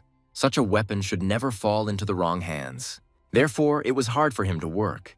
He was afraid that the owner of this sword would turn his power against people, because he knew how the teacher regretted his whole life that he had given his work to a scoundrel. And since Hamun could not yet trust the snowman, he decided to ask him one question. And if the answer was wrong, he was going to melt the sword and destroy it forever. Hamun was interested in what Snowman wanted to achieve with this blade. The snowman stood right in front of the sword, and it would have been easy for him to simply take it from the blacksmith. But Oliver still decided to answer the question. The main character did not expect such an outcome at all. He was completely immersed in searching for traces of Chao. Hamun saw his teacher's suffering firsthand, so it is not surprising to hear such a question from him. The blacksmith knew that the knight wielding this sword was a shadow whose will was subordinate to the snowman. Oliver blamed himself, because it was all because of his carelessness while playing for Urgo. Now he would have to somehow get out of this situation. It all seemed strange, since the question had always been accompanied by answer options from the system, and now he had to think about it personally. The young man didn't know what Urgo should do after the protagonist refused to ascend and buried himself in the steps, and he wasn't sure what instructions Urgo had left for Hamun. So Oliver decided to answer that he didn't know the answer to that question. Hamun didn't understand what the young man meant by that. But the hero claimed that he still did not know what to do with this sword, because if he met an enemy, he would fight him, but he would also raise it to protect what was dear to him. From these words, Hamun understood that the young man in front of him was simply floating with the flow and could not even vouch for himself. But Oliver thought differently. He was never sure of the future because he did not know how the dice would fall. He thought it would be much stranger if he were forever certain of what would happen next. At this point, Hamun fell silent, needing time to think about the hero's words. After some thought, Hamun threw the sword straight into Snowman's hands, which surprised Oliver greatly. The sword looked completely different. Its power literally oozed over the edge. It was now truly a work of art. The gods were amazed by this weapon, as its rank was legendary. Even the universe bowed before it. The one who is confident in himself does not need your creation, and the one who needs it will doubt, so said the teacher Hamuna. The blacksmith recognized the snowman and gave him the sword with peace of mind, while the player was amazed at how Hamun managed to create such a sword in such a short time. The helmet was also ready, and Oliver could take it. Now it had the rank of treasure and was immune to panic and improved vision. The gods liked to look at such creations. They were amazed by the skilled craftsman Hamun. That was all. It was time to say goodbye. But the blacksmith invited Oliver to visit his shop again. The blacksmith had long since left this job, but he was ready to make an exception for Oliver, and the young man received his favor. Oliver thanked Hamun in advance and used the teleporter to set off on his next adventure. Who would have thought that Hamun would become his ally? For an unsuccessful adventure, everything was going well. Adventure number 9 has begun. A secret ritual of necromancers, the purpose of which was to find Chao. Arriving at the place, the first thing the main character saw was a pair of destroyed columns and an old tent. Oliver was cautious, so he activated his intuition and began to look at everything closely. Looking closely, the young man noticed stripes on the ground from a passing cart, which stood out clearly thanks to his special vision. He also noticed that someone had carved out marks along the way, apparently to follow the return route. The archbishop was very angry about this situation. There were cases when eternal life ignored them. But although the matter is quite important, apparently he is not going to help. If it wasn't them, then it was the trail of Chao that Oliver was so desperately looking for. To find out, the young man will have to go deeper into the forest, in the direction from which the terrible smell of corpses comes. Double traps were set, so the system window with possible scenarios appeared again. As he walked further, the smell of death grew stronger, and Oliver also noticed double traps, which meant he was on the right track. And even if he avoided them, the curse would still be a problem, so he needed to find a spell. With the help of his insight, Oliver was able to find the source of the curse. Now all that was left was a small matter. The youth pulled on Galota's tongue and prepared to attack to destroy the source of the curse. With one light swing of the whip, Oliver easily dealt with the source, destroying it. The gods watched the snowman's actions with interest. They considered insight to be cheating. Oliver understood that something was definitely going on in this forest, and from the title of the adventure, one could guess that it was the work of necromancers. Stopping for a minute, the main character decided to think about Chao's words, because he was not given the word about eternal life. Oliver was once closely connected to her, bringing turmoil to the continent. He was the master of eternal life and the lord of black magic.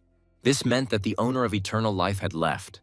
But why it still existed, this young man did not understand.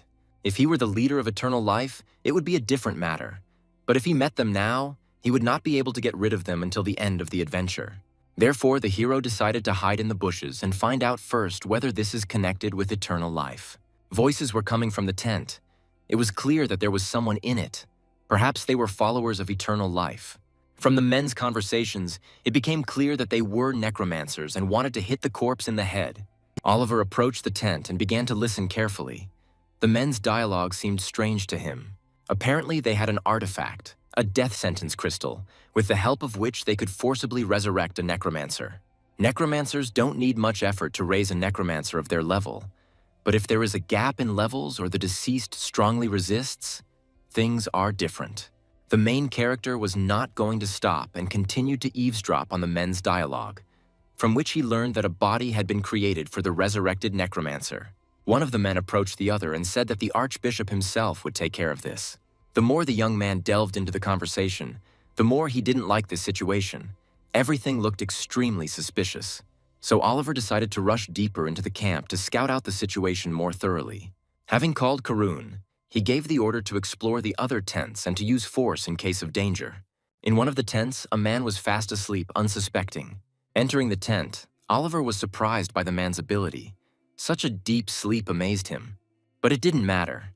The young man was able to find what he was looking for the first time, even though they started from the most spacious and simple place. The death sentence crystal. It was originally black in color, but it absorbed many people and turned blood red. Also next to the crystal was a stack of papers that contained information about the group that had gathered here, the Order of the Dead. Their magic is nothing special. They try to turn a corpse into a necrobody. Many necromancers have tried to do this. The corpse stood before them, clad in armor, a day after the sandstorm had died down. They sketched it, and Oliver assumed that it was the corpse that Chao was so interested in. But the appearance that the main character saw was so similar to Karun that it could be confused. So he turned his head and called Karun over to look at the sketch as well. Karun came closer and looked at the sketch. What he saw put him into a state of shock. Looking at the sheet of paper, Karun could barely speak. It was clear that he was familiar with this image. It remained in his memory. The protagonist asked the shadow again, but Karun could no longer speak. The situation had become difficult for him. Oliver suggested that they first leave here and find a place where the ritual would take place. Karun agreed with this and followed his master. We have found that this will help the Order of the Dead overcome the Church of Eternal Life and be reborn again. The attempt to create a necrobody was unsuccessful. More power was required, so they moved the place of the ritual to the Eternal Forest. Holding the crystal in his hands, Oliver ordered his shadow to deal with the guards who were guarding the place of the ritual. Karun faithfully carried out his master's orders and defeated the guards with one deft blow. The protagonist noticed that after Karun saw the sketch, his condition worsened. It was strange. But what he saw shocked Oliver so much that all his thoughts disappeared, because he didn't expect anything like this. The corpse that was in the sketches is chained to a stone pillar with an unimaginable number of chains. The young man also noticed the armor that was on the corpse, as it was very similar to Karun's armor. Oliver didn't know what to do. It was better to find Chao without using the crystal. In the worst case, the crystal could suck in the hero and he wouldn't get out. Suddenly, Karuna started asking strange questions. Oliver didn't notice it at first. The shadow began to waver. It did not understand who it was and why it was here, who it served. Oliver tried to bring Karun back to his senses, but it seemed that everything was in vain, because all attempts were useless. Karun's spirit began to waver. The shadow experienced unprecedented pain. It was difficult to understand what was happening to him. Kneeling in front of the stone pillar, Karun began to scream loudly, holding his head. The crystal in Oliver's hands began to glow brightly and resonate. The main character did not understand what was happening. The death sentence crystal is activated, moving into the consciousness of the corpse. The arc of the secret ritual of the necromancer is changed. An adventure, a promise, in which it was necessary to get to know the inner world of a corpse. A child with red hair and elven ears sat on his knees in a snow-white room. The man in uniform knew that these were the children needed for the ritual, so he asked if they had names. The red-haired child replied that they had no names, no such thing. No one had ever called them by name. Then the king, sitting on the throne, gave the children names. The child with blue eyes he called Karun, and the one with red eyes Karen. Asking the children what they wanted from the emperor, brought to their knees, Karuna and Karen answered, "Your death, Emperor." After these words, one of the knights put his sword to the red-haired girl's throat. The emperor was interested in why the children wanted him dead so much. What was the reason for this desire? But Karen claimed that their desire was due to the war that the emperor had started and taken everything from them. Tears rolled down Karen's cheeks. She could not come to terms with this war in which everyone dear to her was killed. The emperor understood that this was about an elven village that had suffered in a territorial war. The emperor's advisor observed the actions of the ruler and did not understand his actions, why he should please the children. Rising from his throne, the emperor said that he would listen to the children's request and, if possible, fulfill it. Standing in front of the children, the emperor said that he would do everything for the poor children, but not now. He decided that he would fulfill their request when the boys grew up and became the strongest knights of the empire. Karen was the most talkative and immediately agreed to the emperor's terms, saying that she would gladly give her life. Oliver and Karun watched the course of history from the sidelines. The protagonist was struck by the past. Karun saw everything that was happening and slowly remembered his past. Apparently, he was connected with this elf. Time passed, the children grew up and became brave knights who won many victories. The Emperor of Montera, Jin, is a cold man with abilities close to perfection. Jin remembered his promise and the time had come to fulfill it. Karen also did not forget anything and immediately agreed with the ruler's words. But they did not yet have the necessary qualifications and were not ready to fulfill their desire. The emperor was sorry that the knights before him were not yet ready to achieve their goal. Karen and Karun stood before the emperor and understood that it was too early to kill him, so they could not fulfill their promise. But this even pleased the emperor, so he asked them to become his knights and swear allegiance. The old hatred had not completely disappeared, but Karen had already encountered a contradiction in this world. Understanding the whole situation, Karen took out her sword, dropped to one knee, and swore allegiance to the emperor. Karun always followed Karen, so he did the same, bowing to the ruler of this empire. Having uttered the words of the oath, they bowed their heads before their master. Now they are officially knights of this state. Oliver watched this story. Now he knew about his shadow's past. One thing seemed strange to him. Now in the world of Pandey, there is no Montera, so where did this story come from? The story of the past continued, and Oliver saw how Karun left his post and began to travel the world. Karun wanted to see the world that Jin showed him. He had to make sure that it was really like that. Karen didn't understand this. She didn't want to let go of her brother, who had been with her all this time. Taking Karun's hand, the elf reminded him of the promise he had made that he would return when she needed his help. Karen also asked that Karun not be late and that he would definitely fulfill his promise. With tears in her eyes, she wished Karun a good life and health, and she also wanted him not to forget about her. Realizing that all this was dragging on, Karun asked to let him go. Karen, with a nutcase, ordered him to leave right now. At this point, the story breaks again, creating a gap in the elf's memories. The long-awaited letter from Karun, which Karen received, she wanted to know how her childhood friend was doing. Reading the letter, Karen literally glowed with happiness. One could tell that this letter was from her lover. Jin, the emperor, was about to leave the state to meet with other territorial leaders. He also reminded the elf how she cried every night after Karun's departure, to which Karen reacted sharply. They continued to discuss the affairs of the state and the knights, who were no longer as strong as before. Karen liked that their merits were still recognized and they were desired to be the heads of the knights. From the letter, the elf informed Jin that Karun was returning because he had to fulfill his promise. At this point, peaceful memories end and move on to a brutal and bloody war. A strong flame engulfed the castle. Everyone fled from the fire since they could no longer put it out. Karen was in the castle and tried to carry out Rain's order to stop the invaders. Rain also told Karen that there was a traitor among the knights, and she had to be careful. This news stunned the elf, as she could not understand how anyone could betray the knight's oath. As she moved forward, her path was blocked by a woman whom the elf clearly knew. This was evident from her reaction. Emperor Ryan's advisor asked that she and her guards be given way and that the doors to the castle be opened. Rihanna was a traitor who wanted to overthrow Jin and free the imperial throne. Karen couldn't let that happen, so she drew her sword to the ground and prepared to fight. She drew a line with her sword and said that she would kill anyone who crossed that line. Ryan knew that Karen would not give way to her, so she was ready for battle. Knowing that without Karun the elf was weak, the Emperor's advisor had the opportunity to defeat the knight. Karen was still waiting for her adopted brother, Karun, and believed that he would fulfill his promise by returning to his native land. What he saw shocked the hero. He literally watched the fall of the Empire in the sky. Karun, who was watching this, could not control his emotions. He remembered everything that had happened to him and the promise he had given to Karen. Even though he made a promise to Karen and was supposed to return, for some reason he broke it, which is why the Empire fell. The image of Karen that appeared screamed and asked the same question. She wanted to know why Karun broke his promise. She never received an answer to her question, so anger filled her already dead body. The effect of the death sentence crystal is in effect. You leave the inner world of the corpse, the reward is determined. Noticing how Karun was reacting to all these memories, Oliver immediately rushed to him to find out how he was feeling. The bloody wall was approaching, but a blue wall appeared in front of them, which protected them from the spirit's fury. The death sentence crystal shone brighter than before. It resonated with the dead body that was chained to the ritual pole. With his power, Jamal was able to pull his master out of the death sentence crystal. The orc claimed that most likely the crystal was flooded inside due to the rain, and if it had been a little bit more, they themselves would have become sunken corpses. Now begins a new adventure, number 10, called Burnt. Oliver explored the corpse's inner world and learned of the greatest knight, Karen, who was also connected to his own shadow.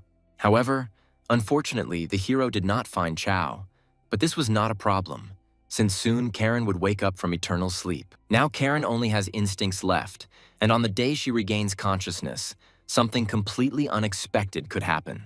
Power filled Karen's body. She was freed from the shackles. What choice will the hero make, fight or retreat? The goal is to destroy Karen. In case of defeat, the hero will be marked as defeated and will not receive a reward. Karen, the Knight of the Red Lotus, freed herself from the shackles of death and opened her eyes, coming to this world for revenge. Seeing the difference in levels, Oliver realized that he couldn't win in the open. He had to run. Oliver kicked his boot, activating his boot's ability, lightness, and took off running. The explosion from Karen's awakening destroyed everything in the area. But thanks to the boot's ability, Oliver was able to get away in time. Everything was engulfed in flames, a fireball surrounding the place where Karen was reborn. Caught in the shockwave, Oliver fell straight onto his back, receiving minor injuries. The hero considered himself lucky, because if he had been sucked into the flow of power, he would have simply turned to ashes. Rising from the ground, the young man knew that it was impossible to defeat Karen now. If the difference in levels was close to 30, one could die from one blow. But Oliver could not accept the punishment, because he knew what awaited the one who accepted the fate of the loser. He thought about how to pass this test. He couldn't give up and end the adventure without even trying. Statistically, it was almost impossible to pass it. There must be something that could help him pass this test. The system, like fate, predetermines only those tests that the player will be able to pass. With his sight, Oliver noticed the Order of the Truth of the Dead trying to do something. The hero realized that this was something he could use. This was the hint with which he could pass the test. The Order of the Truth of the Dead tried to use their powers and stop the resurrected monster at any cost. Suddenly, one of the members of the Order noticed a man in the distance. He was surprised, as he did not expect to meet strangers here. Oliver began to address the members of the Order, pointing out to them the mistake they had made. The gods laughed at the actions of the young man, as they believed that he had gone mad and it was time for the shadows to abandon their master. The members of the Order of the Truth of the Dead were very surprised, as they thought that a member of the Order of Eternal Life appeared before them. Oliver continued to play his role confidently, wanting to show everyone that he was the messenger of the order. The gods immediately appreciated the snowman's acting and were amazed by his resourcefulness. They liked his way of passing the test. The snowman immediately began shouting at the head of the other order, wanting to get a full report on what happened. The man immediately told everything and also reported that the necrotic body was becoming stronger. Oliver decided to continue the game and said that he would help the necromancers until the archbishop arrived. Karun stood next to his master. His face was blank. He was thinking about everything that had happened to him. Turning to his shadow, Oliver understood that only Karun could save Karen, and this is what the hero wanted. The Moon Knight knew that his master was right, so he collected his thoughts and decided to act. Karun immediately went into battle, wanting to save Karen. There was no more doubt, and it was impossible to remain inactive. This was the only chance to defeat the necromancer while something was still holding him back. Seeing the knight going into battle, the necromancers immediately supported him with their magic. Moon Knight enters the new moon phase, the first stage of recharging the moonlight. The shadow addressed the necromancer, but Karen did not hear at all what Karun was telling her. Former comrades crossed swords, fighting on different sides and for different goals. Karun entered a new phase, continuing the fight. He wanted to save his girlfriend, and only he could do it. Karen was an experienced warrior and could dodge the attacks of the shadow. Filled with rage, she wanted revenge. Not intending to give up, she attacked the shadow, but Karun was able to reflect all her attacks. Seeing this battle, Oliver understood how strong Karen was. Instinctively, she could repel the blows of an experienced warrior. The Moon Knight missed one blow and was immediately punished for it by flying into a tree. With each passing minute, the necrocorpus only became stronger. Karun tried to reach out to Karen, telling her that he was back. He wanted her to recognize him. But Karen didn't hear anything. She instinctively attacked the one she had previously been waiting for so much, and hoping that he would fulfill his promise. Anger consumed her. She literally burned with red flame, acting as her instincts demanded. Fire was her power, and it completely consumed Karen. Not wanting to come to her senses, she attacked. Many necromancers died in this flame, and only Oliver stood among the corpses, protecting himself with a barrier. Karun was left without support. Now it was not a fight. It was a duel surrounded by flames. Oliver decided it was time to order Karun to enter the next phase. But then he heard that the archbishop had arrived. Mr. Galifan had finally arrived and could help pacify the necromancer. The members of the Order of the Truth of the Dead had been waiting for him. Galifan immediately noticed the stranger, but Oliver made no sign that he didn't know him and immediately thanked him for coming. The man found all this suspicious, since Oliver introduced himself to him as Kindrek, a name Galifan had never heard before, so he asked to see a map of the Order. Oliver reacted sharply to these words, as he did not like the fact that some old man doubted his words. Watching the hero's reaction, Galifan realized that he had made a mistake and immediately asked for forgiveness for his doubts. Oliver didn't dwell on this and told the old man that he would go first, now they were working together. From Galifan's humble reaction, Oliver realized that he had been caught like a boy. The old man understood everything without words. The system window appeared before the hero again, offering several options for the development of events, and Galifan waited to see what the young man would tell him. Seeing what was happening nearby, the old man understood how strong the necromancer was, so he could not refuse the fake's help. Oliver knew he had made a mistake, since the Order's rules had probably changed by then, and he knew the archbishop wanted to use him. Now we need to defeat Karen under Galifan's gaze. Everything will be decided in a matter of seconds. There was no time to waste. So he gave the order to Karun to free himself and unleash his full potential of power to defeat the Necatel. Karen wasn't going to give up either, so she took a stance, screamed, and began to attack. It literally looked like a confrontation between two elements, former comrades, now enemies. On this day, their world turned upside down. Karun did not give up trying, and during the battle, he tried to awaken the consciousness of his old friend. Gradually, Karen came to her senses, and at that moment, she asked herself only one question. Why? Rage filled her, flooding her consciousness. Seeing Karun in front of her, she wanted to know why he didn't come. Karen's attacks hit the Moon Knight, his cheek burning, but he tried to answer the elf's question. And while Karun was trying to answer Karen's question, the necrobody hit him right in the torso. From such a strong blow, Karun flew back several meters, receiving many minor wounds. Seeing the shadow suffer, Oliver couldn't contain his emotions. He wasn't confident in his abilities in this fight. The burning necrobody, scorching the ground, headed straight for Karun. wanting to know why he had not kept his promise. Her eyes were burning and tongues of flame were coming out of her mouth. She seemed invincible, a furious warrior. Something indescribable was happening behind Oliver. He turned around to see what was happening behind his back. The Archbishop, Galifan, used his power to gather the souls of his subordinates to increase the flow of mana. Galifan considered it a waste of magic, but decided that he would tear the necrocorpus to pieces and then reassemble it. The Archbishop cast his magic spell, a whirlpool of hatred that disintegrated everything in its path. No matter how strong Karen is, she is just a necrotic body without a master, and all corpses are destined to rot eventually. To protect herself, Karen activated her ability, Pride. For some time, almost nothing can harm her. The dead cannot escape the energy of hatred, and Karen is no exception. So when she fell under the flow of hatred, she received many injuries. Galifan is finished. Now it's Mr. Kinderick's turn to use his abilities and finish off the necromancer. Oliver realized that Galifan was addressing him, but he did not react to it. He believed that he himself was able to decide when to strike the decisive blow. After giving the order to Karun, the shadow delivered the decisive blow and struck Karen's body with its blade. Karen was disappointed as she did not receive an answer to her question. This silence was typical of the Moon Knight. With a dull look, she called Karun a brother who did not keep his promise and abandoned the Empire. But this time, Karun was not going to remain silent, he wanted to explain. To tell that now is a different time and the Emperor has long been dead.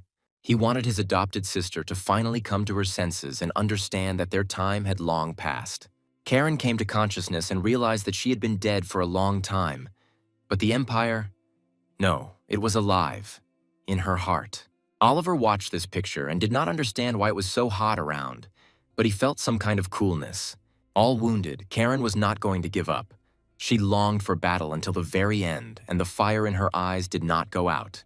So with a huge stream of fiery energy, she pushed Karun away. Even after that, she continued to fight. Galifan didn't understand how all the energy he had used on the necromancer had disappeared, because that simply couldn't happen. The wolf's warning was activated, letting the hero know that he was in danger. The test of the burnt changed to smoldering coals. The goal also changed. It was necessary to hold out for 5 minutes. Galifan's magic accelerated the decomposition of the necrocorpus, but Karen was able to delay her death. The situation became easier. Although the situation became easier, Oliver did not agree with this because he understood that Karen had returned with all his power. Karun could no longer hold back Karen's attacks when she was an unconscious undead. It was difficult to estimate her capabilities, but now it was difficult to even imagine them. Galifan also had no intention of standing aside and watching all this. He still had an ace up his sleeve and the time had come to use it. Oliver turned around and looked at Galifan. He understood that the old man was up to something, but he didn't yet understand what exactly. The Archbishop was going to kill everyone in order to cast the Night of the Dead spell, shortening his life by raising the corpses of his subordinates from the ground. Many necromancers who gave their souls for the sake of the spell rose again in order to somehow slow down Karen. The rebels were going not only against Karen, but also against Oliver. Galifan wanted to kill 2 birds with 1 stone. Now the Archbishop no longer needs a fool who introduced himself as a representative of the Order of Eternal Life. The army of the dead immediately headed towards Oliver, wanting to get his life and soul. But Jamal couldn't allow this, so he began to crush the heads of the dead with his huge hand. Jamal stood behind his master and protected him not only with brute force, but also with his ability, Stone Armor. The orc knew that the dead exploded from the touch of the living, so he understood that he, as a shadow, was of little use. He threw the approaching dead straight at Galifan, who clearly didn't expect such a turn of events. The Archbishop was unhappy that he had failed to foresee such a turn of events. Now it would be more difficult to get the boy. Jamal had no intention of simply throwing the dead aside. He had decided to attack the spellcaster. The dead couldn't keep up with Jamal. The spellcaster was left without protection, and now he is in danger, since the orc has already caught up with him. After bidding him goodnight, the orc crushed the old man with one of his feet. Oliver watched everything that was happening in Stone Armor and was noticeably nervous. Everything was not going as smoothly as he wanted. The real problem wasn't Galifan, but Karen, who was already simply busy beating up Karun. Seeing this whole scene, Oliver remembered the skill's conditions, last-minute return, as it was said that all the damage dealt would manifest over time. Therefore, Oliver concluded that Karen did not even have Galifan's restraining spell on her now. And the main character understood perfectly well that now he could not defeat Karen, who was at the peak of her powers. No, that's not it. He wasn't even sure he could hold out until the time ran out. Time passed, and Karun still did not give up trying to explain himself to Karen. He wanted to say that he tried to keep his promise. Karen couldn't believe these words. She considered it all a lie, because she believed that he could not abandon the Empire. Karun did not give up and continued to talk about what happened that day because he was still heading to the Empire.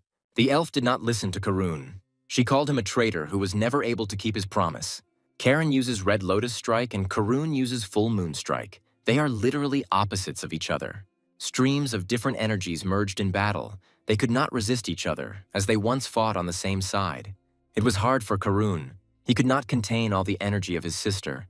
Gradually, a strong flow of energy pushed him back. Holding the sword in his hands, he wanted to give up. He just couldn't see Karen in such a state. The fight was incredibly strong. At that very moment, Oliver noticed that it was not Karun who was thrown back by the blow, but Karen. Despite Karen pushing him away, he did not receive any injuries from which he could not recover. With such a huge difference in abilities, Karun should have flown much further if Karen wanted. She could have cut off his head with one swing of her sword, but she didn't do it. Karen hesitates. The elf can't kill the one with whom she grew up and spent her whole life. Jamal did not stand aside and began to attack Karen, who considered Karun weak. The orc was no match for it, so he immediately received a powerful blow from which he flew to the side. The elf didn't understand why the orc was interfering in their duel. She wanted to know who Karun was to him. Jamal had no intention of answering Karen's questions. He just wanted her to stop clinging to the piece of iron, as he called the Moon Knight. Also, Jamal called Karen a monster. These words made the elf's consciousness fully awaken. She didn't realize that she was a monster. She wanted to know why Jamal called her that, but it was too late. Time is up, and now all the injuries Karen received before activating the skill have returned, increasing the effect. Seeing Karen, all wounded and unable to fight, fall to the ground, Karun immediately stood up and ran towards her. Catching her lifeless body, Karun looks into her eyes, wanting to tell her everything and explain what happened that day. Holding her in his arms, sitting on the ground in the rain, Karen experiences feelings that a shadow should not experience. She could no longer see well. The darkness was taking her, but Karen could still see his armor and understood that he was finally close. Looking at Karun, she wanted to know if her brother really returned to the Empire that day. Karun confirmed his sister's words. Because that day he was on his way to her, Karen knew that he would definitely keep his promise. Karen was also curious about why Karun became a shadow, so her brother explained to her that he died. She couldn't believe it. But when she heard that his powers were sealed, she understood everything. Because Karun was invincible, stronger than herself. Looking at Oliver, the elf realized who was the owner of Karun. But she was also glad to realize that her brother had not forgotten about her and Jean. Karun spoke of Oliver as a good person, thanks to whom he was able to meet his sister again. But that was not all. Finally, Karen wanted to know what the world outside the Empire was like. So Karun decided to tell her about his adventures and the freedom he felt while exploring the world. He also told her about the sea, which they had previously seen only in pictures. It really exists. Karen was glad that her brother, even after death, remained a knight. And he, like her, burned out in soul and body. She had nothing left. Listening to Karen's words, the Moon Knight did not agree with them, because she would forever remain his dearly beloved sister. Grabbing his sister's hand, Karun invited her to see the world together, which was so beautiful. But Karen knew that the king Karun served was too weak to take her away, and the realization of this brought tears down the Moon Knight's cheeks. The elf remembered the past and said that at that moment she really hoped that her brother would take her with him. These were Karen's last words. From that moment on, she was silent. There were no more words or tears. Nothing. Her body was disintegrating, a little more, and only dust would remain of her. Karen would no longer be able to hear her voice. Red Lotus Night. Karen was defeated. The adventure was over and the reward was given. Karun couldn't come to terms with this. Tears were streaming down his cheeks. He couldn't let go of the one he loved so much. Standing in the rain, Oliver watched his shadow and saw something he had never seen before, the feelings and emotions of the shadow. He also thought that the luck of the journey had taken its toll. He was unable to find Chow, got caught up in a secret ritual and almost died. In addition, he was almost killed by Karen, who had regained consciousness, and he also did not know what would happen to Karun, who had always protected him. It's hard not to blame the dice when so many strange and unfair things are happening. Oliver was still replaying Karen's last words about him being too weak to summon her. Taking out the bag, the main character was prepared because he knew that something like this would happen.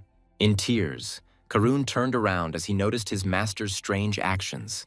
He hoped that his master could do something. Oliver took out the jelly on a cloudy day and ate a hearty meal.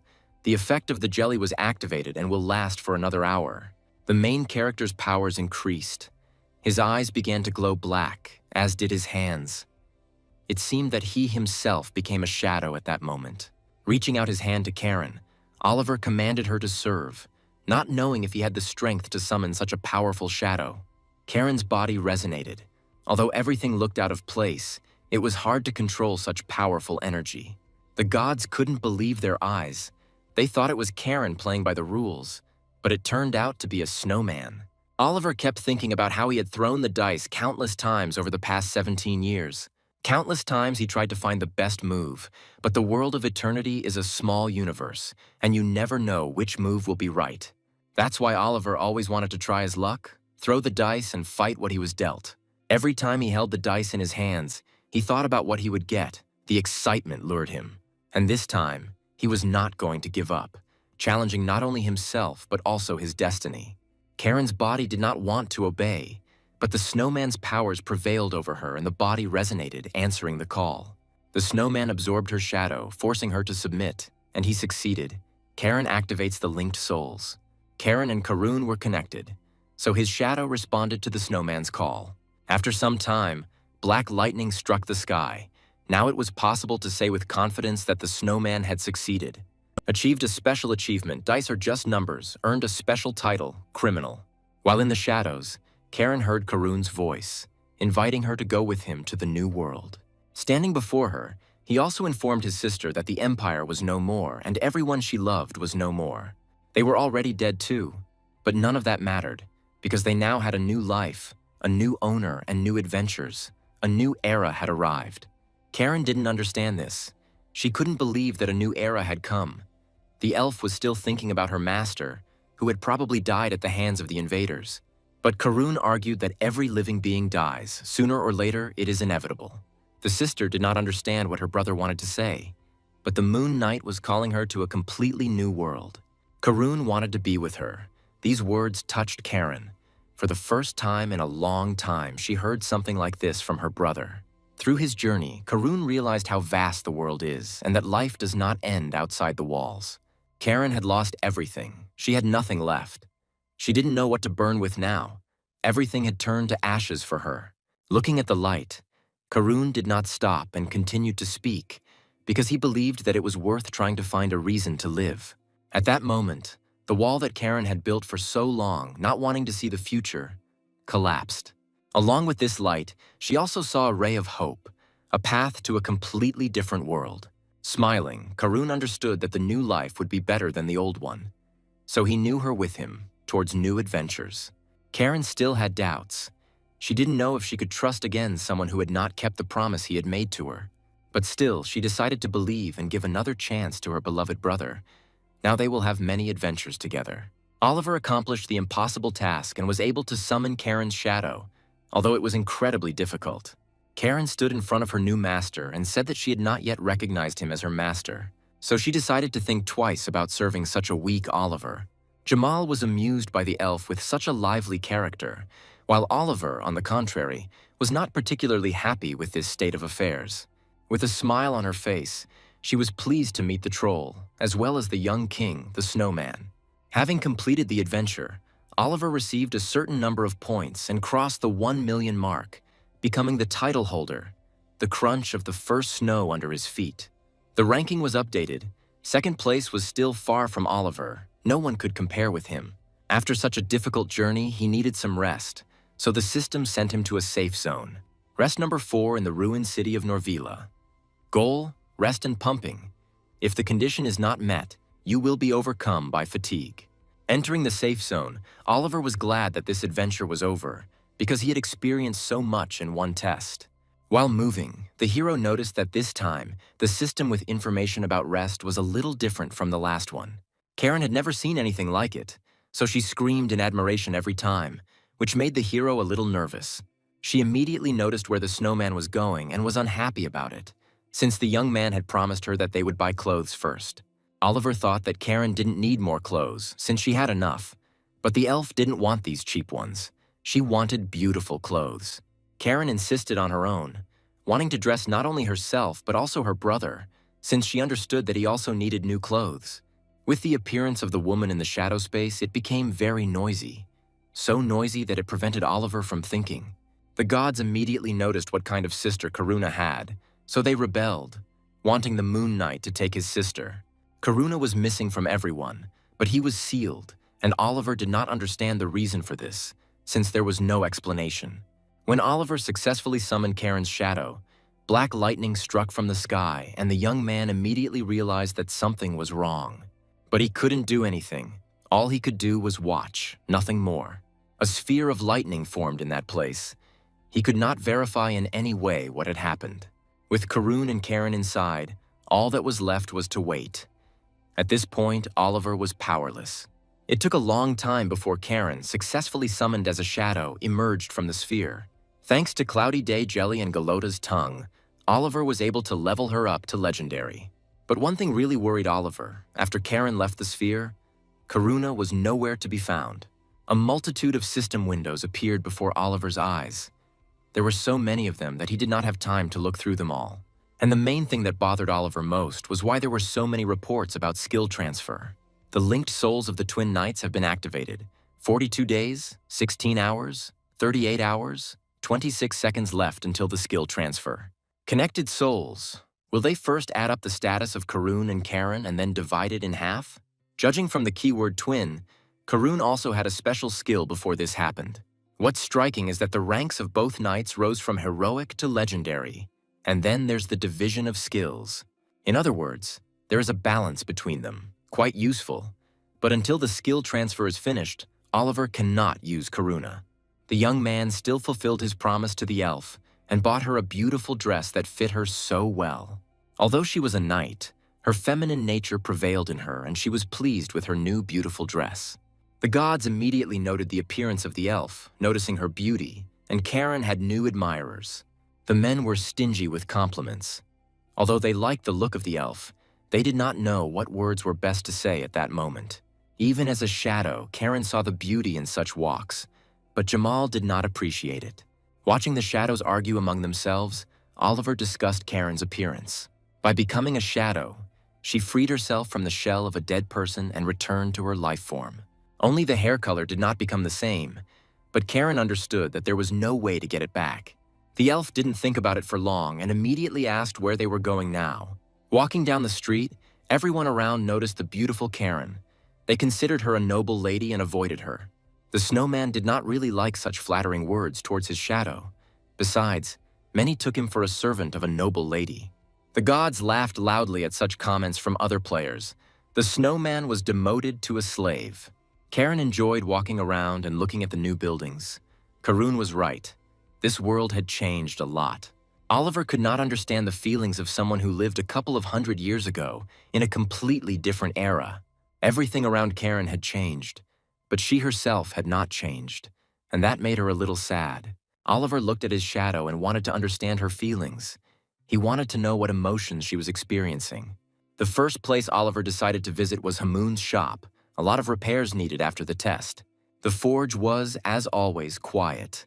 Hamun had long forgotten about orders, as he was afraid of repeating the fate of his teacher. Smoke was coming from the blacksmith's house. Apparently the tea was already on the table, and the guests were sitting at it, even though they were named. Hamun was always glad to see the snowman. Noticing Oliver's new partner, the guy already knew that a new job awaited him. Taking out his sword, Oliver confirmed the blacksmith's words, as he needed to study Karen's sword. Looking at the sword, Hamun realized that Oliver had once again given him a headache by breaking the weapon. Oliver apologized in advance for making the job so difficult, but there was nothing he could do about it. Holding the sword in his hands, Hamun said that he was practically destroyed and that he should be glad that he was breathing at all. These words did not make Oliver feel any better. he understood that perhaps this sword could no longer be restored. At the end of the journey, the hero was met with a chest full of armor, which he could not even open himself. Karen did it for him. Thanks to this award, Oliver was finally able to change his uniform, which he had been wearing for a long time. He was also able to change Jamal's armor and completely rid him of his basic items. But the most interesting thing in the chest is the gloves of great luck, which Karen immediately put on, and the destroyed Red Lotus sword that once belonged to the elf.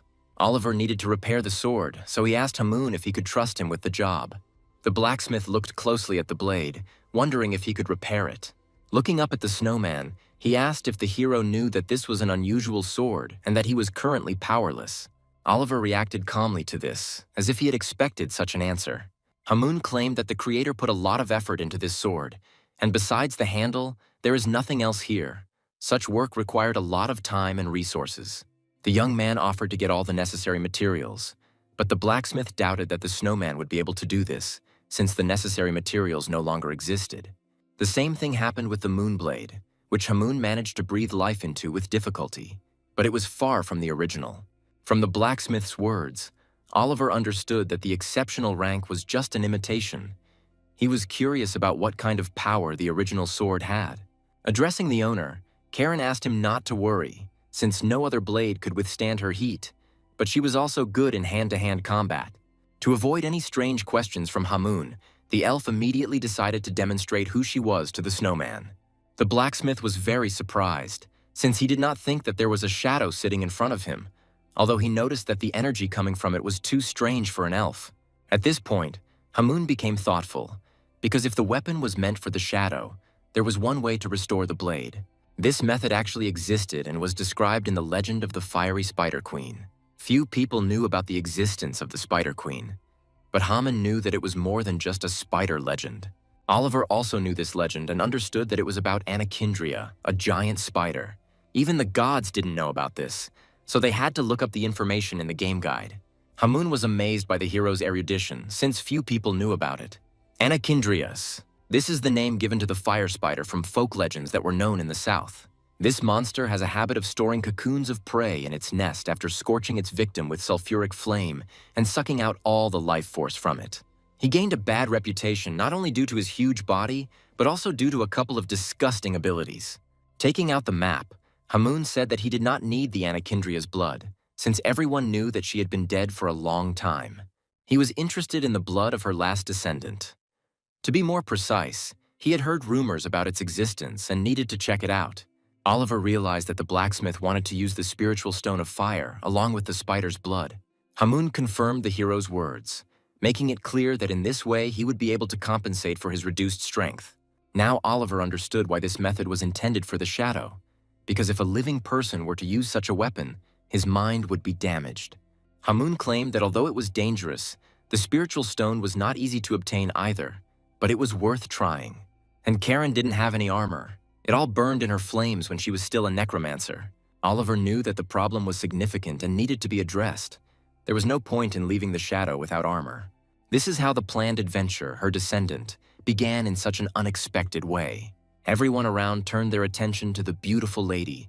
No one could believe that the elf was next to such a guy. Karen felt awkward because Oliver was in charge of outfitting her, even though she wasn't even his knight. Sister Karuna was stubborn and quarrelsome, so she constantly argued with Oliver, not wanting to recognize him as her master. Even though she didn't like it, she understood that since Karun had chosen him, she would follow him. Remembering the blacksmith's words, Karen kept thinking about the spider, Anicindria. This name was familiar to her. Oliver noticed that Karen was deep in thought, so he asked what she was thinking about. Karen claimed that she had heard about this spider somewhere, and even knew where it had settled. But whether she had been defeated or not, she no longer remembered. As the gods listened to Karen's story, they began to realize how old she was, as Montera had existed centuries ago. Remembering the map, Oliver knew the gorge that Hamoon was pointing to, so he knew that it would be very dangerous.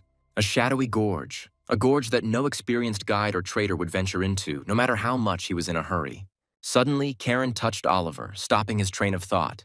Looking at the young man, she said that it seemed they had arrived, which made her very happy. Standing at the door, Oliver informed Karen that she would have to climb through the window, but she was a knight, so she would not hide like a thief. By kicking down the door with one foot, she destroyed all of Oliver's stereotypes about girls. The gods were also amused by this situation. Karen looked funny at that moment. Oliver asked if she had entered the reception hall during the service in the same way, but the girl did not confirm these words. She only answered that she had decided to change her methods in honor of the revival. The young man found it difficult to cope with the spirited nature of Karen.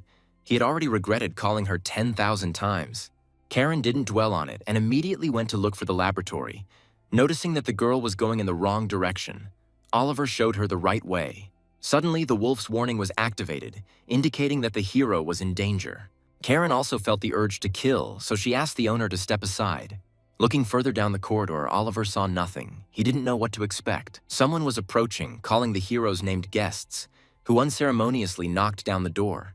A woman with dark hair and purple eyes appeared before them. It was clear that she was at home here. Oliver immediately realized who was in front of him. It was the Chao shadow summoner from the city of Kongori. Chao saw that this was not a newbie in front of her, but an experienced adventurer who had already made all the inquiries. The hero immediately introduced himself, giving his game name, Snowman. But Chao still didn't like the fact that he knew her, but she didn't know him. Activating her power, she began to summon shadows, as she felt it was unfair that she didn't know him. It looked suspicious. Oliver didn't expect that when he met Chao, he would have to fight. No one informed him about it. Switching to hand-to-hand combat, Chao immediately attacked Oliver, but Karen was able to easily stop her blow. Karen thought the woman was overdoing it, but Chao appreciated the quality of the shadow summoning. Oliver was surprised that Chao was able to tell at first glance that Karen was just a shadow. The woman simply wanted to check on the said guests, as they had knocked down the door of the house, where even the owner enters through the window. Chao explained her strange actions by saying that someone was following her, so she had already gotten used to leaving no traces. After hearing Oliver's story, Chao immediately understood where he was from and what kind of sissies had sent him to look for her. They were big-hearted guys, but she no longer intended to return to Kongori. Oliver was upset upon hearing this, as his task was to bring Chao back to the city. Chao congratulated him on having come all this way in vain. Oliver wasn't too upset, since he just had to deliver the news, and he had business with her. Chao's gaze immediately changed. She wanted to know what this strange guy wanted from her. But the hero has hit a wall of knowledge, which is why he needs Chao's help. If a player hits a wall of knowledge, their abilities will stop growing. Even training will be pointless, as it will not level up the skill tree. And only experienced specialists can help with this. In other words, veterans of their field. Oliver wanted to know if Chao could help him, so he rushed her to answer. The woman did not want to rush into an answer. She needed time to think. After some time, Chao decided that she would help, but not for free, a favor for a favor. The summoner immediately asked if Oliver had taken on any errands lately, to which the young man replied that he was going to the shadowy ravine. Chao was glad about this because it was nearby, so she could entrust this mission to Oliver. The snowman received a Chao scroll. After he finishes his business, he can take on the quest. For all this, the summoner gave the guy 3 months, after which he must return to Norvila and hang it on a pole at the main gate. If everything went smoothly, she was supposed to be back by this time too. But if something went wrong, the snowman was supposed to set this room on fire. Oliver found this strange, so he wondered why there was a need to set fire to this room. But Chao didn't want to explain it, so she decided that if the snowman couldn't understand it by the end of the test, they were out of luck. Emitting a dark aura, she convinced the boy that she would be the only one worthy of teaching him. Oliver did not expect these words at all. One could say that they scared him a little. She explained her confidence by the fact that she was once a student of the Master of Shadow summoning himself, Gregory. Gregory is undoubtedly the most unrivaled of the countless number of summoners. Oliver was surprised by this fact, because there was no one who did not know this greatest master of the dark arts. Leaving Chao's house, Oliver began to undergo the planned test, the sleeping poison. Karen immediately noticed that Oliver had a smile from ear to ear after meeting that woman. Was it really this Gregory that hooked him? Oliver confirmed these words because this shadow summoner was a pioneer. While Karen traveled the world with Oliver and chatted forever, Jamal rested in the shadows. Elfiska was constantly chatting. She couldn't shut up for a second. Everything was interesting to her. Jamal didn't like this at all. He wanted at least a minute of peace and quiet. They were always arguing and fighting, but Oliver didn't care. He didn't pay attention to it. Find a good teacher. This expression is well spread in Pandey. A good teacher will impart unique skills or help enhance the effectiveness of abilities. However, There is another reason for Oliver's expectations. Perhaps Chow inherited Gregory's unique skill. Then there is a small chance that it will be passed on to him. Unique skills and secret techniques are as rare as exclusive equipment. All the adventures associated with Chow were difficult for a reason. She is clearly not an ordinary shadow summoner. Enough time passed, and Oliver had already returned to the house where he had stayed for a while. Lying on the bed, he kept thinking about his adventure, the shadowy gorge. Oliver hadn't been there for a long time. The gorge he would go to on his next adventure when Oliver was there last time. The hero played as his horse, Kiri, who had a class called a Hunter of Birds of Prey. But everything did not end so well because this character had to leave life in this gorge. That's why memories of this place always made Oliver feel uneasy. One way or another, this night promises to be sleepless. Too many thoughts interfere with a good night's sleep. Karen woke Oliver up in a hurry. Wanting to wake him up as quickly as possible, she called the snowman master. Oliver barely opened his eyes. He didn't understand what was going on and why they were waking him up so early. But Karen continued to hurry because she smelled fresh bread and immediately wanted it. She knew it must be delicious. The fresh baked goods were tempting her. But Oliver didn't understand why the shadow was talking about taste. Oliver was surprised by the fact that Karen could smell and taste. But the elf claimed that all sensations remained with her. Watching others buy bread, Karen was worried because she was afraid that she wouldn't have time. Suddenly, at the same time, someone started knocking on the door and calling for Mr. Snowman.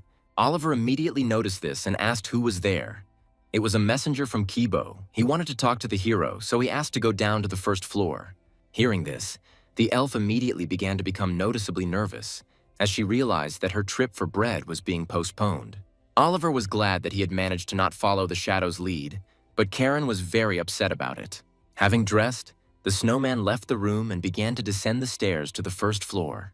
Kibo was already waiting for him, so he immediately greeted him when the snowman came down. Upon meeting Kibo, Karen immediately began to scream and point her finger at the impudent man. It's amazing, Kibo couldn't even imagine that he would see an elf in his life, especially in Norville, and he also brought fresh bread. Karen was happy about this, so she immediately grabbed the bread and started to taste it. Oliver was not so keen on food. He was interested in something else. He wanted to know if anything suspicious had happened in Norville recently. Kibo didn't understand why he was asking such a question, but Oliver explained that he had heard that people in this city were worried about something.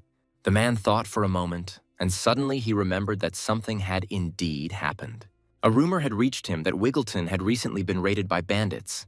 Despite the fact that there is a fortress nearby, the place was often subject to raids, and not long ago the village was completely razed to the ground.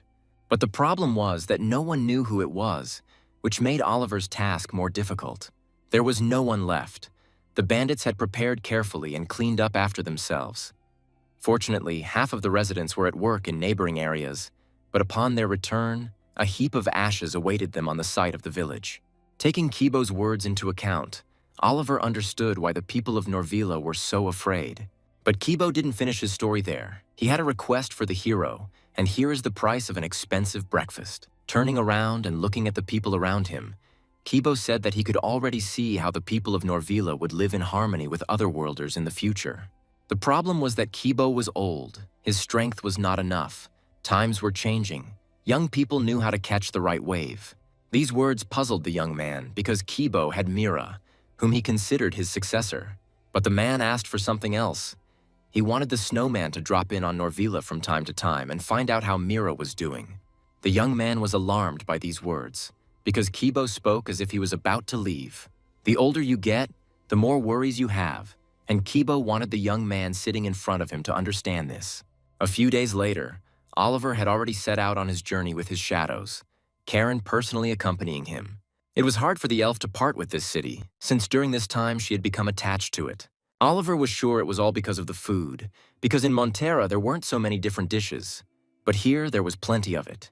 Karen, with drooling on her face, recalled everything she had managed to try over the past few days. Interrupting Karen's magnificent fantasy, Oliver handed her the equipment box, and she also needed to prepare for battle. Having done everything that was needed in this place, Oliver set off on his new journey. Opening his eyes after the move, he expected to see a new place.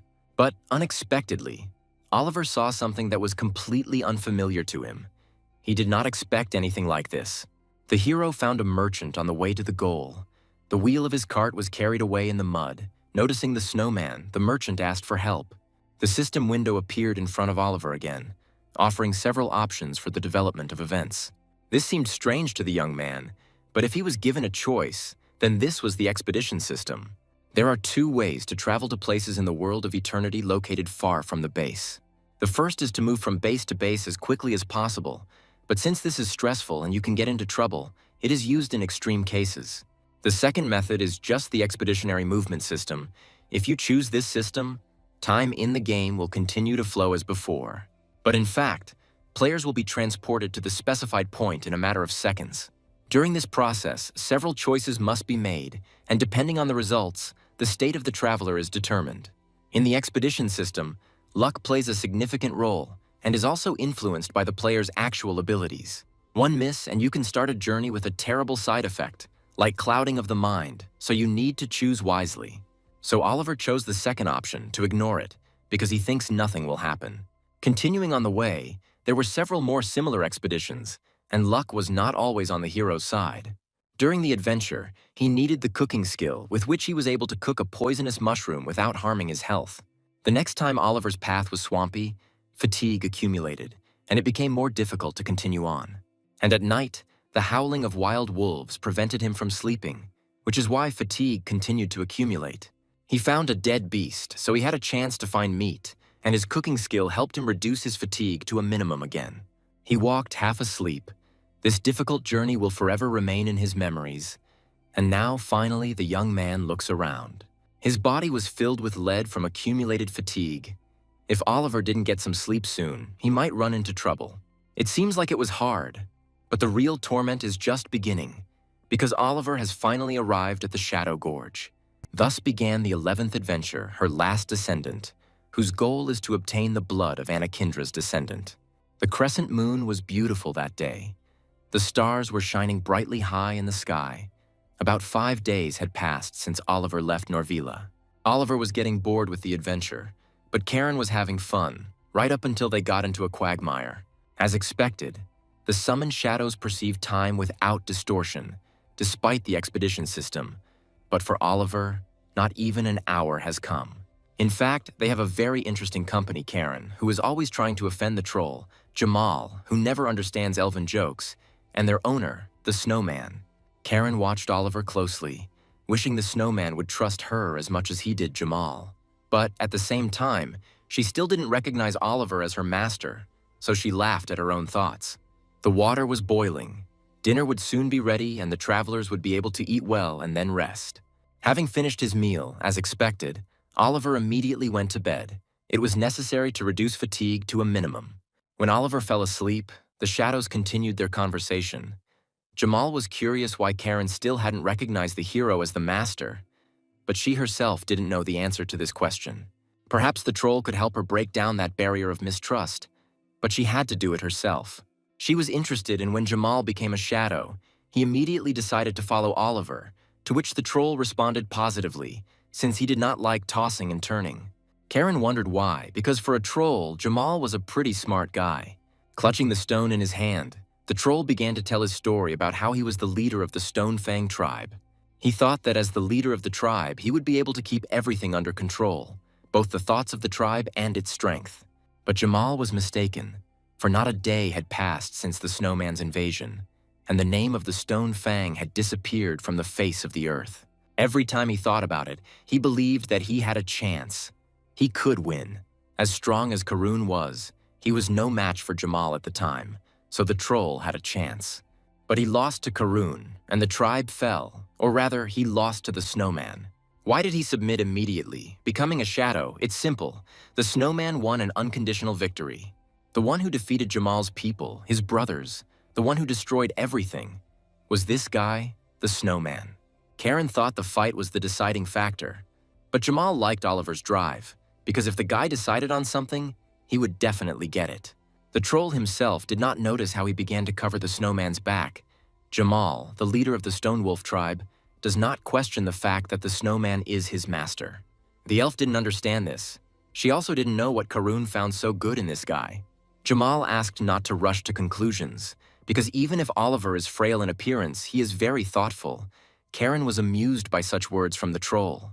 But Karen was not only interested in this, she wanted to know if Jamal still had dreams after he became a shadow. Since Karen had dreams, even very unpleasant ones, she asked herself this question. She dreamed of the past, the time of Montera, and how her empire burned in the fire of traitors. She also dreamed of her previous owner, Jin, to whom she was handed over until the end. She couldn't forget his voice, remembering everything. She understood that it was not so easy to get rid of unpleasant memories. She has come so far and seen so much, so this young man must live to see Karun return. Karen tried to compromise her principles, tried to lift the sword for someone else, but it turned out to be so heavy and unwieldy. Jamal couldn't believe this story, as he considered it nonsense, but Karen didn't understand what was going on either. Time passed, but the topics for conversation did not end. They had something to discuss and talk about. Oliver woke up, his fatigue was gone, and now they could confidently continue their journey. Jamal was glad that he didn't have to wake his master, even though it was already almost time for sleep. Karen realized that Oliver had been woken up by the bird, and she found it strange that it kept getting closer and closer. The hero realized that this strange bird was attracted by the fire, so he asked Karen to put it out. The elf immediately carried out the order. Seeing something huge flying straight at them, Oliver told everyone to duck so they wouldn't get hit by the bird. The heroes ducked, and a huge bird flew in front of their faces, flapping its wings and raising all the dust. They didn't understand who was in front of them. Whether it was a griffin or not, the situation was becoming tense. Before them stood Koopa, a predator of the shadowy gorge, its size dependent on its diet. Karen grabbed her sword, trying to pull it out, but she couldn't get it to come out. It was as if she was chained. The elf couldn't even move, although she really wanted to protect Oliver from the attack of the bird of prey. Jamal noted that now was not the time to do such things, and ordered Karen to prepare for the next attack. Koopa didn't want to leave her dinner. She was aiming precisely at Oliver and flying over his head. But suddenly the bird dropped its prey and flew away. Perhaps it was scared of something. Looking at the bird in the sky, Oliver was glad to see this bird, as it was familiar to him. After thinking about it, the snowman decided to move on and look for another shelter, this time with a roof. Koopa, Oliver's loyal horse-summoned beast, Kiri, made this place his grave. Realizing all this, the hero became sad. Melancholy rolled over him. All this reminded him of the last game. Once, playing with the gods, Oliver amazed everyone with his choice. No one would choose such a class and also summon a vulture. But Oliver was glad that he was able to get such a devoted friend, whom he himself fed and raised. The hero was sure that someday Koopa would help him just as he once helped him. The masked man was right. The bird of prey hunter used a bird of prey as his main summoning beast. Each bird had its own peculiarity. Some were resistant to the elements. Others could crush iron with their beaks, and such species were extremely popular with hunters of birds of prey. Only one type of bird was considered taboo for this class: vultures. At that time, Oliver had not yet become famous and was one of the ordinary players, and by choosing a vulture as a pet, he became known as an eccentric. The adventure continued. Koopa grew day by day. He even felt a significant weight when the bird landed on his hand. Then it happened. When Kiri's team got into the Shadow Gorge, on the 4th night, the group set up camp in the depths of the gorge and went to sleep. And in the morning, one message awaited them. After Kiri, there were many more teams that suffered the same fate. This message shocked Oliver, as he was unable to find out the true cause of death. Eventually, people forgot the way to the gorge, and only this eerie rumor remained.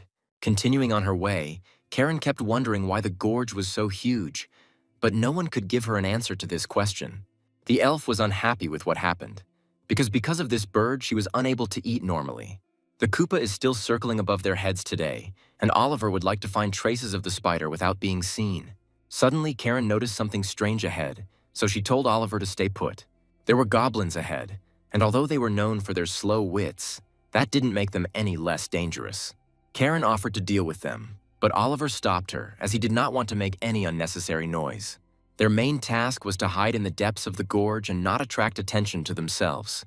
The hero decided that they would go around. He saw no reason to waste time. Karen stared at Oliver without looking away, which attracted the young man's attention. The goblins, sitting in the gorge, continued to go about their business and make a fire. Although at first glance they looked stupid and weak, in a pack they could cause a lot of trouble. It is always worth remembering about those who at first glance appear weak and helpless. Some time passed, and it was already the 5th day of exploring the Shadow Gorge. Karen was unhappy with the route they had taken, as she remembered the cave where they had met the goblins. It turns out that in 5 days they made a circle around the gorge. Oliver was not happy with this news, since time was running out. The saddest thing was that during all this time, the heroes never found either the spider or the web. Jamal noticed that all the goblins had disappeared. Not even a trace of their presence remained. It was strange. This simply couldn't be happening, so Karen assumed they were still inside. Oliver activated his insight skill to scout out the surroundings, and with it, he was able to detect someone's tracks. To show what he had discovered, the hero asked Karen and Jamal to come to him. Looking at the rocky floor of the cave, Oliver pointed out someone's footprints, which at first glance did not mean anything. This seemed very suspicious. The hero assumed that this was the reason why they couldn't even find a web. Jamal decided not to think for long and immediately broke through the floor in the cave. Strength is more effective than mind. Oliver decided to examine this passage in detail because perhaps it led to the dungeon. The young man was also interested in who owned this territory. Karen could not answer this question, so she decided to just test it out by jumping straight into the hole in the floor that Jamal had made. Oliver could not appreciate Karen's actions, and Jamal, standing nearby, calmed his master because he still could not stop her. It wasn't long before Karen's hand appeared above. She had returned from reconnaissance. She crawls out of the dungeon. She reported to her master what she was able to find out. Everything below was blocked off. The tunnel turned out to be wider than she expected, but her path was blocked by stones like above. Karen tried to break through them, but nothing worked. Jamal assumed that the elf simply didn't have enough strength, so the shadows began to argue with each other again. Thinking about the information he had received, Oliver suggested that perhaps the goblins were killed by something underground. Karen also replied that the stone that blocked her path seemed strange. It was not so impenetrable. There were cracks in it. Some of the man-made stone was hard, some was flimsy, and it all reminded Oliver of concrete. Having conveyed all the information, the elf wanted to know what they would do next. There was something else strange, how this monster knew where the goblins were. Karen guessed that it might be because of the fire, since the only thing that distinguished them from the goblins was the burning fire. Jamal did not agree with Karen, as they also lit a fire on the first day. Listening to the shadow's reasoning, Oliver suddenly realized that everything came together, and it seemed that Karen was right. Since the hero remembered that his horse, Kiri, also died in a strange way, the burning fire, everyone fell asleep. Realizing that this assumption was correct, Oliver suggested testing Karen's guess. Turning to the shadows, Oliver wanted to know for sure whether the fire would attract this monster or not.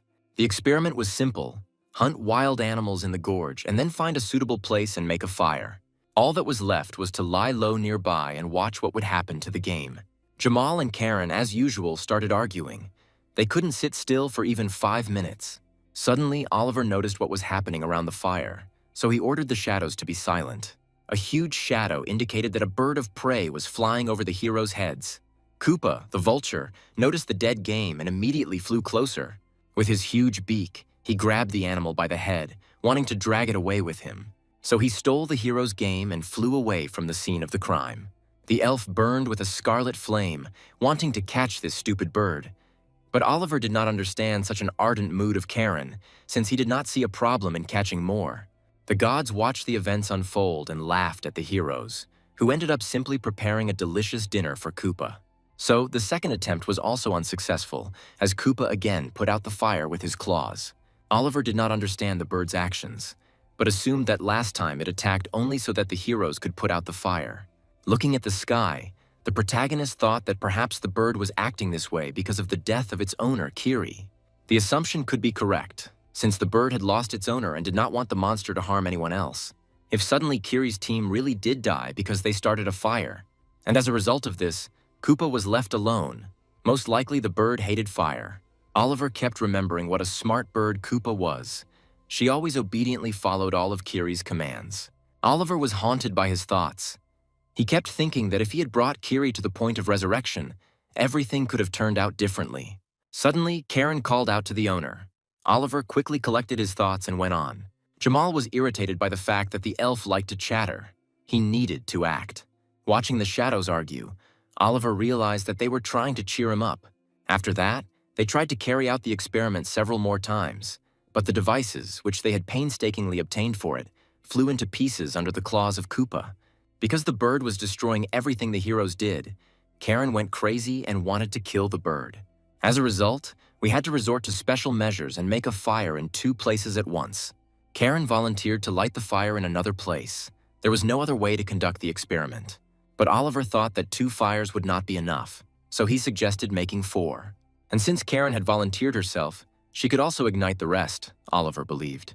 The gods were amused by the snowman's expression at that moment. They could not even imagine that he would say such a thing to Karen. The plan went smoothly. They prepared the places in advance. Karen lit a fire in 2 places. The other 2 were taken on by Oliver and Jamal, and this time they were definitely going to succeed. All that was left was to watch what would happen next, because it was necessary to find out what was killing in this gorge. Karen was already waiting for this damn bird, but Oliver didn't care. He noticed something interesting. Koopa was already there and was swallowing the game that the heroes had caught for the experiment. The elf was so upset by what she saw that she could barely restrain herself from cursing. The gods enjoyed watching the heroes continue to try to find out what was happening in the shadowy gorge. Judging by how slowly the Koopa is putting out the fires, the strategy of plurality is working after all. But this time, too, there were no prerequisites for the appearance of a spider. Could it really be a failure? This thought upset the hero. Suddenly, Karen saw something and immediately called the owner so that he could look at it too. The ground underfoot began to tremble. Everything became agitated. It seemed that something huge was approaching straight towards the game. Something sharp and black appeared from the ground. It seems that the hero's assumptions were correct. Karen looked at this and couldn't believe her eyes. She had never seen anything like this even as a knight of Montera. A huge spider crawled out of the ground, eager to taste fresh blood. Red body, completely covered with hairs, the appearance of the creation is in the image of a vile and creepy spider. But Oliver looked at him with his skill. But insight did not work. Maybe this is not a descendant of Anakinra. Suddenly, looking up at the sky, Karen noticed that Koopa was flying straight towards them. The situation was getting more complicated. This bird of prey noticed not only the heroes, but also the huge spider, so it immediately changed its trajectory and flew towards it. The spider was dangerous and had special skills. It could breathe fire with the help of its helicerae. Realizing that the bird of prey was in danger, Oliver began to worry and scream, scaring Coop away from the spider. The bird paid no attention to extraneous sounds and easily maneuvered, dodging attacks. Koopa grabbed the spider with her sharp claws and tried to injure it with her beak. Oliver's group watched as the bird fought briskly with its opponent, although the forces were not equal. Looking at this picture, the heroes realized that now they would not be able to get to the spider because the bird had carried it away. On the contrary, they were lucky, because the hole from which the spider crawled out was not blocked up, which meant they could find out who their enemy really was. Oliver understood how difficult the test could be, because no one knew about the spider that lived under the gorge. By activating the ability of Plaza Venti's Veil, Oliver glows and lights the way for his partners. Karen liked this skill. She even called it cool. Now it became much easier to move through dark crevices. Once reaching the water, the test changed from her last descendant to the predator of the gorge dungeon. The Trial, a predator of the ravine's dungeon, whose purpose was to obtain the blood of the last descendant of Anakinra. As Oliver fell into the underground lake, he was glad he didn't have to fall on any rocks. Getting to his feet, he didn't intend to stand in one place for long, so he immediately continued on his way. Jamal wondered what they would do now that the bird had carried off the spider. But Oliver was not worried, as he believed it was not Anakindra's spider. The spider is, of course, big, but it is unlikely that it alone could occupy this cave. There must be a larger fish. Besides, there was a lot of web in the cave. He couldn't have woven so much on his own, the hero thought. After thinking about everything, Karen suggested continuing on their way, to which Oliver agreed. Suddenly, someone's quiet voice was heard, saying, "Come closer, closer." Oliver was surprised to hear this, as he did not understand who this voice belonged to. Karen and Jamal were silent, but the snowman clearly heard someone's voice whispering in his ear. The elf immediately asked what the voice had said, and Oliver then said what he had heard. The young man found this strange, so he assumed that perhaps it was some kind of mind control magic. But Karen said that the owner had nothing to worry about, since she was an expert in this matter. The only thing that upset her was that now her ability was sealed.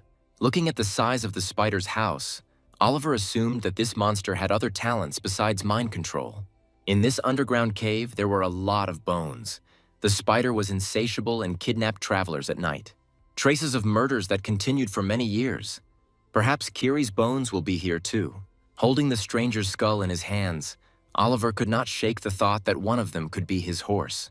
Suddenly, the eye sockets began to glow. Oliver began to hear a voice speaking. "Someday you too will meet your end. I didn't want it to turn out this way. Save me, save me." Frightened by this voice in his head, the young man immediately threw the skull aside. Another voice began to call him again, wanting Oliver to accept the blessing of fire. This voice beckoned the young man to sacrifice his flesh for the life of the flame. A multitude of spiders immediately rushed towards the hero. They wanted to taste his flesh. Leaning on his hand, the hero ordered to kill everyone. The pain in his head did not give him peace.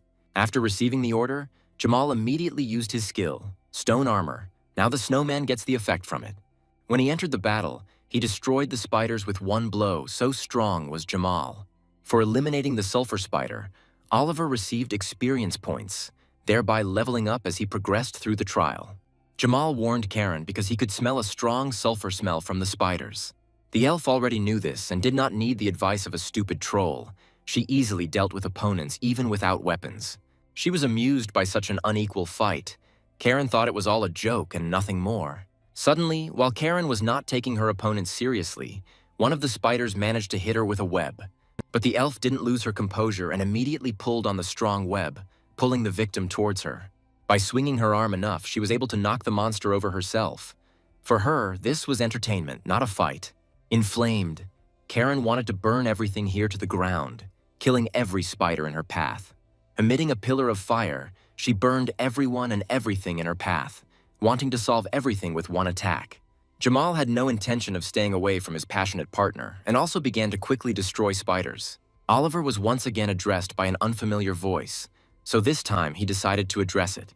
He wanted to tell his opponent to stay put because he was already coming.